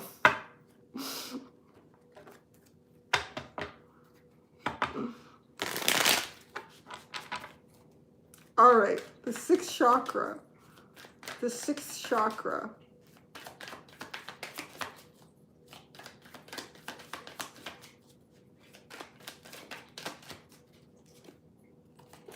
Oh, the Knight of Wands. Oh yeah, no, you still turn some cranks there, Leo. You definitely still turn some cranks. And you know what I feel like? So here's the thing. I feel like even yourself, if you've been feeling like, where are you getting this reading, Leo? If you've been feeling like your own, maybe your own sex drive, your own vavoom energy is not what it should be, or it's almost because it's actually more of your desire to move in a physical way, to feel sexy, to engage with others in a very sexy way. You're not, because of like some sort of idea you have about yourself. I don't know who told you anything. I mean, I haven't met a body type that isn't loved by somebody. So that's just foolish. I've not met a body type that isn't loved by somebody. And I think when you really, really love someone, like you love their heart, you love their soul, and you just happen to appreciate the package that they come in. This is such an interesting reading, Leo. There's a lot of cards here. Ten of Swords, Ace of Swords, Justice, Five of Pentacles, and the Fool. You're going to get your mojo back, Leo. If you've been worried about your mojo, and I think it's more about, it's almost like your mind. But your mind is your sexiest part about you, and that is absolutely true. But also your mind does affect everything, like your glands, your hormones, pretty much all of it. So if your mind is, if you have such a negative mindset about your body type, or, I don't know, it's okay. It's not, it's coming back. You're going to feel pretty good here. You're going to have balance. You're going to be coming out of the cold. Some sort of major ending. You're discovering a new truth about yourself.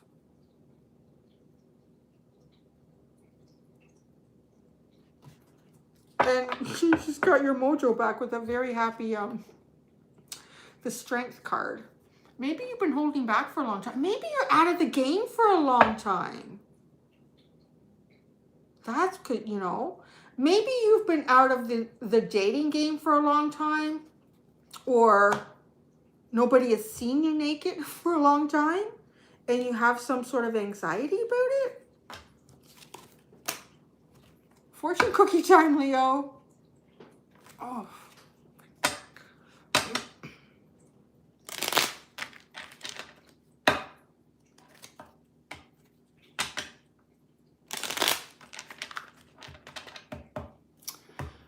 Leo, fortune cookie. Fortune cookie for Leo. We got two.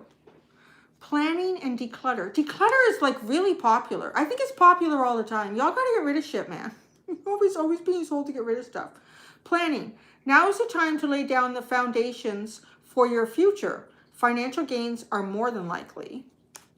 Declutter. Declutter your life. Let go of correspondence, objects, and people you no longer want. You know, get rid of those people that don't think you're hot. Someone will hurt your feelings and reveal a new side of themselves that you may wish to avoid. Well, F them, right? Like if they don't like you, screw them. Communication. A reunion could bring love or a rekindling of friendship. A lucky win seems likely. Oh yeah, baby. You know what? You just gotta brush your teeth and shower. That's what you really need to do. Honestly. Brush your teeth and shower. Do that at least, okay? And if you don't like to do that, there's someone out there for you. There it is.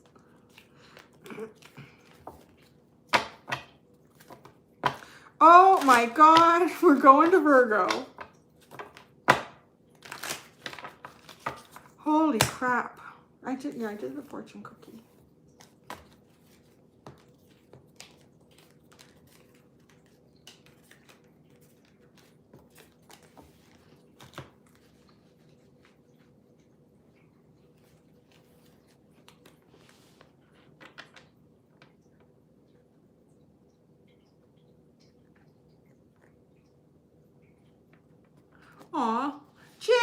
you know, we've all put on a lot of weight. We've all put on a lot of weight. It's been a stressful time. And you know what? I mean, this is the thing too, that okay, our bodies are built and designed to crave sugar and fat. Those are the two fuels, honey. Those are the two fuels for our body. We have evolved to crave those so that we don't starve to death. And we just happen to live in a society, in a time where, for most of us that are probably watching this, that we have no lack of food. The self-control, I'm at the beginning of this video talking about my dog Lily bit me. She's gluttonous. She has no self-control. The dog doesn't have self-control. No animal has self-control. They're all out there, all the birds and the squirrels. The raccoon comes and he rips off. Every goddamn animal on this planet is trying to shove food in its mouth. So don't give yourself a hard time about it. Don't. Every animal is shoving food in its mouth. How do we catch fish? You put food in the water. And what is it? Goes right to it. The dumbass goes right to it, right? You're all doing it. I'll tell you. And it's hard. Some of us have more self-control than others.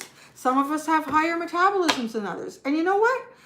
I always think of people that have lower metabolisms and think, you know, you're better evolved than me. Because if I was living any time but now, I would have starved to death. It's true. Look at yourself like that. Like if you put weight on easily, you're probably more evolved. Yeah. It's a better evolutionary tactic to put weight on easily and to keep it on. It's so true. Don't give yourself a hard time. Now, you just got to be careful with emotional eating. We all have that sometimes. Be careful with that. All right. Who we don't... Virgo. Virgo. Has anybody left? Virgo. We're going to do your dark side, Virgo. Why do I feel like it's going to be really technical?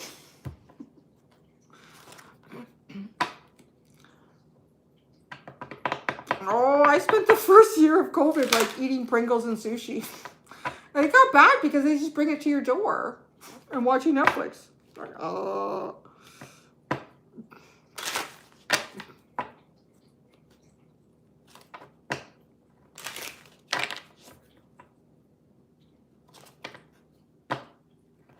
Okay, guys, last one. Virgo, sex of Virgo. No matter what the body type, right? Oh, what is this? Peaceful among thorns. I knew it was going to have a technical aspect to it. And look at this person has got like a Bluetooth by their eye. It's a monk with a Bluetooth thing going on there. Kind of like Sporg-like. Because he's also seeing something. Peaceful among thorns. I feel like you're dealing with a lot of technology. You're using a lot of technology right now. Addicted. Oh, what did I... You're addicted to technology, Virgo. Virgo. You're addicted to technology. And technology is your escape. Your inner child is trying to come through. The child it was meant to be is not this. Addicted. Addicted. And peaceful among thorns. I cannot help but notice the advanced technology in front of their face. You are addicted to technology. It's the problem here, though, is, well, there's many problems, but it's affecting your inner child. It's affecting who you were meant to be. It's like you wake up on your path and it keeps getting sort of almost like reprogrammed a little bit. And this reprogramming could be coming in terms of other people's stories, other people's lives, other people's directions. And it keeps changing. And it could be happening in a very subtle way, just over and over and over again. I think technology addiction is probably the biggest addiction in our society right now. I would say so. I want to read this Peaceful Among Thorns and see if there's something else in here for you. 26. Where'd it go? Peaceful Among Thorns. The spiritual can't solve the material, but it can transcend it. Oh. You might even be using technology to find your own inner answers. Right? Because the inner child is trying to come forward here to show you who you're really meant to be. But there's almost, I don't know, maybe even going to stuff like this. Y'all are addicted. It's time to go. That's it. We're all done. No more. We have to stop this right now. Yeah, because technology can't transcend what you know inside. You cannot get any answer. So here's the thing. Anything like this, I'm sorry, you guys are here. I keep looking at my computer where the comments are big. Anything like this, you are not getting answers of what's inside you from here. If anything, tarot often will just confirm what you already know. But you are the only one that knows. I can't tell you what you know. Nobody else can tell you what you know. You can read all sorts of fascinating things, see all sorts of interesting videos online. But the truth, the real truth, comes from you. I really, like, this is entertainment. I try to make it entertaining. But, I mean, if I get into something that's really heavy or it seems like, you know, this is something we really need to talk about, then I will. But at the end of the day, there are no answers out there except for you, inside. I feel like this is for everybody at the end, really. Let's pull some tarot, shall we?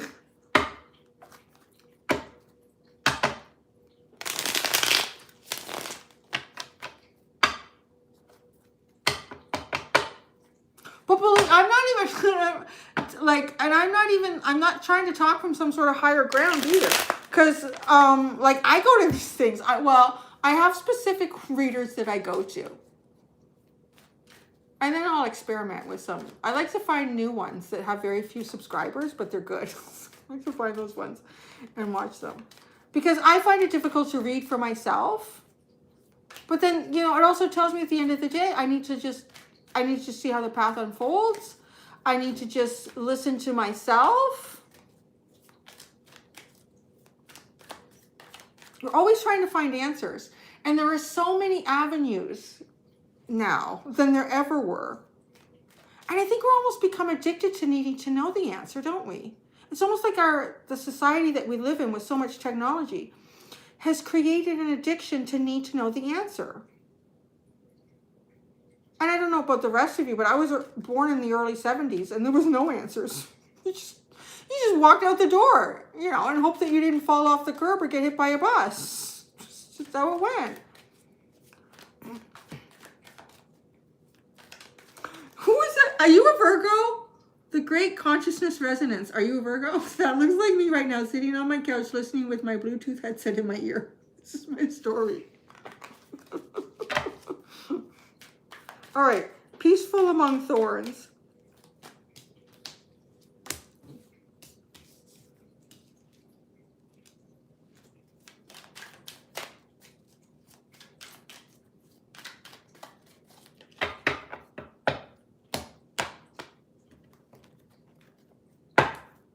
Peaceful among thorns.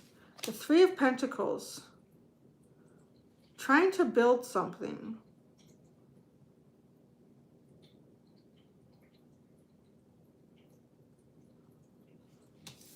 It's really funny because it's like, okay, this habit, it causes you to be offensive because there's thorns. Like, it almost produces this feeling of needing to defend yourself too, because she's building the shield.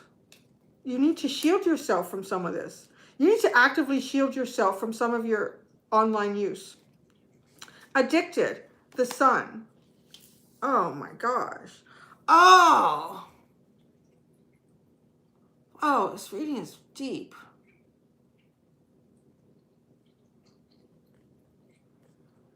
So this feels like always a step away from what you want to hear. Always a step away from what you want to see, from what you want to realize. It's always a step away. It's never here. That's part of the addiction. It's almost, isn't that how, like, slot machines and gambling addiction works? It's always the next one. The win is always the next one. That's what this feels like. It's always the next one. The child I was meant to be. Oh, it's the Page of Pentacles. The child I was meant to be. You were meant to be very simple. You were meant to live a simple life.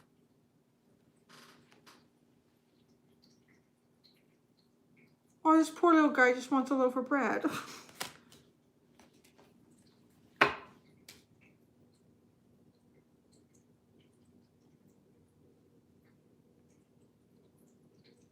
I really feel like y'all should do some meditation here. I say y'all. So I don't know. This Virgo reading feels like it could be for the entire collective. But it's funny because I can see Virgos. Virgos that I know, they're big on technology. I would, you know what? I'm going to say it. Because I don't want myself to benefit from, I don't want to benefit through other people suffering. So if I have to say it and you have to do it, give yourself a week off of technology. Give yourself a week off of technology as much as you can. Obviously, if your work requires it, but try as hard as you can not to use it for recreation. Because what you need to do here is get in touch with this inner child. I don't know what age this little boy is. It's hard to say. I want to say like maybe 6 or 7, somewhere between the age of 6 and 8. Try to remember who this was. Try to remember who you were, what your life was, and what your dreams were. Try to get into contact with that person again. Because this feels like it's always like another shot. Oh, it's the next, oh, it's the next, oh, it's the, someone said dopamine there. Like, that's what this feels like. Addicted to the sun. Addicted to the sun. Wanting to hear what you want to hear. It's almost like maybe you go to different tarot readings, too. And you listen. Oh, that's not what I wanted to do. Go to the next one. Oh, it's exactly what I wanted to hear. That's what's good. You know, like, it's not feeding you. It's feeding an ego. Okay, we're going to put that over there. What's at the bottom? The 9 of Pentacles. Feels very... Actually, I think it is Virgo, actually. The 9 of Pentacles, like, look at me. I'm so fine. All right, let's look at the light side, Virgo. The light side. So if I know if my views go down. Not the first time I've had a message to tell people, you need to stop doing this.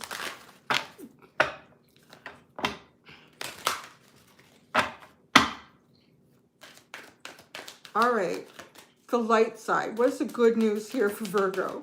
What's the good news here for Virgo? Now that I told them that they have to walk away from the strategy. See, you're going to be able to create a strategy in your life that you haven't been able to create yet because of this energy.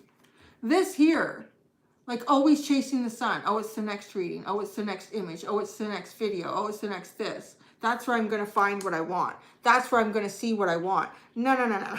You need to talk to 6 and 8-year-old Virgo. Collective. This is a collective message, honest to goodness.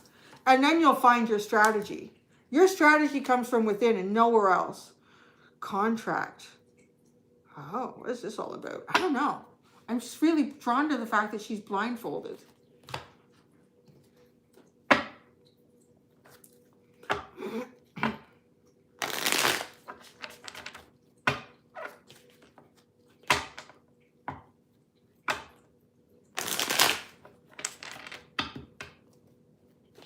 Strategy. Oh no, that's it. In contract.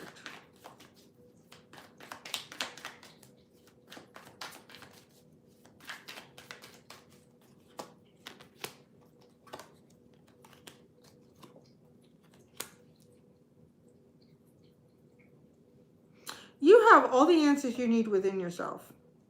If you're looking for answers outside of yourself, I want to say too, like this goes beyond like just entertainment. Like, you know, like some people can sit and watch videos of kittens all day long, or videos of puffy dogs or cute pigs. Like, even that, because you're watching someone else live. Yeah, you're watching someone else live. Now, so the strategy here, we have the High Priestess, the Ace of Swords, and the Eight of Wands. I really do feel like you have all of the answers you need here. You are the magician. Like with this energy, it feels like the magician. You have everything you need at your fingertips to do and achieve exactly what it is that you want. You do not need anything outside of you to do this, to figure it out, to create a plan, to get it for yourself. This is what you will discover in this detox. The number's going down. Y'all tuning out? Contract. Contract. Am I the only tarot reader that tells you guys to stop watching these? I know I've done that for Gemini. I think at least a couple of times. Contract. The Eight of Cups. Ooh, there's something you need to walk. Have you made a contract with the devil and not even known it? I'm just hearing that. Have you made a contract with the devil and not even realized it?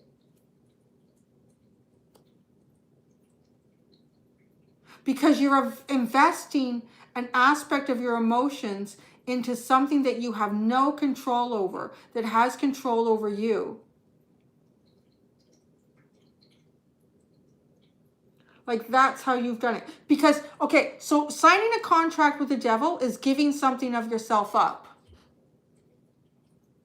Whether you're completely consciously aware of it or not. It's kind of how it works. So, you're investing an emotional aspect of yourself here into something that has control over you. And I feel like you've signed it, like all you have to do is walk away. You walked into it free will. All you have to do is walk away from it free will. The numbers are actually going up, not going down. You guys need to tune out right now. See, now say that you've signed a contract with the devil. You haven't signed your soul away. You've agreed to something here. You've agreed to be part of this give and take to this algorithm. Seven of Swords, the Tower moment. Surprise everyone. You're going to surprise the shit out of everybody if you can do this. I'm going to have to go get a real job. But that's okay. I'll figure something out. I'll be okay. I always have. I've had about 16 different careers in my short life already. Actually, like not that short. So I will figure it out. I will do something. But y'all, you know, that's true. You invest in a karmic relationship is like making a contract with the devil. This is a karmic relationship. I don't need to clarify anything. I don't need to clarify. That's pretty clear, y'all. Oh, fortune cookie. Fortune cookie. Fortune cookie. I'm sure I've given that message twice to Gemini in about separated by about 2 years. And one was more recent. Look, the numbers are going up. What is a real job? Actually, here, I'll do a fortune cookie and then I'll tell you all the jobs I've had since starting at 13. I had a lot. So, fortune. Oh, thank you, Russ. Look at all the timestamps. Okay, fortune cookie for Gemini. For Virgo. Difficult times. Be on your guard against chaos as unforeseen perils or emotional upheaval are foretold. Okay, this one is about love. I'll tell you right now, that is something coming in that's going to shake up your world. It's going to shake up your shit. I said Gemini, so I'm going to Virgo, just to make sure you all feel like you got something. Wisdom. To focus on the past is to lose the future. Heed advice from an older person which will allow you to move on. Am I older than you guys? I'm almost 50. So, I don't know. I think there's some people in here older than that. Maybe I'm an older soul. I'm telling you, get your asses off of the internet, off of social media. The numbers keep going up. Commitment. reflection. Reflect on the commitments that you're making. You're making a commitment to being addicted to something here. A commitment is indicated around love or business. It will make you feel better. Oh, I love her. I'll make you feel better. Reflection. Friendships in your life may come to an end. Others could blossom and become stronger. I think this is a friendship you have with technology. I do. And if you kind of end that friendship, you're going to have real friendships that blossom and bloom. And that's what I got for you, my sweet cakes.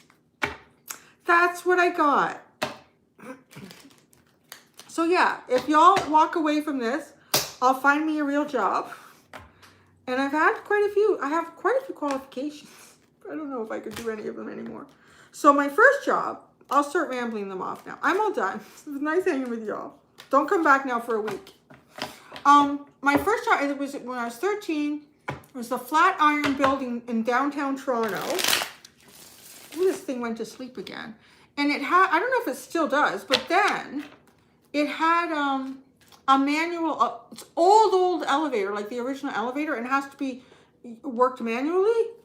My mom worked in that building, and the person whose job it was going on vacation for 2 weeks. So that was my first job. It was a 2-week job in the summer. And I did that. And I had to clean the windows in the lobby and take people up and down the elevator. So all these executives and people in fancy ties and stuff.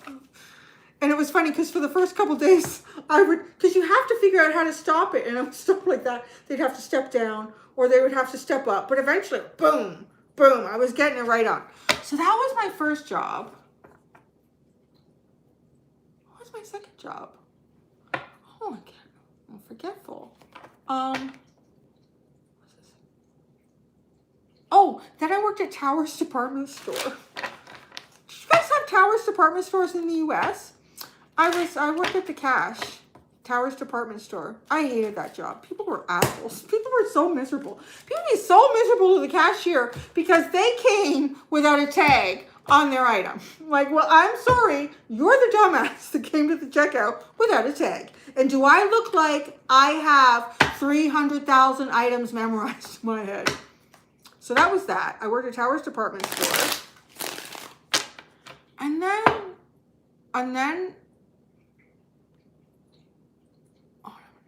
I worked at Baker's Dozen Donuts. And then I worked at Baker's Dozen Donuts. And when I worked at Baker's Dozen Donuts, that's when I had a eureka moment that I need to try harder in school. Really, I did. Bless the old ladies that worked in there with, well, they weren't old. They were, well, I don't know. I just looked at them and I thought, I do not want to be doing this. I'm your age. So yeah, I tried a little bit harder in school. I need to get beyond the Baker's Dozen Donut. So I worked there and I actually got 2nd-degree burns one day. It was so busy and I pulled out the hot coffee grounds and I all over my hand. Yeah, they called my mom. She had to pick me up and take me to the hospital. Anyway, my arm was wrapped up for a while. So it was that. And then I worked at Mr. Sub. I'm not missing anything. How many are we at now? Then I worked at Mr. Sub and I gained like 15 pounds. Yeah, I gained a lot of weight. Because I pretty much eat as many subs as I wanted. And my Taurus moon went crazy, baby. It's like, oh my God, so many subs. So yeah, I worked at Mr. Subs. And then I worked on the dairy farm. Yeah, and that was a live-in thing. I lived there for 2 weeks straight, and then I would go home every 3rd weekend or something. That is the hardest job I ever did. Well, no. Going to lunch monitor at my son's school is the hardest job I ever did. But that was so hard. I would have to get up at like 4 a.m. and you would have to go and milk the cows before you even ate anything. I lost all the weight I gained at Mr. Subs at the dairy farm.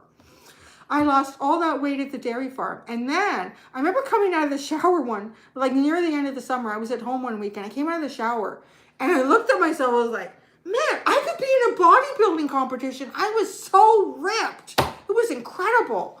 Yeah. And then I worked for a landscaping company. Yeah, that was hard too. I sweated a lot in that. There wasn't a lot of opportunities to pee either. I feel like I'm talking to myself as anybody listening. I'm becoming that old lady going, when I was 18, I did this. And then, so I worked for a landscaping company, cutting grass. So I'm really good at cutting grass. See, I have so many talents and capabilities because of all these different jobs that I had. I can make a sandwich. I can brew a cup of coffee. I can get an elevator up and down. I can milk a cow. I can cut the grass. I did that. Oh, and then I got into pest control. So yeah, well, that's not what I wanted to do though. So that's when I got a hard reality about, like, I went to Sir Sanford Fleming College, and I wanted to become a conservation officer. I wanted to be one of those people that catches the poachers. I wanted to defend nature.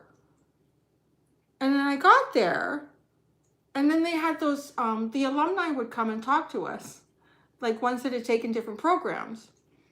And there was basically no jobs. Like nothing. They said, like, I've been waiting 8 years. I've been waiting 8 years since I graduated. I'm still doing part-time contract work here and there and everywhere. And you won't get a job unless someone dies or retires. And I'm in line before you. And there's 50 people before me. I was like, oh my God, how am I going to pay off my student loans? So it came down to, at the college I was at, literally, this is how I made my choice. This is when you're younger. Okay, and also I was a woman in a college that was like 95% male. And it sounds like, well, that would have been fun. No, because most of them were like Neanderthals. I'm going to be honest, they were mostly like Neanderthals. So this is how I based my choice. I could either go, I wanted to go somewhere where the men were the least Neanderthal of them all.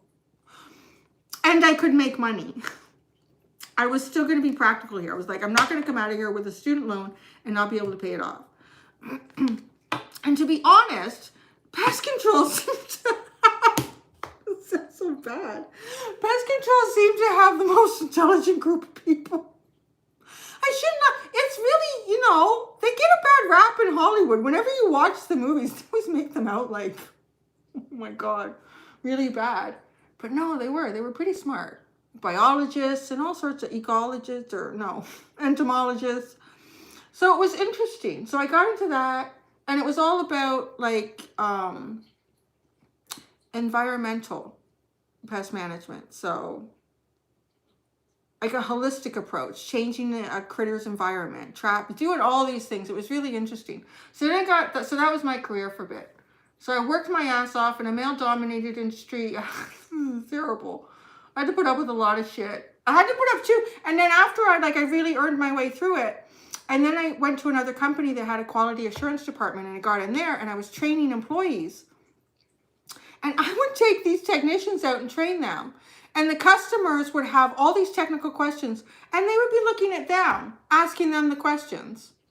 And they wouldn't have it. It's like their second day in the industry. I don't know. And they would look at them, why don't you know? It's because I'm just training. She knows. And I was like, yeah, that's what it's like being a woman. I don't know. Guys don't get it, but all the time. Men do that all the time. All the time. Oh my God. It was so frustrating. It really was. To my shit here. Pest control. I was a problem solver. And it's not easy. Rats are smart little buggers. I'll tell you that. They're so friggin' smart. God, they are smart. Animals are smart. They're trying to survive, man. They got it. But yeah, that used to drive me crazy. It used to drive me nuts, man. Training somebody. I had like 10, 12 years of experience at that point. This guy's like his first day out, because he was the guy, they would ask him how to solve their problem. So guys, don't tell me it's not a male-dominated world. Believe me, it is. So there was that. So I did that. Yeah, that was 16 years I did that. And then I was doing audits, and the audits were really interesting still in the QA department. So you would go, so I've been through, like, you name the industry. Actually, I think I've been behind the scenes in every single industry except one, and that is a nuclear power plant. I almost got into one, and then the timing changed, and I was going to go help another technician there. I've been in everything. I've seen everything. And believe me, there's big parts of the world that are held together with duct tape and paper clips. You wouldn't believe it. And you wouldn't believe how, well, I don't know, maybe things have changed. You could get almost anywhere in a pest control outfit. You could walk into a bank. You could go behind the tellers in the bank.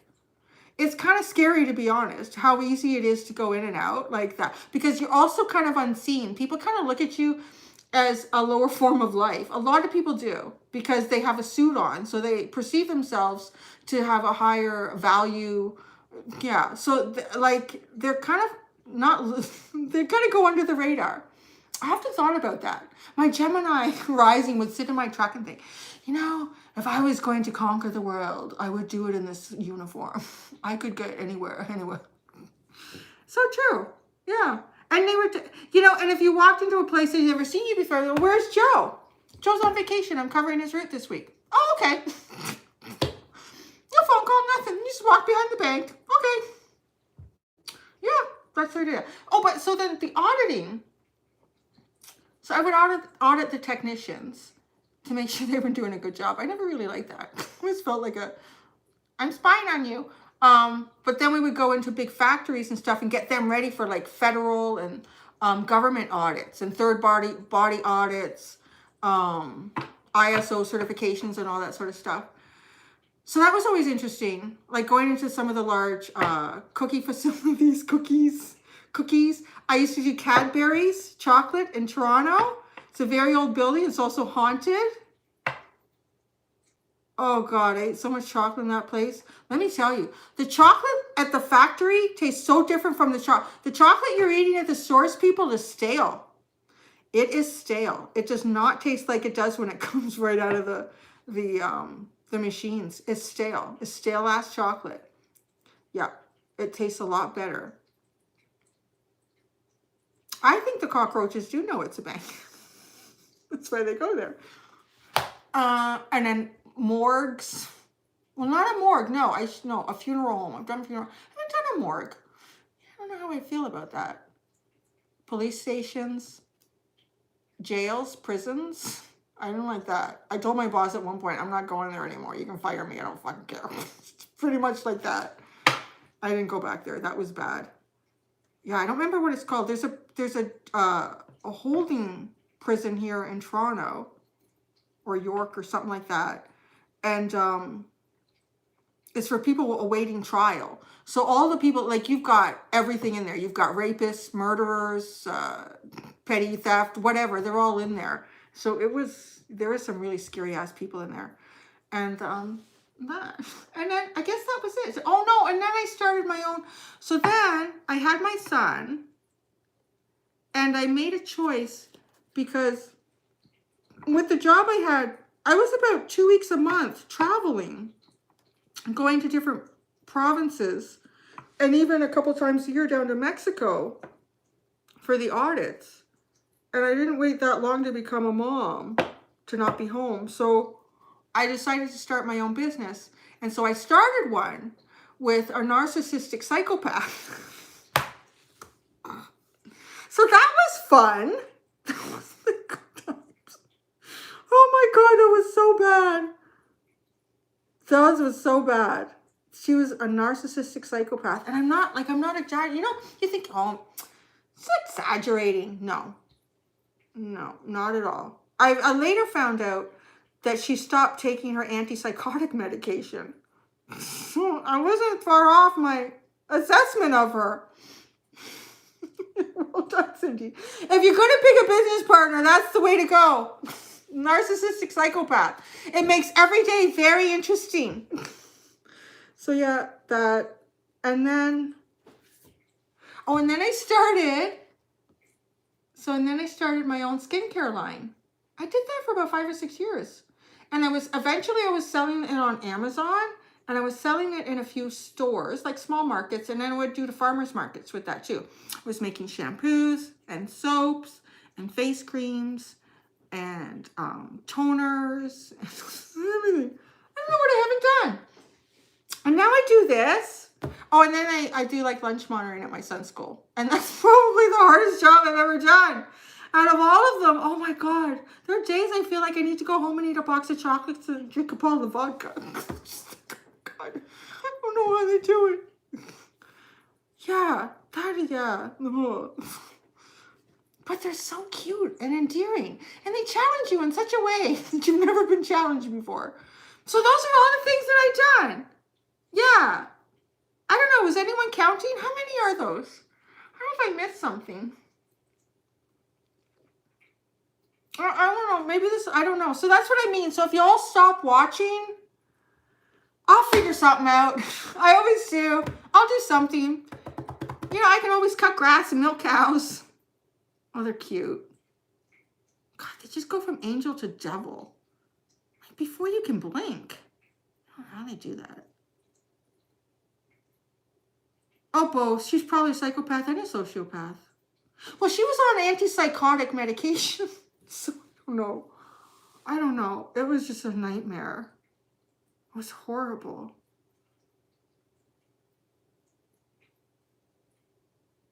But yeah, I think too, like I've just experienced so many different types of careers and jobs. And then doing pest control, like I say, there aren't many that I didn't get behind the scenes on. Like places where they made newspapers and magazines, toilet paper factories, all of the restaurants you've ever been to. And yes, they're all just disgustingly dirty. Most of them are pretty bad. So yeah, I don't know. You guys start naming some of your jobs and careers and I'll tell you if I've been there. I probably have. Come on, let's see.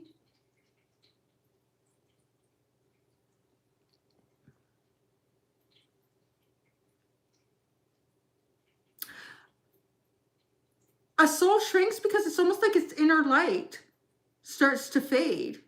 It goes backwards in its own evolution because the soul is always evolving. A farmer, well, I worked on a dairy farm. I wanted to be a farmer. And then the farmer showed me how much everything cost and how little money he made and how much of his milk was taken for free from the government. And show you, no. Oh, yeah. Artist, well, I had an art studio. I had my own art studio. I was teaching kids art. Worked in a dog kennel. That's a good one.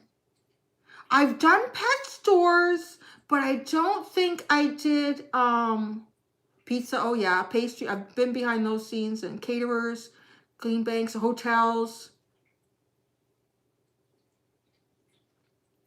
doctor's office. Yes, doctor's offices. I learned a valuable lesson from an old Jewish man who used to, he probably owned the building. He probably owned, no, actually. Did he have an office? Was he a lawyer? I can't remember. He probably did own the building.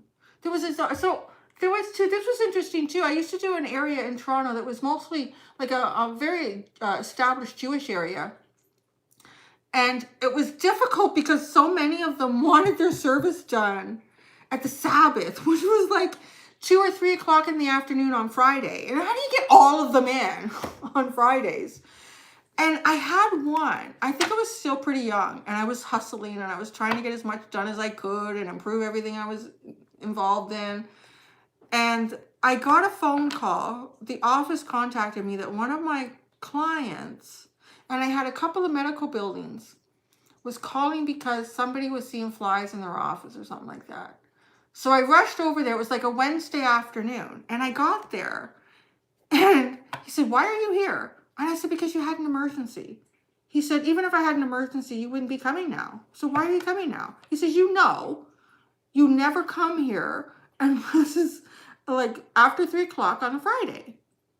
And I said, "Well," and he said, "Cindy, listen.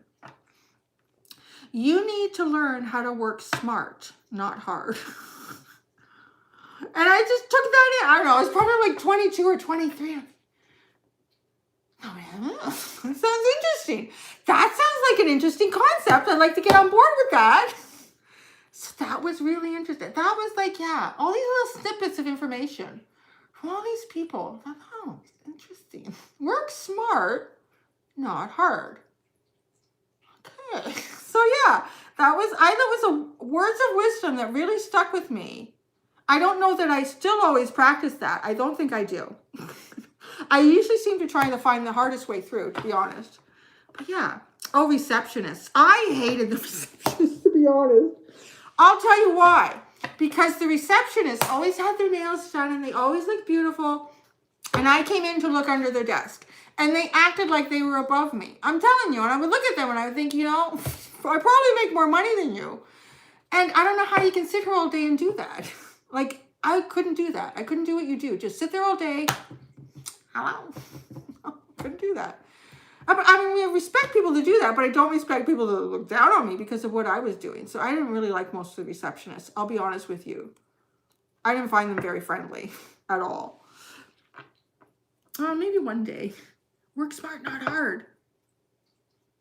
Weston Road. Yeah.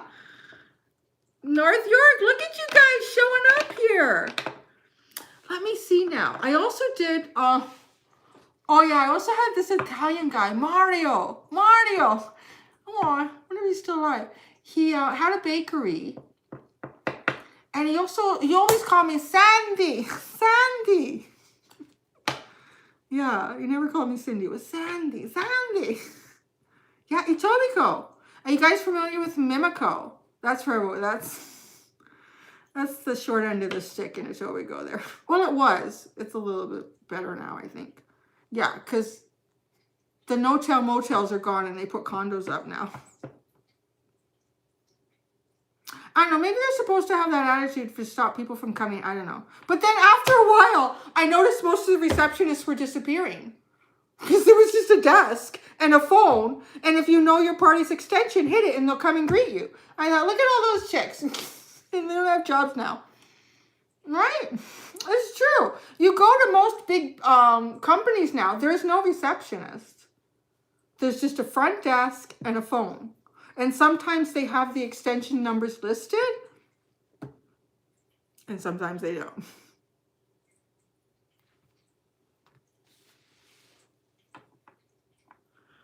Blood Westmalt, yes. Oh, you're back on Gemini? Oh, yeah, it was interesting, eh? What are we looking for? Oh, I got 700 likes. Oh, it's getting late. My son probably wants to come home and go to sleep. It's been fun chatting with you guys. Worked in Mimico.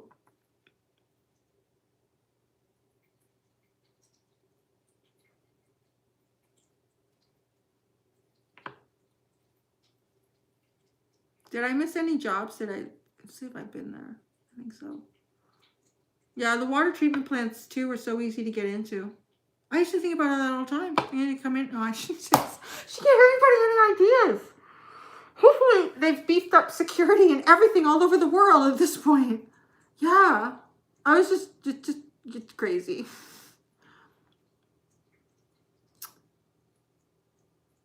Oh, yeah.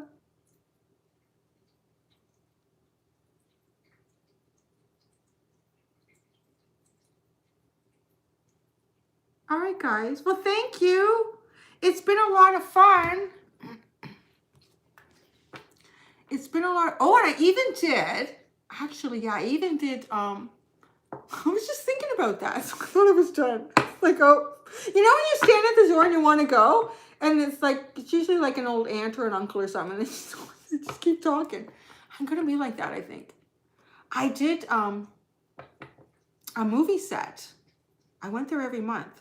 Nikita, that's what it was called. There was a show called Nikita, and it was filmed in Toronto or York or something like that. Do y'all remember that show?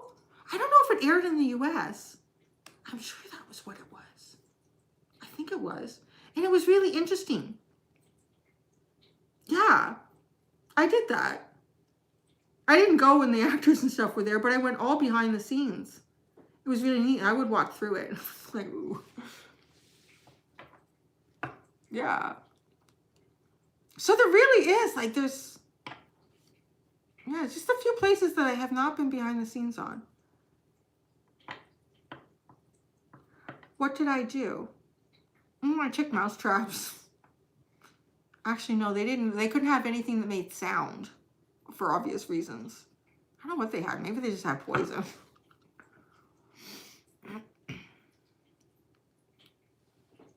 What is a lifer? That's somebody who does something for life, right? Like they're sticking for it forever. Oh, thank you, Stella. Thank you, hon. So yeah, I think that's it. Yeah, I think you're right, Michael. Be gentle with yourself too. It's time to go. It's time for us to go sleepies. Right, guys? Thank you, everyone, for coming in. Hopefully Russell's on texting me the timestamp so I can put it in there. Yeah, it's been a lot of fun, everybody. Until next time, be gentle with yourselves. Bye. Oh, I gotta get up to this.